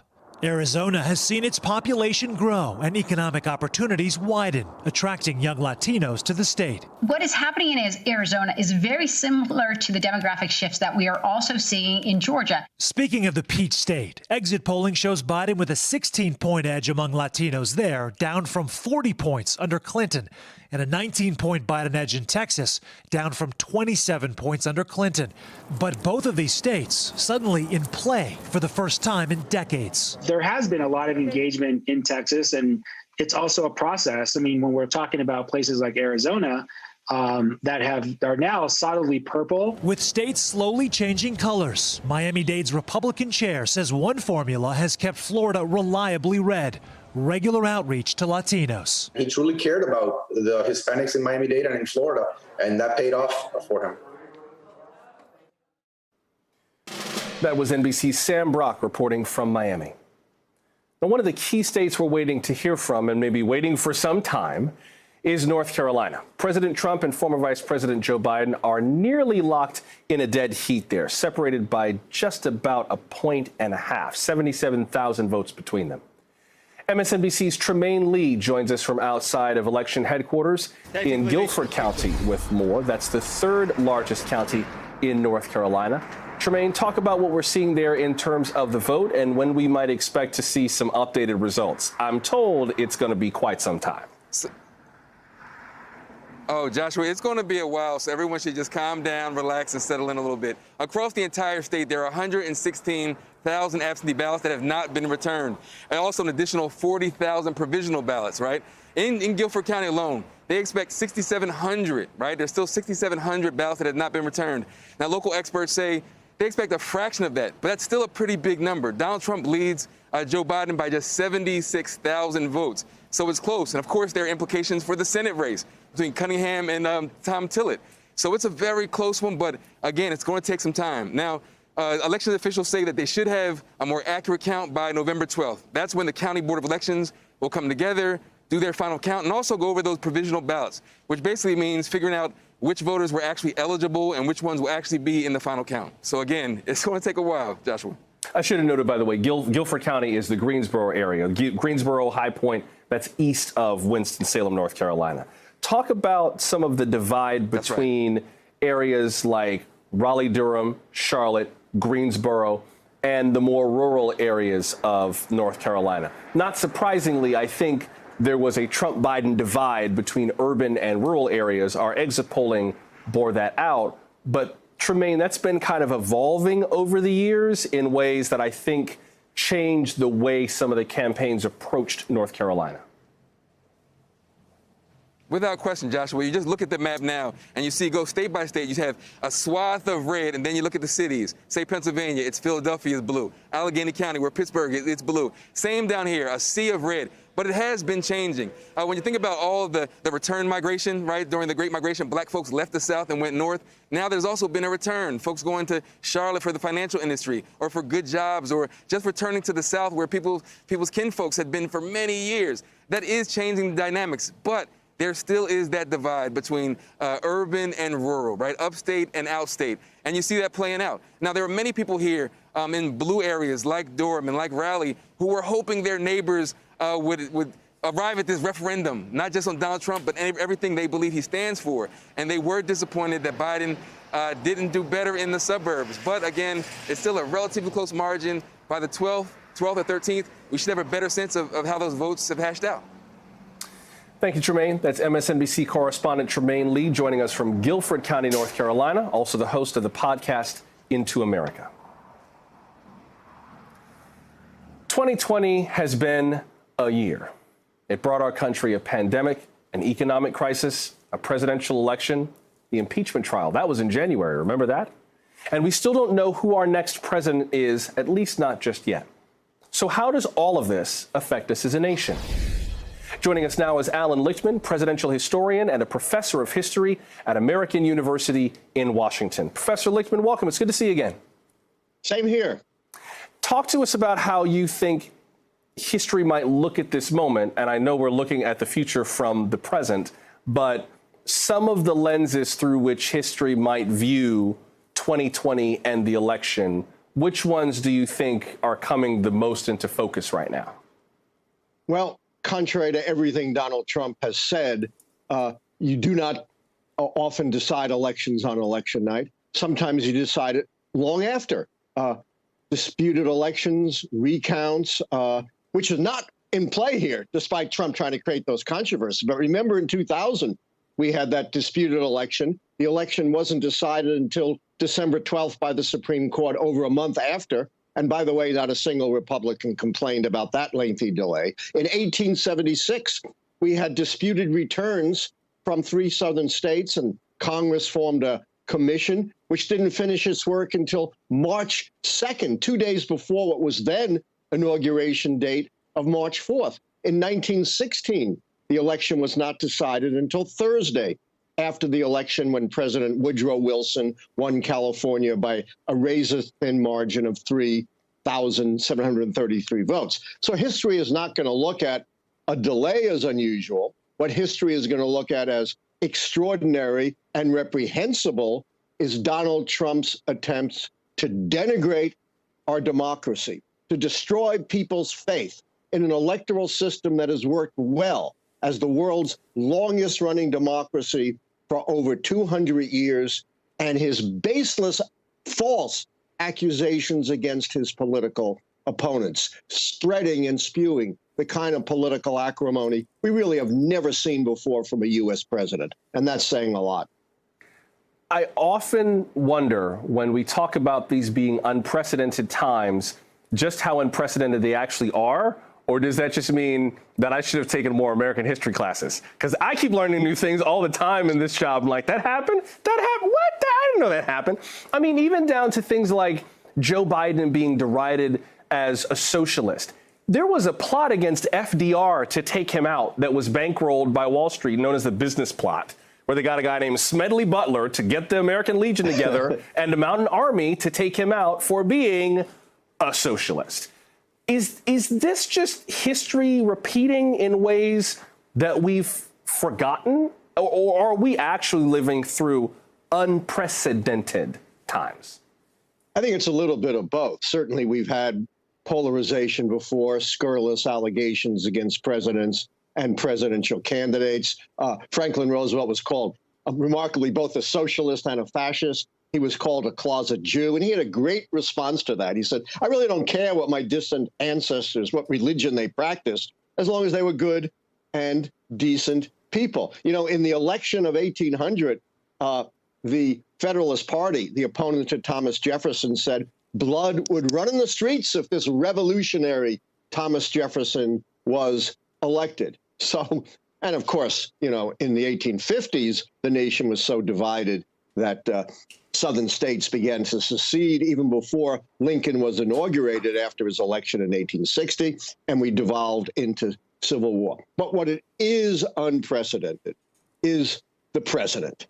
We have never seen a president before with such autocratic tendencies. And this is incredibly dangerous because of what he stokes among his followers, who are many of whom are going to be convinced if he loses, and I think he will, that somehow American democracy is no longer legitimate, that he was cheated out of the election, which of course he will not be. There's a shred of evidence of voter fraud. We've already seen them taking to the streets, and I'm afraid they're going to think their only alternative to the taking out of the president is the going into the streets. We already saw this incredibly nefarious plot to kidnap and perhaps kill Governor Whitmer of Michigan, perhaps Governor Northam of Virginia.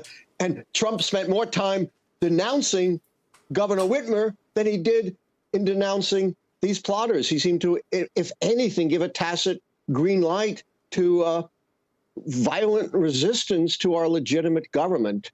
And we really have never seen that from a president. Before I let you go, Professor, what is one thing that you wish more people in the U.S. and around the world understood about the history of American presidents that we probably don't understand or understand as well as we should? I think they need to understand that the American presidency, for the vast majority of its history, has been a noble institution that it has advanced the common good of America and the world. After all, it was President Roosevelt who led us through the Great Depression and the bloodiest of all wars, World War II. A series of both Republican and Democratic presidents built alliances around the world, protected the West during the Cold War, and ultimately the West prevailed in the Cold War, although obviously new challenges arise all the time. Presidents, for the most part, have respected our democracy, both rhetorically and in practice, and have made America a beacon for democracy and human rights around the world. I think a lot of that has been lost in the last 3.5+ years. But presuming that Joe Biden is elected, I think a lot of that will be restored. Look, Joe Biden is not an inspirational John F. Kennedy or Franklin Roosevelt or Barack Obama. That's not what he is. But he is a non-threatening, reconciling, empathetic kind of figure who has been around a long time. That's denigrated a lot. But I think in these times, having respect for our democracy and our institutions and being able to work across party lines is incredibly important. American University history professor and presidential historian Alan Lichtman. Professor Lichtman, good to see you again, and thanks very much. Hope to see you again soon. Take care. Let's get a little bit more on the vote counting underway with NBC political reporter Steve Kornacki. Steve, Kathy Boockvar, who's the Secretary of State in Pennsylvania, just gave an interview on another network and said that she thinks we definitely could know who won Pennsylvania today, by the end of today. That is a direct, straight shot to victory for Joe Biden. I don't know if Pennsylvania is what you've been watching today or if there are other states that have been consuming your attention, but where are we seeing the most motion right now? Yeah, no, we're watching Pennsylvania. There are still a lot of votes to come. You see that Trump's lead right now over Joe Biden is 111,000. I'll give you a sense of where the outstanding vote is in Pennsylvania. The bigger the bubble here, the more votes there are. And I think what jumps out to you right away, Philadelphia, that's the lion's share of the outstanding vote. Also, there are bubbles within the bubble here. This is Delaware County right outside Philadelphia. This is Bucks County as well. You've also got a bubble right here where Allentown is, Lehigh County, some others around the state. I think the key here, there are two keys here. Number one, a lot of these, the biggest bubbles you're seeing tend to be in Democratic-friendly, Biden-friendly areas. Number two, there's a big difference in Pennsylvania between, if we're talking about the votes that people went out and cast on Election Day in person, those are the ones that are already counted. Those are the ones that were counted election night. Those are the ones that gave Donald Trump that lead in the initial vote counting in Pennsylvania. The votes that are now being counted are the absentee ballots, the mail ballots, the ones that were coming in for weeks and weeks before Election Day, but that they couldn't begin processing, in some cases, in some of these counties, until the day after the election.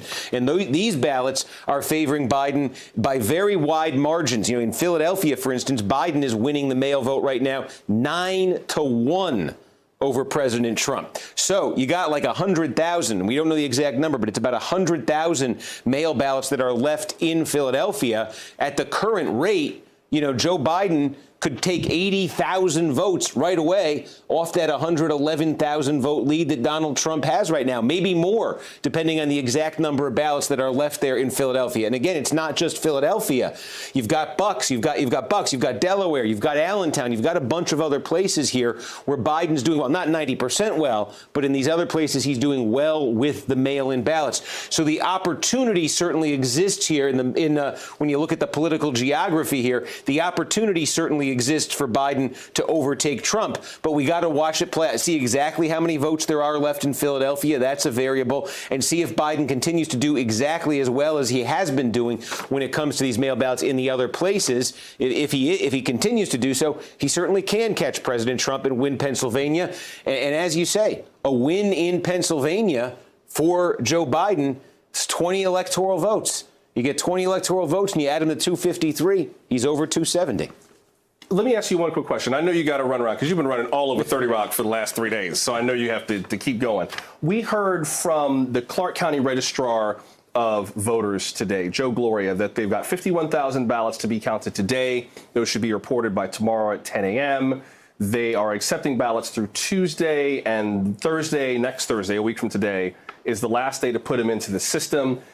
Can you help the rest of us who are sitting at our computers going refresh, refresh, refresh, refresh, refresh, waiting on this information, not make ourselves crazy waiting for these votes? Like, it is your job to go refresh, refresh, refresh.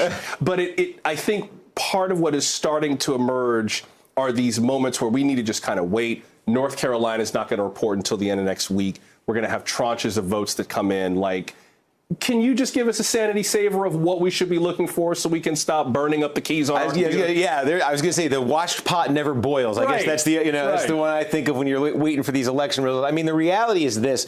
In a state like Nevada, right now, Joe Biden leads by 11,000 votes. We did get an update from Clark County earlier today. They released about 15,000 votes. Joe Biden led Trump 2-1 in those 15,000 that were released. And then these rural counties, they're big sort of land area, but they're very low population. But they released most of their outstanding vote. Also, Washoe County, where Reno is, they released just about all their remaining vote. So all the action, this is always true, all the action in Nevada is in Vegas. All the action right now when it comes to counting these ballots is in Clark County. And there are tens of thousands of votes still to be counted in Clark County.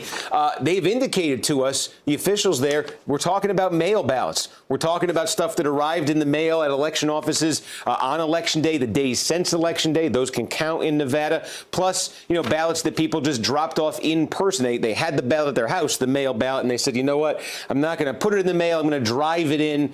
Those ballots are part of this, too. There's every reason to expect, to believe that the ballots that the remaining ballots, I should say, in Clark County will be like the ones we saw released today, 2-1 for Biden. But it sounds like it's going to take them time to release those numbers. So once they release those ballots, we'll see pretty quickly, is Biden still winning them 2-1? If he is, he's won the state. That's it.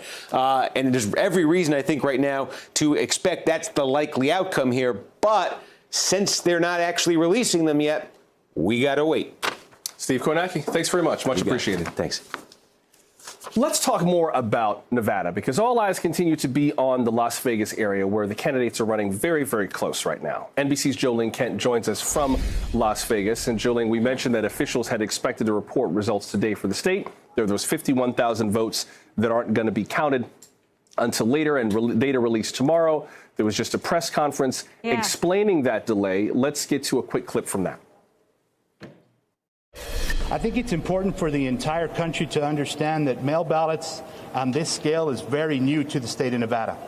We made a decision here to provide as much access as we possibly could as a result of the pandemic, and so our process is run a little bit slower. So, Joe, it seems like they're saying they're doing the best that they can and doing well, at least from their point of view, under the circumstances of an avalanche of mail-in ballots. Yeah, that's right. So we're going to hear about those 51,000 ballots come tomorrow, and that's going to be much bigger of an indicator than what we had today, right, from Clark County specifically. And when I asked Joe Gloria there, he's the registrar here in Clark County, why is it going relatively, or what's your response to people who say it's going slowly? He says it's about accuracy. It's about making sure this process is completely effective and that the votes are being counted properly. On another front, something else that the registrar really had to respond to today was this lawsuit that the Trump campaign says they are planning to file in federal court here in Nevada over what they allege is improper counting of the ballots here in Clark County. Now, he says, the registrar here in Clark County says that he's been presented with no evidence from his own team or from the Trump campaign, and the Trump campaign also declining in person after I pressed them several times. They're not giving us any evidence or sharing that evidence that they say they have. So that is an allegation right now with not a lot of detail or information backing it up so far as we know. So that's kind of the landscape here as the anxiety, the anticipation, the excitement over these 6 ballots or these 6 electoral college votes we're still waiting. And so back inside there, the Clark County Registrar also telling us that for all those mail ballots that Kornacki's talking about, he doesn't anticipate them to be fully counted, a majority of them to be fully counted until Saturday or Sunday. So that is the pace they're going at, even though they say they can process 70,000 votes a day. Tomorrow, we're going to get supposedly 51,000. So we know that the race is tight. The candidates are only about 0.9 of a point apart right now, with Joe Biden leading by our count, just over 11,000 votes. We heard from Steve about how those Clark County votes might lean. Sum it all up for us. What is the best guess on when we might hear results from Clark County? I think Clark County is going to give us a big set of results tomorrow, 51,000 votes, a lot more than what we got today. And then the registrar says the majority of those critical mail-in ballots, they expect to be able to have counted the majority of those by Saturday or Sunday. So this could be a lot of info tomorrow. I don't know if it'll be sufficient enough for all of us at NBC News to be able to call that race. But as you guys are hitting refresh and trying to look at those numbers, know that we are too. And they say they're trying to count as quickly and as accurately as possible. But again, speed is not their priority here in Clark County.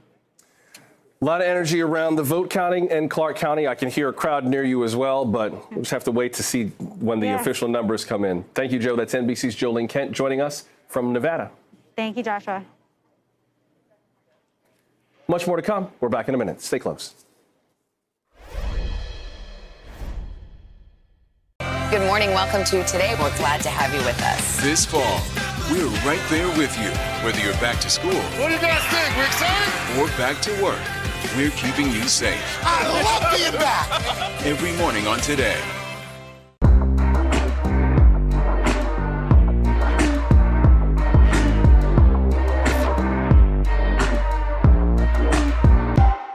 Good morning. Welcome to Today. We're glad to have you with us. This fall, we're right there with you, whether you're back to school. What do you guys think? We're excited? Or back to work. We're keeping you safe. I love being back. Every morning on Today.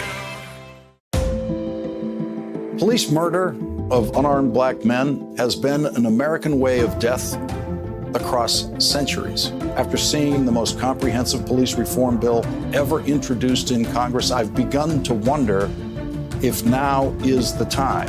If now is the time the protesters finally win.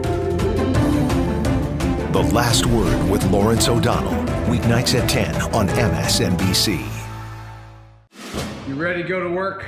I'm so ready to go to work. She's Joe Biden's choice to be next in line. But who is Kamala Harris? Join me, Joy Reid, as I explore her life's journey from Oakland to Washington on my 6-part podcast, Kamala Next in Line. New episodes every Monday. Subscribe for free wherever you get your podcasts. A real close-knit group of nurses who pulled together when their boss needed help battling coronavirus. You're not just any patient, you're their friend. These folks saved my life. Thank God that there are people who want to run towards a pandemic as opposed to running away from a pandemic. Introducing the MSNBC Daily, featuring written perspectives by experts you know and trust for a better understanding of the stories that matter most. Check out the MSNBC Daily today at msnbc.com. You're watching NBC News Now. We've got some breaking news. Are people there concerned about what impact this could have on the election? It's news made for your streaming world.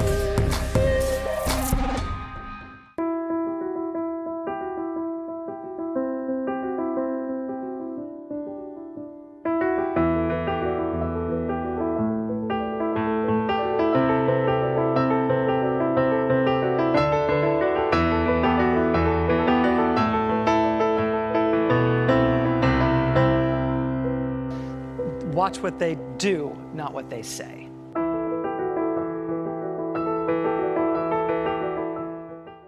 President Trump and Joe Biden hit the trail. At the center of this campaign, coronavirus. The story. The battleground blitz as we enter the final stretch of the 2020 race. From every angle. If you were sitting here talking to Joe Biden and President Trump, what would you want to tell them right now? On the ground. The wind standing these flames are expected to last another 24 hours. And in depth. We now have 2 vaccine trials on hold. Should people be concerned? NBC Nightly News with Lester Holt. Vote counting continues in Arizona today. The race for that state is too close to call. NBC's political reporter Vaughn Hilliard joins us now from Scottsdale. And Vaughn, we're expecting another batch of vote totals from Maricopa County tonight. That's the Phoenix area. What more can you tell us about that batch and what we might find in there? Yeah, Joshua, Maricopa County batches are the big batches that we've got left. Essentially, they're going to make up about 2/3 of the outstanding 400 or so thousand ballots that have yet to be counted and announced to the public here. When we're looking at Maricopa County, these announcements are going to be running at 9 p.m. Eastern every night, 7 p.m. local here. Last night, we had 150,000 ballots come in from the county.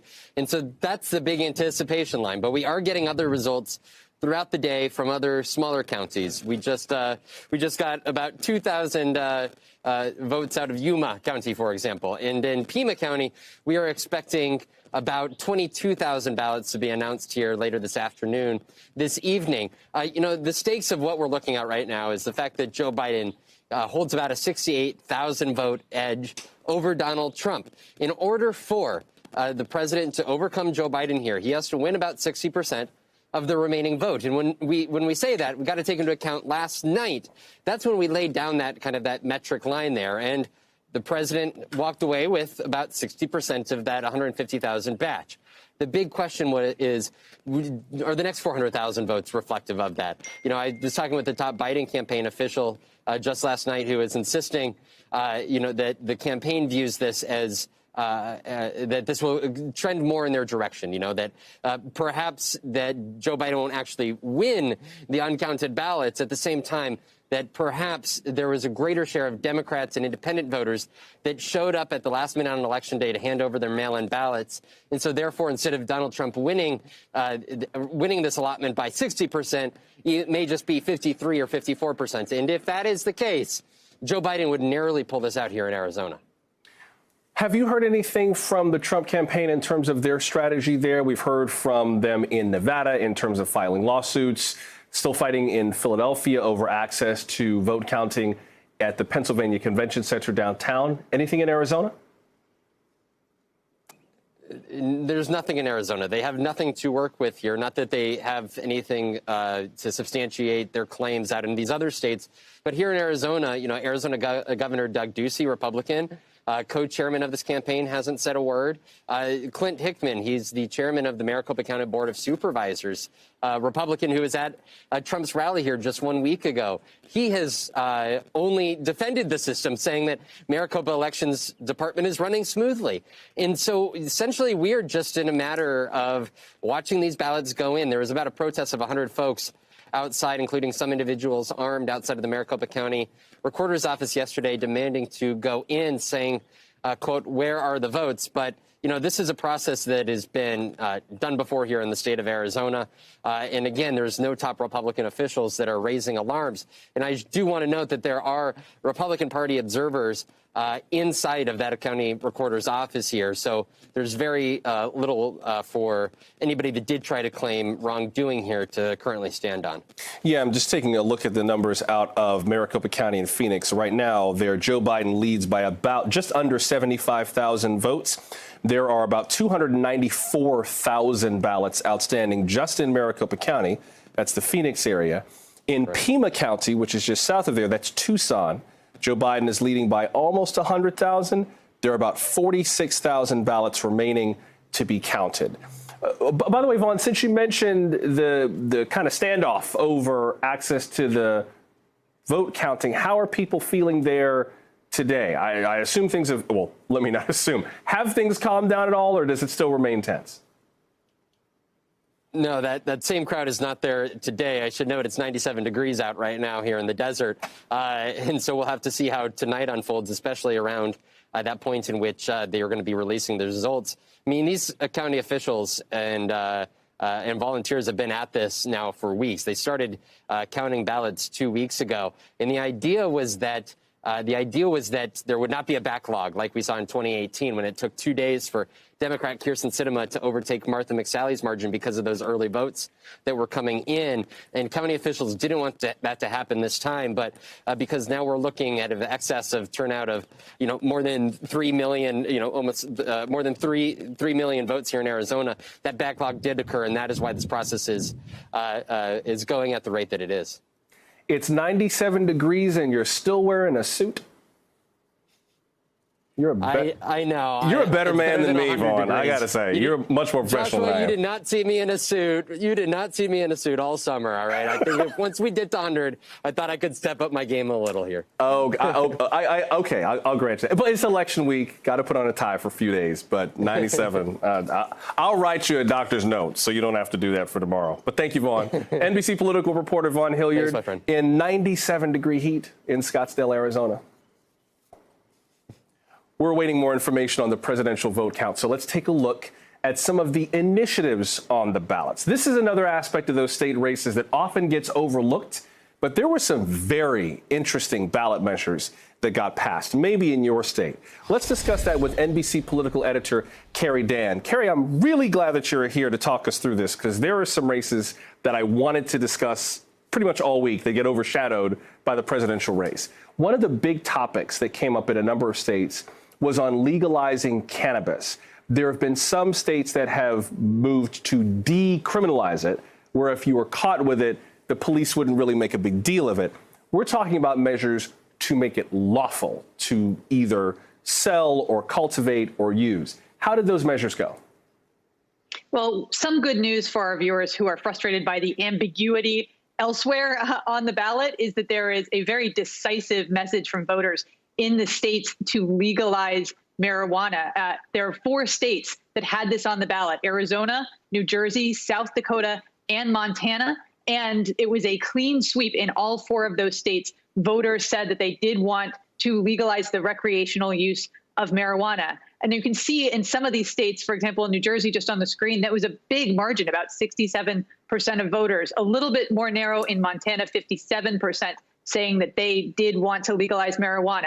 In Arizona, 60% yes. And it's worth noting in South Dakota, voters also actually okayed not only recreational marijuana, but also a medical marijuana initiative. That passed by a really big margin, 70% yes. That makes South Dakota making history because it is the first state ever to approve both a medical marijuana and a recreational marijuana ballot initiative at the same time. Usually the medical piece has normally been sort of a precursor to recreational pot. In this case, they did both at the same time. Assuming that all of these things hold, that means recreational marijuana is or will be legal in a total of 15 states and the District of Columbia. So a very clear win for those who are advocates for legalizing pot.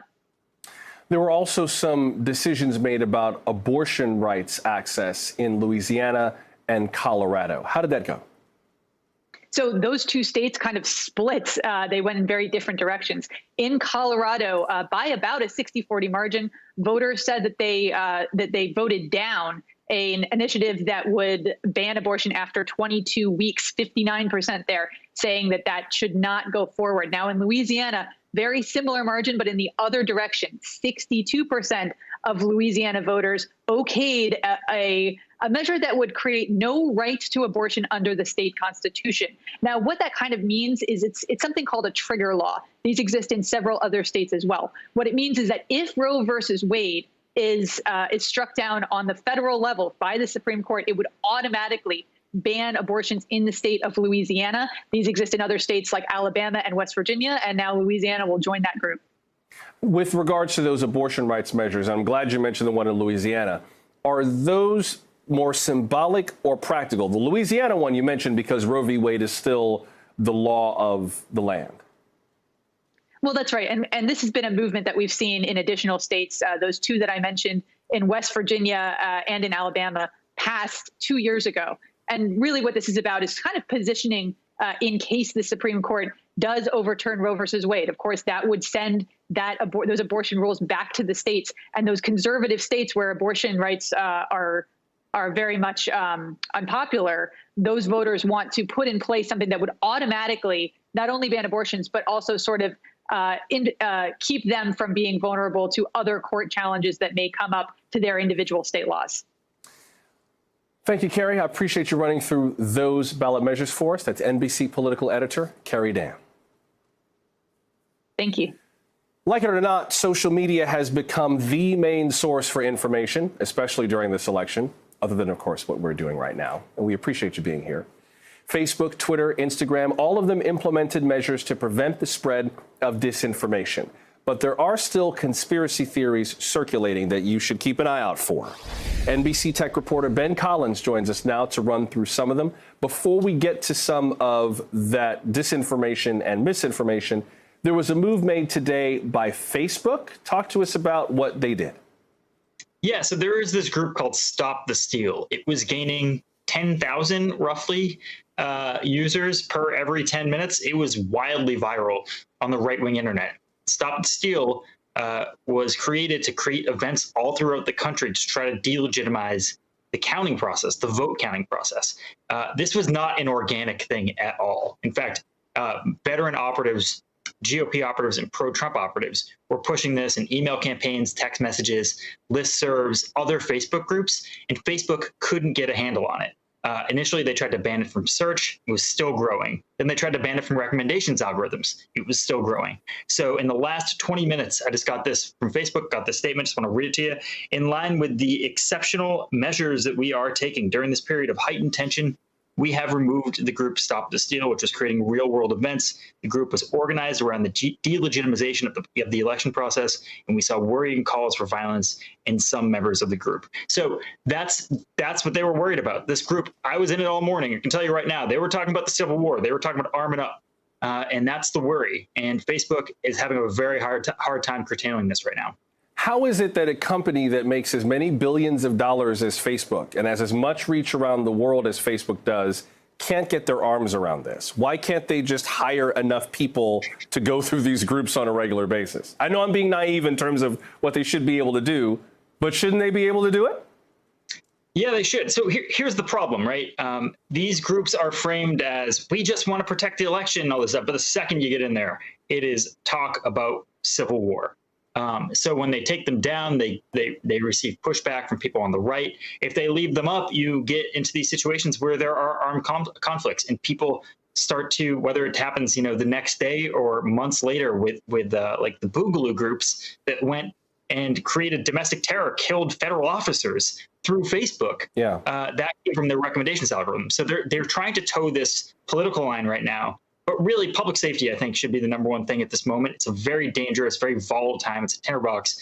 And they really have to put that first. And they are starting to do that right now. There's been a controversy growing in Arizona that's come to be known as Sharpiegate that led to a surge of activity on social media with regard to some concerns over voter fraud or ballots that were thrown out inappropriately. Explain what that's all about.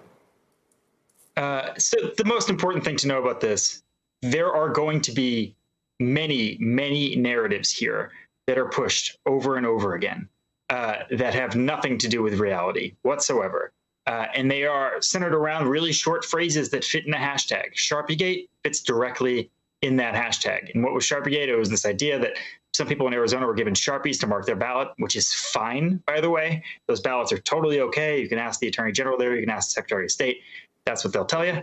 And even still, people, conservatives who are worried about their ballot being thrown out, decided to make this a big deal. This was pushed all over the right-wing internet.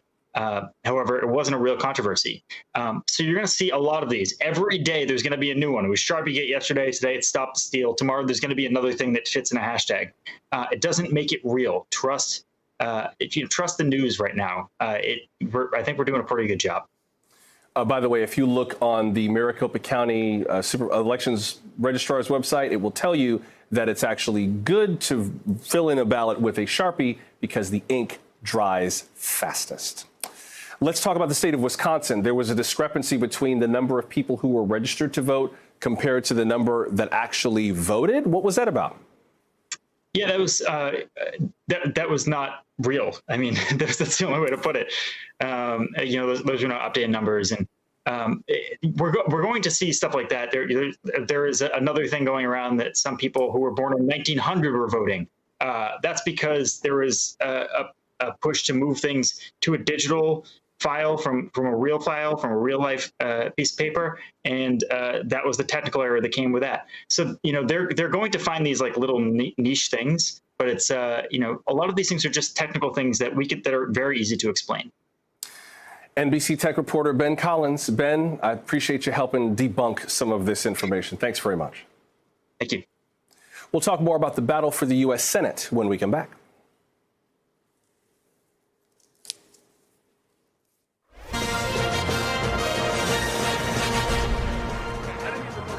The 2020 presidential election could take a while to resolve, not in the count, but in court. Hey there, I'm Joshua Johnson. Wherever you are across America or around the world, it's Decision 2020 on NBC News Now. Election officials say they're making progress getting the ballots properly counted. The Biden campaign maintains those counts will go their way by a lot. The Trump campaign is suing over what it claims are widespread efforts to block their access to tabulation rooms. We'll take you to the front lines of this legal battle, and we'll update where the races stand now.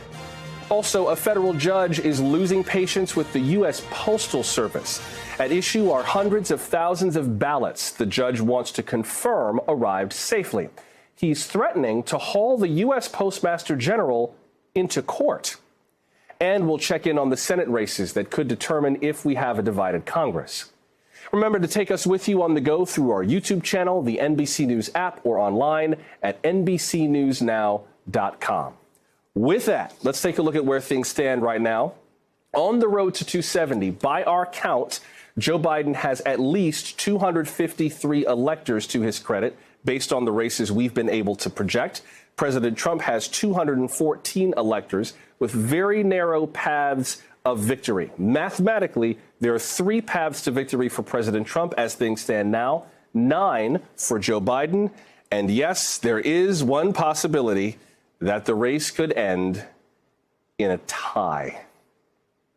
Let's go through some of the states where we're waiting on results. Nevada, at the moment, is too close to call with 6 electoral votes. We heard in the last hour that the Clark County Registrar of Voters, Clark County includes Las Vegas, says that there have been no problems in terms of voters who were prevented from voting having been offered ways of curing that process. The Trump campaign is suing partly on behalf of a woman who says that her mail-in ballot was stolen and that prevented her from voting at the polls. Clark County claims that it offered her a chance to vote through other means, and she declined it. Regardless, Clark County could make the difference in determining whether Nevada goes for Joe Biden or Donald Trump. At the moment, by our count, he's leading. Arizona could also make the difference. These 2 states would be a path to victory for Joe Biden. We are characterizing that now as too close to call. Maricopa County, which is where Phoenix is, has yet to come in. But in the popular vote right now, Joe Biden could be poised to make history regardless, because by our count, he has received more votes than any presidential candidate in American history.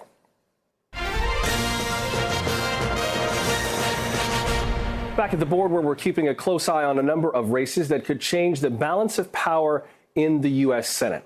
Here is where we stand in the Senate at this hour. We've got 48 Republican seats, 47 Democratic seats based on at least one pickup on each side, and a few races that could decide the balance of power in the Senate. NBC's Leanne Caldwell joins us from Charlotte, North Carolina for more. Leanne, give us a sense of what races we are still looking out for. Hey, Joshua. So let's start in North Carolina, since that's exactly where I am. The Senate race between Republican incumbent Senator Thom Tillis and the Democratic challenger Cal Cunningham is still up in the air. The thing is, though, we won't know the outcome, the final outcome of that race, until November 12th, a week from now, when they count all the absentee and provisional ballots and report those out. But Cal Cunningham right now is behind Thom Tillis by 98,000 votes. And my sources really on both sides of the aisle saying that it's probably too significant of a margin for the Democrat to overcome. Then let's move across the country to Arizona, where Republican incumbent Senator Martha McSally is trailing Democrat challenger Mark Kelly. He is the husband of the former Congresswoman Gabby Giffords, who was shot in the head, unfortunately, several years ago. NBC News has not called that race yet, but Mark Kelly is ahead by about 4 points. It seems like a big margin for McSally to overcome, considering the amount of votes that are still out, but we are watching that one closely. And then finally, just south of here in Georgia, another incumbent Republican, David Perdue, is on the verge of winning that race outright against his Democratic opponent, Jon Ossoff. So the thing is, though, even though he's leading Ossoff, he needs to win by 50% plus one. And they're counting votes there, and it is ever so close. So he's trying to win instead of going to a runoff, Joshua. Leanne, let's talk about some of the races where there were some important wins. Let's start in Michigan with a race that we have called for the incumbent Senator Gary Peters. Tell us about that one. That one was a nail-biter, Joshua. That was one that Democrats were supposed to pretty easily win, but the Republican, John James, he really came out swinging at the end. It was an extremely close race that had Democrats on the edge of their seats, but last night, NBC News finally called it for a Republican or for Democratic incumbent Gary Peters, and that was really significant because Democrats, they couldn't afford to lose that seat. They definitely would not have won control of the Senate based on how these other races are falling if they would have lost that race. Joshua. One more race I would like to mention, and that is the Alabama Senate race. This is one that I think a lot of Democrats expected to be lost. It is. It is one where the Democratic Senator, Doug Jones, it was just too difficult of a re-election. Alabama is an extremely red state, a state that in a presidential year is very difficult for Democrats to win statewide, almost unheard of, really. And it was just too much for Doug Jones to overcome. He lost big time there, but it wasn't unexpected. Doug Jones knew going into that race that he was very likely to win. Still, though, he might have a political future. There are rumors of Doug Jones of perhaps being in potential President Joe Biden, should he win, part of his cabinet, or at least in the mix. Instead of Doug Jones being in the Senate, though, it will be a former football coach, Tommy Tuberville, someone who President Trump has endorsed handedly, and he won outright in that Senate seat. Joshua. Thanks very much, Leanne. That's NBC's Leanne Caldwell helping us make sense of some of the Senate races we've been watching from Charlotte. I'm Joshua Johnson. Thanks for making time for us today. Please do stay with us for continuing coverage of Decision 2020 here on NBC News Now.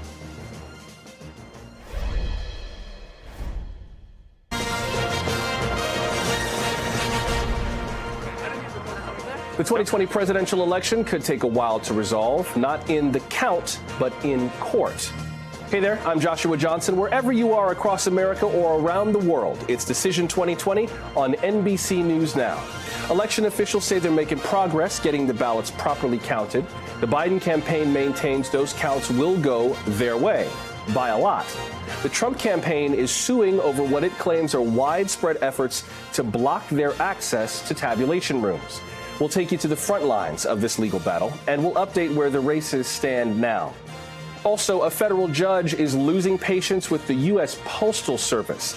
At issue are hundreds of thousands of ballots the judge wants to confirm arrived safely. He's threatening to haul the U.S. Postmaster General into court. And we'll check in on the Senate races that could determine if we have a divided Congress. Remember to take us with you on the go through our YouTube channel, the NBC News app, or online at NBCNewsNow.com. With that, let's take a look at where things stand right now. On the road to 270, by our count, Joe Biden has at least 253 electors to his credit, based on the races we've been able to project. President Trump has 214 electors with very narrow paths of victory. Mathematically, there are 3 paths to victory for President Trump as things stand now, 9 for Joe Biden.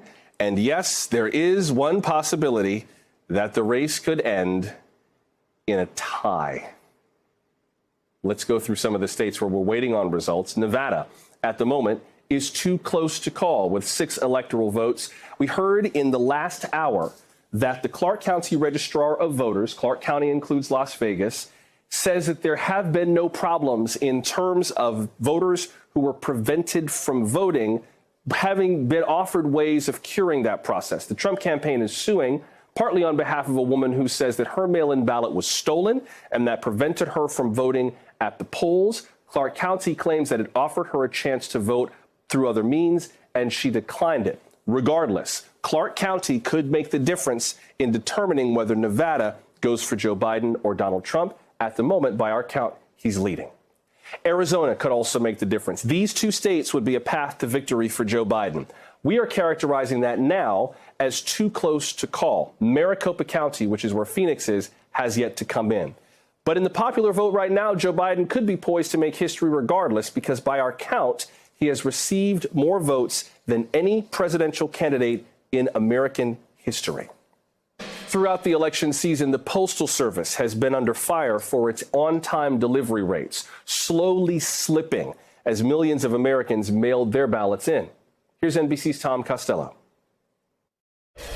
A concerning announcement from the Postal Service, admitting that on Election Day, its mail processing rates dropped in key battleground states, just as voters were dropping off last-minute ballots, processing 82% of mail in Atlanta, 61% in Central PA, 66% in Philadelphia, 78% in Detroit, 72% in Greensboro, North Carolina. An angry federal judge demanded to know why the Postal Service had not obeyed his order to immediately sweep hundreds of postal facilities for 300,000 mail-in ballots that the agency said it had not processed. Judge Emmett Sullivan threatened to order President Trump's new Postmaster General to appear in court himself. The Postal Service said it had not complied with the order because postal inspectors were already conducting sweeps. Then it announced these ballots were delivered in advance of the election deadlines. But because they went directly to election boards, the ballots bypassed the scanning process. For months, the post office has been accused of purposely slowing mail delivery in the run-up to the election. We live in the United States, not a banana republic, and a federal judge order should mandate certain actions. It is not something that's discretionary. Undelivered ballots could make a difference in states like Arizona, Wisconsin, Georgia, and Michigan. Meanwhile, the counting continues. Pennsylvania will count ballots if they arrive by 5 p.m. Friday and were sent on time. A recount is mandatory if the margin between candidates is 0.5% or less. President Trump has already requested a recount in Wisconsin, which requires a margin of 1% or less. Arizona requires a recount if the margin is less than or equal to 0.1%. Michigan requires a recount if the margin is 2,000 votes or less. Republican election legal analyst Matt Sanderson says recounts are normal and do not suggest cheating. This may take a little bit longer than everyone would like it to, but remember, a slow process is a careful process. It's not a fraudulent process. 159 million people voted in this election, in person and by mail. 66% of voters cast a ballot. That's the highest rate in a century. Now, as the Trump campaign continues to fight the results in 5 states, the Biden campaign is looking ahead to the possibility of a transition in the weeks to come. Let's get some perspective and analysis from Ken Vogel, a political reporter with the New York Times. Ken, first of all, speaking of perspective, with a lot of lawsuits being filed right now, give us some perspective on that. Post-election lawsuits are not uncommon, right? Yeah, that's right. We tend to see legal battles after the election based on unique circumstances in the given states that are obviously intended to, from the perspective of the filer, enhance their chances of winning. So that's not at all unusual. What is unusual is that we see the Trump campaign and its allies with sort of an inconsistent legal and philosophical principle where they want to continue the votes in some states and stop or at least impede or restrict the vote counting in other states. And there's a reason for that does speak to the uniqueness of this particular election, and that is that President Trump strongly discouraged his supporters from voting by mail and taking advantage of the unique situations that different states' elections administrators made available in response to the pandemic. And so it is not surprising that the late breaking and the late counting counted ballots are redounding to the benefit of Joe Biden and helping him either enhance his lead in some states or eat into President Trump's lead in other states. And so the Trump campaign's legal strategy is being tailored kind of on the fly to this reality that, frankly, no Republicans wanted to see. There were Republican officials and party officials around the country who were gritting their teeth every time that Trump attacked the mail-in vote and the absentee balloting and the early voting. And this is why. What's your sense of whether or not the Trump campaign will succeed in the courts with any of the cases that it's brought? Yeah, we don't really see a whole lot of traction on any of them so far, but I think what we're seeing is an effort to put down markers to show, to establish that there are concerns that the Trump campaign is raising, either about the validity of the count or potential fraud, or in some specific cases about when ballots were received. And so most notably in Pennsylvania, which is really emerging as the whole ball game, we have seen litigation that was intended to restrict the ability to count ballots that were received after Election Day. That's one that went up to the Supreme Court. It did not rule, and it was 4-4. And that's one that we could see the Trump campaign intervene on, that we could see the Trump campaign really use as a vehicle to challenge Pennsylvania if it comes down to a margin that could be determined either way by those late arriving ballots.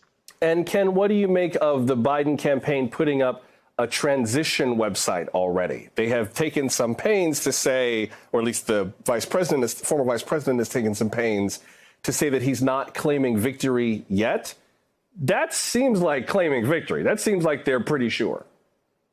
Well, obviously, we have transitions that are established well before an election on both sides, even for an incumbent president. And they go about their work and they write policies and they start vetting people. But the move of actually putting up the website, I think, did draw some attention because it was seen as presumptuous and a public unveiling of a transition in a way that maybe suggested that they were getting ready in a more overt way for the potential transition. That said, it's totally normal for a transition team to be doing a lot of work, talking to a lot of people, drafting a lot of policy papers at this stage and even months earlier. And I think it would be irresponsible if the Biden transition team were not doing that. Ken Vogel, political reporter for the New York Times. Ken, thanks very much. It was a pleasure.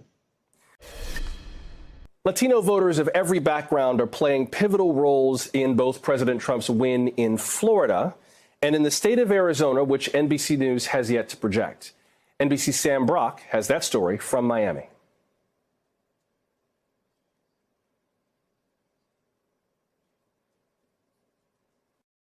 The U.S. electoral map doesn't look that different from 2016, but states like Florida, Texas, Arizona, and North Carolina are experiencing a sea change driven by a wave of new Latino voters. What we are seeing is a lot of higher than predicted young Latino voters coming out and voting. The progressive-leaning group Latino Decisions polled a slice of Latino voters and found nationally about 70% supported Joe Biden, but just 27% favored Donald Trump. Except in Florida, where support for Biden dipped dramatically. In Miami-Dade County, where there's a large Cuban-American population, a 30-point Democratic edge in 2016 for Hillary Clinton evaporated to less than 8 points in 2020 for Biden. The question is why. We went through communism. Not that it can happen the same way here, but that's what it looks like. I'm going to be good to go down as one of the most progressive presidents in American history. Republicans repeatedly portraying Biden as a socialist candidate, appealing to exiled Cuban and Venezuelan Americans. Grassroots organizer Melissa Taveras calls that misinformation and says Democrats faced a major obstacle in getting communities of color. Let me ask you that question again. Yeah. How long do you think it will take for these? Again, as we've been stating for weeks and months, that with the advent of paper, it's going to take time. We anticipate having the count, quote unquote, done when the legal deadline for certification is, which is going to be 10 days after the election. That's when we're done, because there are ballots that are still coming in. There are ballots to be cured. There are ballots that are provisionals that are to be verified. So we can't know how long the process will take. We hope to have clarity on the outcomes of these elections as soon as possible. However, when you have so many important elections in the state being so close, done is a very relative term at this point. We're trying to get all the legal votes counted accurately so we can get the right results and make sure that everybody's vote is reflected properly. So do you think the county will be more? Yes, sir. What's your message to people around the state and around the country who claim the amount of time it's taking Georgia is some sort of effort to steal an election or cheat? The effort here is to make sure that everybody's vote, legal vote, is counted properly and that the actual results are reflective of the voters' intent. The issue we have in Georgia is, like I just said, it's a close vote. There's other states that have more votes to count than we do, but it's a wide margin, so nobody cares. So this is the first time we've used paper ballots in this state in 20 years.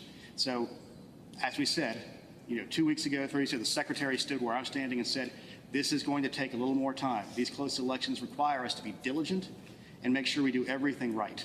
If I recall, yes, sir. Mr. Sterling, can you talk a little bit about the recount process if we get to that point, given how close some of these races, especially the presidential races? What happens and when will that happen? Under the law in this state, there's 2 different ways you can request a recount. You can request it before certification if you are going to allege that there's any specific irregularity that has occurred. That would be a county-by-county function. We don't see a mechanism in place to call for a statewide recount under that scenario. The second way is it would have to be after certification, and whether that's county certification or state certification, I would leave that to lawyers. But it would potentially be after the state certification. And then at that point, one of the good things we have happening today is that we have been setting up for our risk limiting audit. And in doing that, we have what's called ballot manifests, where we know the amount of ballots at each one, and they are tracked so we know exactly how many there are. And the rule we passed to help define the recount after we passed HB 316, which was our election reform law that was supported by Secretary Raffensperger, was that essentially you would take a sample amount of ballots, run them through the scanner, make sure that it matched what we saw there, and then you would rescan those ballots on these central scanners called the ICC at each one of the counties. In anticipation of this, as I noted in our conference earlier, the Secretary directed that we procure the high-speed, high-capacity scanners for each and every county, regardless of population, for just such an occasion as this. In your Yes, experience, what is the cost of a recount? How long does a recount take, given this volume of votes? And in the history of Georgia, have recounts ever made a difference in the results? We anticipate most recounts do not make differences, but in the past, we weren't involving the paper on that, especially this volume of hand-marked paper. The cost, unknowable, unknown at this point. I couldn't give you an answer on that one. The good thing is we have already procured the necessary equipment statewide for such an occasion. How long it's going to take? It will be faster than what we saw in Chatham County, where a judge decided to order a hand count of the ballots we had off the BMDs, and it took 5 days to do 5,000 ballots. In this case, using technology, we anticipate it could take up to a week. Again, that's just our first blush look at it. In fact, we were talking with some logistics companies earlier about making sure we put processes in place with the counties, but it would have to be after the certification in order to make that happen. Yeah, John. Quick follow-up on the timeline. So you have to, by law, certify by November 13th. Is that correct? No, the counties certify by November 13th. The state has to certify by November 20th. And in that process, do you anticipate sooner than later? I know you can't guess on a time frame, but what is your best guess at by this weekend, by Monday, when you might have a count? Now, here's the issue. We are reliant upon the counties to do their jobs and do their jobs properly. We had a conference call with all 109 counties this afternoon, led by our elections director, Chris Harvey, basically laying out this timeline to them, saying the sooner you get the stuff to us, the sooner that we can get your certifications done, the sooner we can get the audit done, and the sooner we can get our certification done, so we can get that out of the way. Because we need to understand a few things about those 159 elections directors I was talking about before. We have a potential in the state of having a statewide runoff for a state-level election in the PSC. That means that there will be one on December 10th. That means they have to be prepared for that.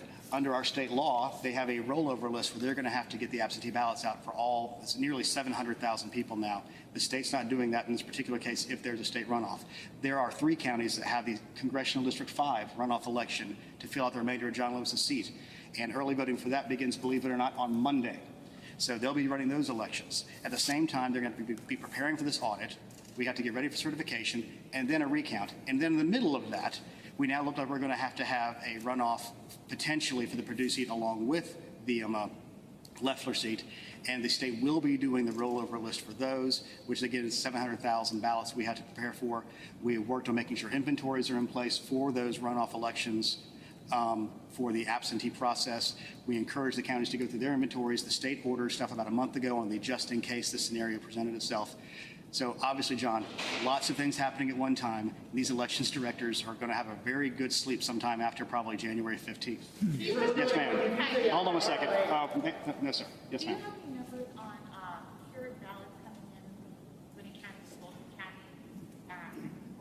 At this point, we don't have any of the numbers coming in on the cured ballots on that. As you know, they have until tomorrow to cure those ballots. Stephen. With the absentee ballots, there's still left in process. Can you explain what the process is for processing them that takes so long? I guess, why does it take so long to process an absentee ballot? Well, one of the issues you have is first, absentee ballots were allowed to be submitted legally by 7 p.m. on Tuesday. So, like I said before, everybody's running the election on Tuesday, so you get into Wednesday. Then you have to do signature verification to assure that that ballot belongs to the person who previously requested it. So that's one of the important things is we want to make sure the actual human being who voted that ballot is the one who requested that ballot. That's a very important distinction of absentee ballots in Georgia. Then they have to go through the process of putting them into batches. Then they get scanned. And when they get scanned, if there is a overvote or an ambiguous mark on an election, it then has to be adjudicated, and that requires volunteers from the Republican and Democrat parties to sit together to decide what that voter meant. And when you have a larger number of ballots, it takes a longer amount of time. Yes, sir. So this morning you said there were 17,000 ballots still outstanding in Chatham County. You just said there are still 17,000 ballots outstanding. Do you have any more information? Well, let me explain what the difference of outstanding means. I mean outstanding from our vote totals. They have 15,000 scanned, and they have 2,000 more to scan. I know they're working on it right now, as I noted before, and if you go to the Savannah Morning News, they've got a good explanation of their split registrar versus elections, which slows that process down compared to other states. So they batch them a little bit differently, and that just takes some more time. That's one of the reasons we're an investigator, to make sure there's no, that's the reason I'm aware of right now. We want to make sure there's nothing else that's causing any issues down there. Mr. Sternberg. Yes, sir. You had mentioned that every legal vote will be counted. Have you identified any votes or ballots that have come in that you would consider not to be legal or illegal? First of all, the Secretary of State's office does not make those distinctions. Those are county-level decisions made by county elections directors and their designees. Any ballot that came in late after 7 p.m., it's not that it's an illegal vote, it's just it's no longer allowed to be counted because it came in too late under the law. It's things like that. So we will have an inventory of those after the election, but right now we're focusing on counting those legal votes that we know are there. When you do the Hold on, Emma. Oh, you know what? You've been patient. I've been patient. Yeah. Thank you. When you do the risk limiting audit, yes, you rescan the ballot. Are you scanning the QR code or the human readable text? Well, on the risk limiting audit, there is no scanning. It is only based on what a person can read. So that's what the whole point of this is to make sure that the outcome is reflective of what the individual voter who read their ballot, who scanned it to go in, is what is done. Yes, sir. Mr. Sterling, can you also comment about the military and the overseas? You said there's about 17,000 that have been accepted. Yes. About 8,900 that could still arrive. Yes. Could this mean that in addition to the 47,000 that are still left, this could take us into Saturday, possibly Sunday? Can you walk us through that? There is a possibility. Now, the likelihood is not all 8,000 of those are going to show up. But I understand that with the close nature of especially the presidential race, those could become vital and important. But there is a cutoff time. That's why we have laws. That's why we have certification times. And the reason that we have those is so we can get to an ending. As I stated before, we have to certify this election by November 20th because under the law, we have to get the federal runoff ballots for the Senate runoffs out by Saturday to Uwakava on Saturday the 21st. So we can't have anything get in the way of our timelines on this. So it's going to be difficult for us to make it as it is, and our poll workers, our elections directors, our election staff, the Center for Elections, they're going to be putting a lot of long hours to bring democracy to the people of Georgia. Mr. Sterling, do you Yes, have a rough timeline on provisional numbers, when we might have a sense of how many there are? The only one we have right now is because we have that monitor and Fulton, there's 3,900. I don't have an answer with it. We're working with the counties to get a handle on how many they have. Obviously, they have to be cured or actually verified by tomorrow, and I don't know the codes on any of these. So right now, I've really put a lot of work into the elections directors right now to answer questions. So that's one I'm going to leave for a little bit later. I'd like to know the answer, but they're really focusing on getting those last ballots done. Yes, ma'am. Can you just briefly sum up and recap the difference between this morning's conference and tonight, the changes that have taken place? Frankly, I don't remember the number I gave this morning. I think it was like 62,000. I thought they were a little over 47,000 now, but there's been changes even inside that number, like I noted before, the Gwinnett numbers from that one scanner for absentee in person, which is what early vote is. And actually, while I have everybody here, just to clear a few things up, people get confused. Early voting, and they go online and they look for, I've listed as having requested an absentee. I didn't. Early voting in person is what they call absentee in person. So that is what they have done. They voted absentee in person. So I know there's some confusion out there, so I want to clear that up. We feel like we're in a very good position to have most of it done. Heck, we've got most of it done now. We're down to the final percent or so, which when a race is this close, obviously everybody wants to know when's it going to be over. The only outlying edge we have is the certification deadlines. Yes, sir. What answer do you have for the president who keeps insinuating cheating in this process? Is that a straight answer? My straight answer in this state with these elections directors is they're doing the best to make sure that every legal vote is counted, and the outcome will be whatever the voters of Georgia have chosen. And yes, it's a tight race. So be patient. The outcome will be certified. We will have an audit, so we will all know that the outcome is correct. Mr. Chair, a quick follow-up on provisional. Hold on, CNN, what was that? A quick follow-up on provisional. What time tomorrow is the deadline? Is it end of business day, or is there 5 p.m.? You know, I'm not sure. I have to get back to you with that. I mean, my assumption would probably be end of business day. It's not going to be midnight for some of these people because we have to have people operate in regular business hours. Yes. The Secretary of State. What's that? Where is the Secretary of State? He's in meetings trying to keep up with a lot of this stuff right now. I'm the numbers guy, so I get to talk about some of this stuff. Yes, sir. Like the jacket, by the way. Individual voter validate his vote.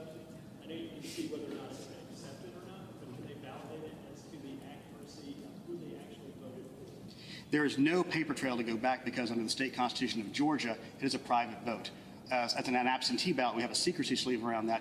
So once it is verified as having come in, the secrecy sleeve is separated from the individual so that when they open the ballot, they don't know who that's tied back to. So there's no way for the person to verify it once it's been cast. Every single vote has to be looked at and examined by that individual voter as they send it in. And with the outcomes we've seen, this pretty much falls in line with everything we've been looking at. Do you keep that data and it's just in separate databases?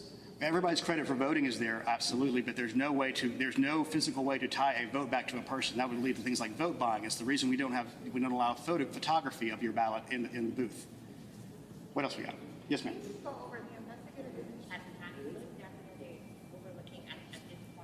At this point, they're going to be looking at the process and making sure, because we anticipate with any area that goes quote unquote late, even though this is part of the process, there will be questions raised. We want to be able to have a firsthand account of how things were processed and what was done on the ground. Sir, if I can just yes, sir. two things with you. The 43,277 number, that doesn't include provisional ballots. That does not include provisional ballots because those may or may not be counted. And the other thing is the 8,899 overseas ballots. Is that just military, or could that be? It's uniform military overseas. It could be an expat. Yes, it could be under that same thing. Yes, John.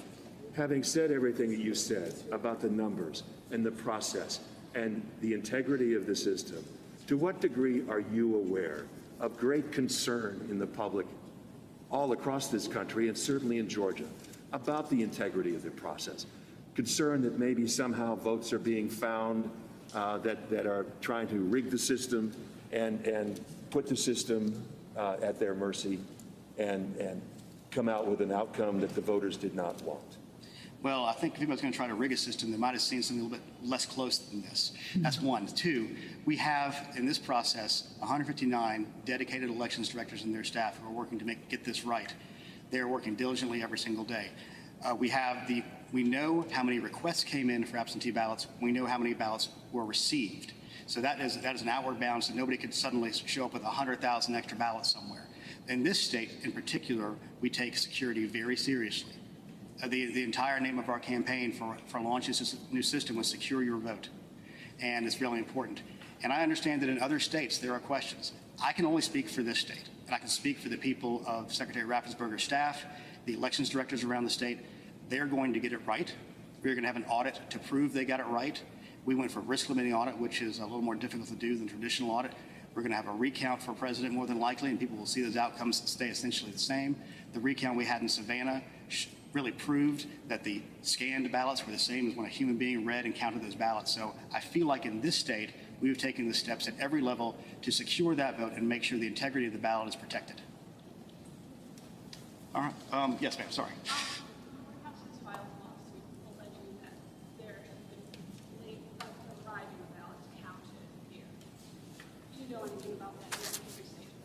I know they filed that lawsuit. Anything else? All right, thank you all very much. Have a great day. Quickly, will you John, come on, anticipate one any more. other briefings tonight? Will you have any updates that we can have access to? We have been sending out reports about every half an hour of the ballot counts as they come in. We will try to supplement those with county level counts as well if we can get to that point. But the main thing is balloting is continuing, ballot processing and counting is continuing. We have the basic pool of ballots that are there, so we know the hour and edges of these things. Again, I said I was prayerful we would be done today, this morning. I am still prayerful for that, but if it has to go to tomorrow to make sure that we get it accurately done, then so be it. So thanks a lot, guys. Thank you. Thank you.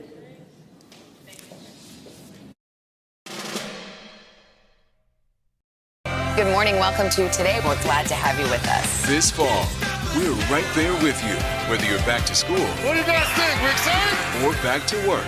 We're keeping you safe. I love being back. Every morning on Today.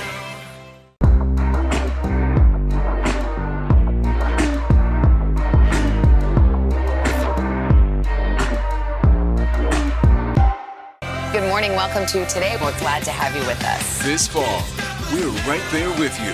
Whether you're back to school. What do you guys think? We're excited? Or back to work. We're keeping you safe. I love being back. Every morning on Today. Police murder of unarmed black men has been an American way of death across centuries. After seeing the most comprehensive police reform bill ever introduced in Congress, I've begun to wonder if now is the time. If now is the time the protesters finally win. The Last Word with Lawrence O'Donnell, weeknights at 10 on MSNBC. You ready to go to work? I'm so ready to go to work. She's Joe Biden's choice to be next in line. But who is Kamala Harris? Join me, Joy Reid, as I explore her life's journey from Oakland to Washington on my 6-part podcast, Kamala Next in Line.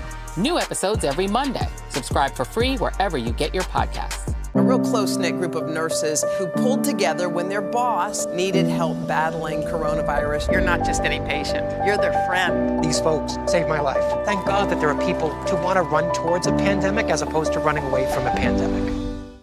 Introducing the MSNBC Daily, featuring written perspectives by experts you know and trust for a better understanding of the stories that matter most. Check out the MSNBC Daily today at msnbc.com.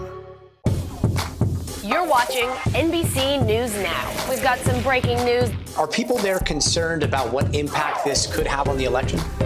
It's news made for your streaming world.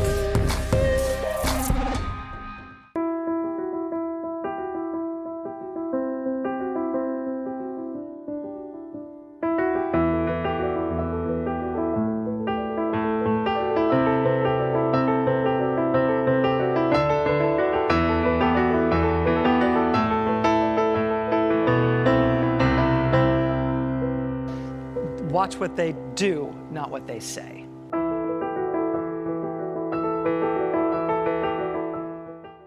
President Trump and Joe Biden hit the trail. At the center of this campaign, coronavirus. The story. The battleground blitz as we enter the final stretch of the 2020 race. From every angle. If you were sitting here talking to Joe Biden and President Trump, what would you want to tell them right now?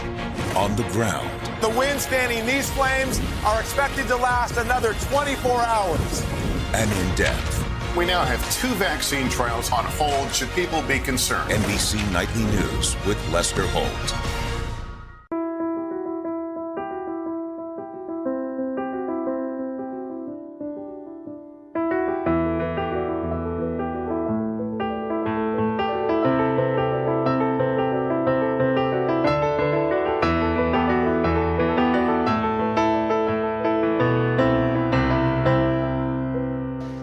Watch what they do, not what they say.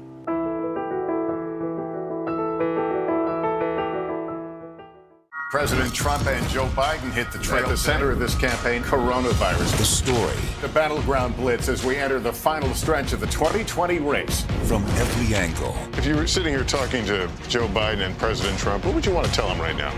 On the ground. The wind fanning these flames are expected to last another 24 hours. And in depth. We now have 2 vaccine trials on hold. Should people be concerned? NBC Nightly News with Lester Holt.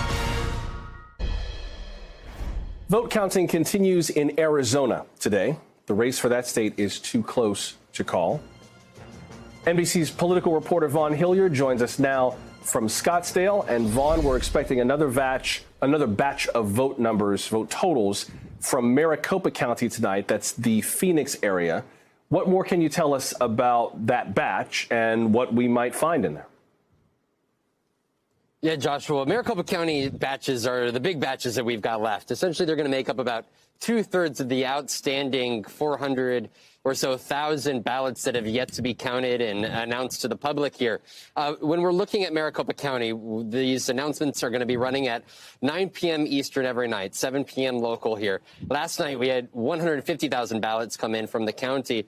And so that's the big anticipation line. But we are getting other results throughout the day from other smaller counties. We just got about 2,000 votes out of Yuma County, for example. And in Pima County, we are expecting about 22,000 ballots to be announced here later this afternoon, this evening. The stakes of what we're looking at right now is the fact that Joe Biden holds about a 68,000 vote edge over Donald Trump. In order for the president to overcome Joe Biden here, he has to win about 60% of the remaining vote. And when we say that, we've got to take into account last night.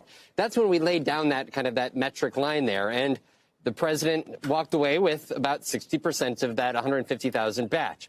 The big question is, are the next 400,000 votes reflective of that? I was talking with the top Biden campaign official just last night who is insisting, that the campaign views this as that this will trend more in their direction, that perhaps that Joe Biden won't actually win the uncounted ballots. At the same time, that perhaps there was a greater share of Democrats and independent voters that showed up at the last minute on election day to hand over their mail-in ballots. And so therefore, instead of Donald Trump winning this allotment by 60%, it may just be 53 or 54%. And if that is the case, Joe Biden would narrowly pull this out here in Arizona.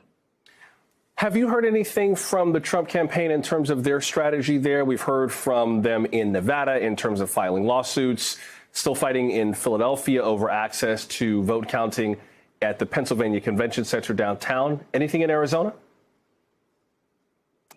There's nothing in Arizona. They have nothing to work with here. Not that they have anything to substantiate their claims out in these other states. But here in Arizona, Arizona Governor Doug Ducey, Republican, co-chairman of this campaign, hasn't said a word. Clint Hickman, he's the chairman of the Maricopa County Board of Supervisors, Republican who was at Trump's rally here just 1 week ago. He has only defended the system, saying that Maricopa Elections Department is running smoothly.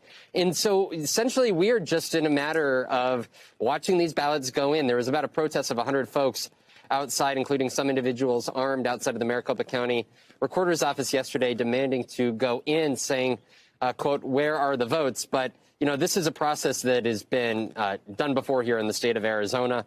And again, there's no top Republican officials that are raising alarms. And I do want to note that there are Republican Party observers inside of that county recorder's office here. So there's very little for anybody that did try to claim wrongdoing here to currently stand on.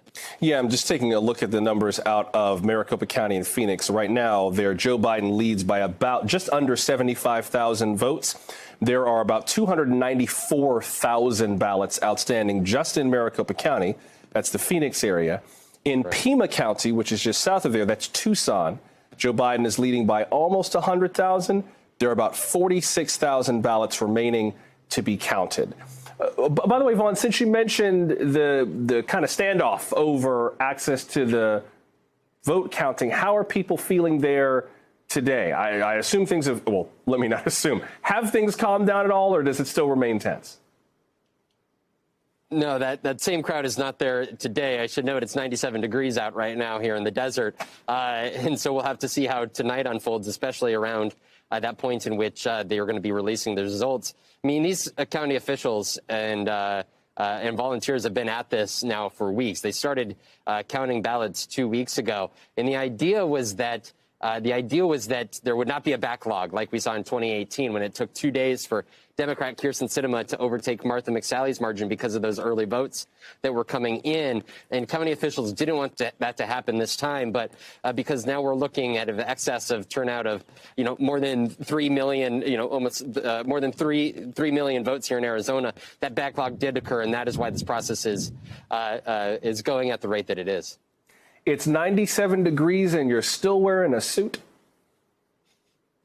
I know. You're a better man than me, Vaughn. I got to say. You're much more professional than I am. You did not see me in a suit. You did not see me in a suit all summer, all right? I think once we did to 100, I thought I could step up my game a little here. Okay, I'll grant you. But it's election week. Got to put on a tie for a few days. But 97, I'll write you a doctor's note so you don't have to do that for tomorrow. But thank you, Vaughn. NBC political reporter Vaughn Hilliard. Thanks, my friend. In 97-degree heat in Scottsdale, Arizona.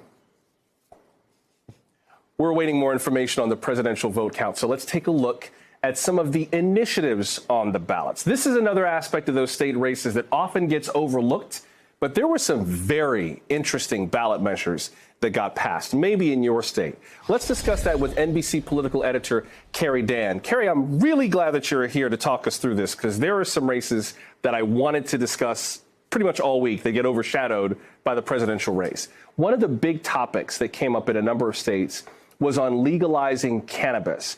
There have been some states that have moved to decriminalize it, where if you were caught with it, the police wouldn't really make a big deal of it. We're talking about measures to make it lawful to either sell or cultivate or use. How did those measures go?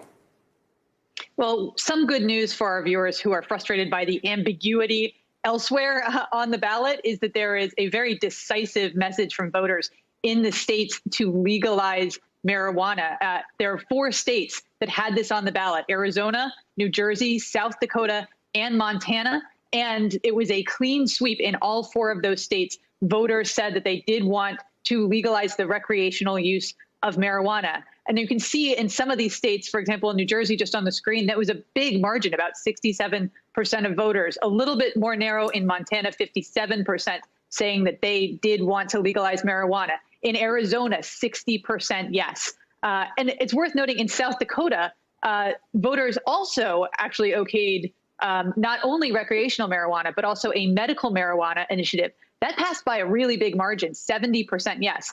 That makes South Dakota making history because it is the first state ever to approve both a medical marijuana and a recreational marijuana ballot initiative at the same time. Usually the medical piece has normally been sort of a precursor to recreational pot. In this case, they did both at the same time. Assuming that all of these things hold, that means recreational marijuana is or will be legal in a total of 15 states and the District of Columbia. So a very clear win for those who are advocates for legalizing pot.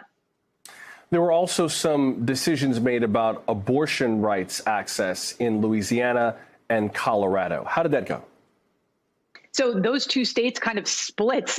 They went in very different directions. In Colorado, by about a 60-40 margin, voters said that they voted down an initiative that would ban abortion after 22 weeks, 59% there, saying that that should not go forward. Now in Louisiana, very similar margin, but in the other direction, 62% of Louisiana voters okayed a measure that would create no right to abortion under the state constitution.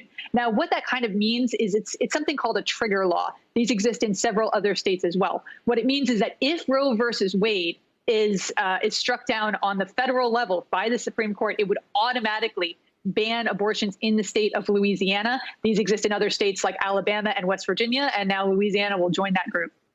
With regards to those abortion rights measures, I'm glad you mentioned the one in Louisiana. Are those more symbolic or practical? The Louisiana one you mentioned because Roe v. Wade is still the law of the land. Well, that's right. And this has been a movement that we've seen in additional states. Those 2 that I mentioned in West Virginia and in Alabama passed 2 years ago. And really what this is about is kind of positioning in case the Supreme Court does overturn Roe versus Wade. Of course, that would send those abortion rules back to the states, and those conservative states where abortion rights are very much unpopular. Those voters want to put in place something that would automatically not only ban abortions, but also sort of keep them from being vulnerable to other court challenges that may come up to their individual state laws. Thank you, Carrie. I appreciate you running through those ballot measures for us. That's NBC political editor Carrie Dam. Thank you. Like it or not, social media has become the main source for information, especially during this election, other than, of course, what we're doing right now. And we appreciate you being here. Facebook, Twitter, Instagram, all of them implemented measures to prevent the spread of disinformation. But there are still conspiracy theories circulating that you should keep an eye out for. NBC tech reporter Ben Collins joins us now to run through some of them. Before we get to some of that disinformation and misinformation, there was a move made today by Facebook. Talk to us about what they did.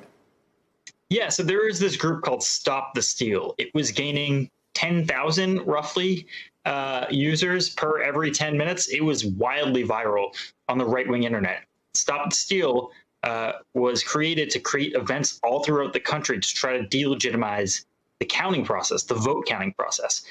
This was not an organic thing at all. In fact, veteran operatives, GOP operatives, and pro-Trump operatives were pushing this in email campaigns, text messages, listservs, other Facebook groups, and Facebook couldn't get a handle on it. Initially, they tried to ban it from search. It was still growing. Then they tried to ban it from recommendations algorithms. It was still growing. So in the last 20 minutes, I just got this from Facebook, got this statement, just want to read it to you. In line with the exceptional measures that we are taking during this period of heightened tension, we have removed the group Stop the Steal, which was creating real-world events. The group was organized around the delegitimization of the election process, and we saw worrying calls for violence in some members of the group. So that's what they were worried about. This group, I was in it all morning. I can tell you right now, they were talking about the Civil War. They were talking about arming up, and that's the worry. And Facebook is having a very hard time curtailing this right now. How is it that a company that makes as many billions of dollars as Facebook and has as much reach around the world as Facebook does can't get their arms around this? Why can't they just hire enough people to go through these groups on a regular basis? I know I'm being naive in terms of what they should be able to do, but shouldn't they be able to do it? Yeah, they should. So here's the problem, right? These groups are framed as, we just want to protect the election and all this stuff. But the second you get in there, it is talk about civil war. So when they take them down, they receive pushback from people on the right. If they leave them up, you get into these situations where there are armed conflicts, and people start to, whether it happens, the next day or months later with like the Boogaloo groups that went and created domestic terror, killed federal officers through Facebook. Yeah, that came from their recommendations algorithm. So they're trying to toe this political line right now. But really, public safety, I think, should be the number one thing at this moment. It's a very dangerous, very volatile time. It's a tinderbox. And they really have to put that first. And they are starting to do that right now. There's been a controversy growing in Arizona that's come to be known as Sharpiegate that led to a surge of activity on social media with regard to some concerns over voter fraud or ballots that were thrown out inappropriately. Explain what that's all about. So the most important thing to know about this, there are going to be many narratives here that are pushed over and over again that have nothing to do with reality whatsoever. And they are centered around really short phrases that fit in a hashtag. Sharpiegate fits directly in that hashtag. And what was Sharpiegate? It was this idea that some people in Arizona were given Sharpies to mark their ballot, which is fine, by the way. Those ballots are totally okay. You can ask the Attorney General there. You can ask the Secretary of State. That's what they'll tell you. And even still, people, conservatives who are worried about their ballot being thrown out, decided to make this a big deal. This was pushed all over the right-wing internet. However, it wasn't a real controversy. So you're going to see a lot of these. Every day there's going to be a new one. It was Sharpiegate yesterday. Today it's Stop the Steal. Tomorrow there's going to be another thing that fits in a hashtag. It doesn't make it real. Trust the news right now. I think we're doing a pretty good job. By the way, if you look on the Maricopa County Elections Registrar's website, it will tell you that it's actually good to fill in a ballot with a Sharpie because the ink dries fastest. Let's talk about the state of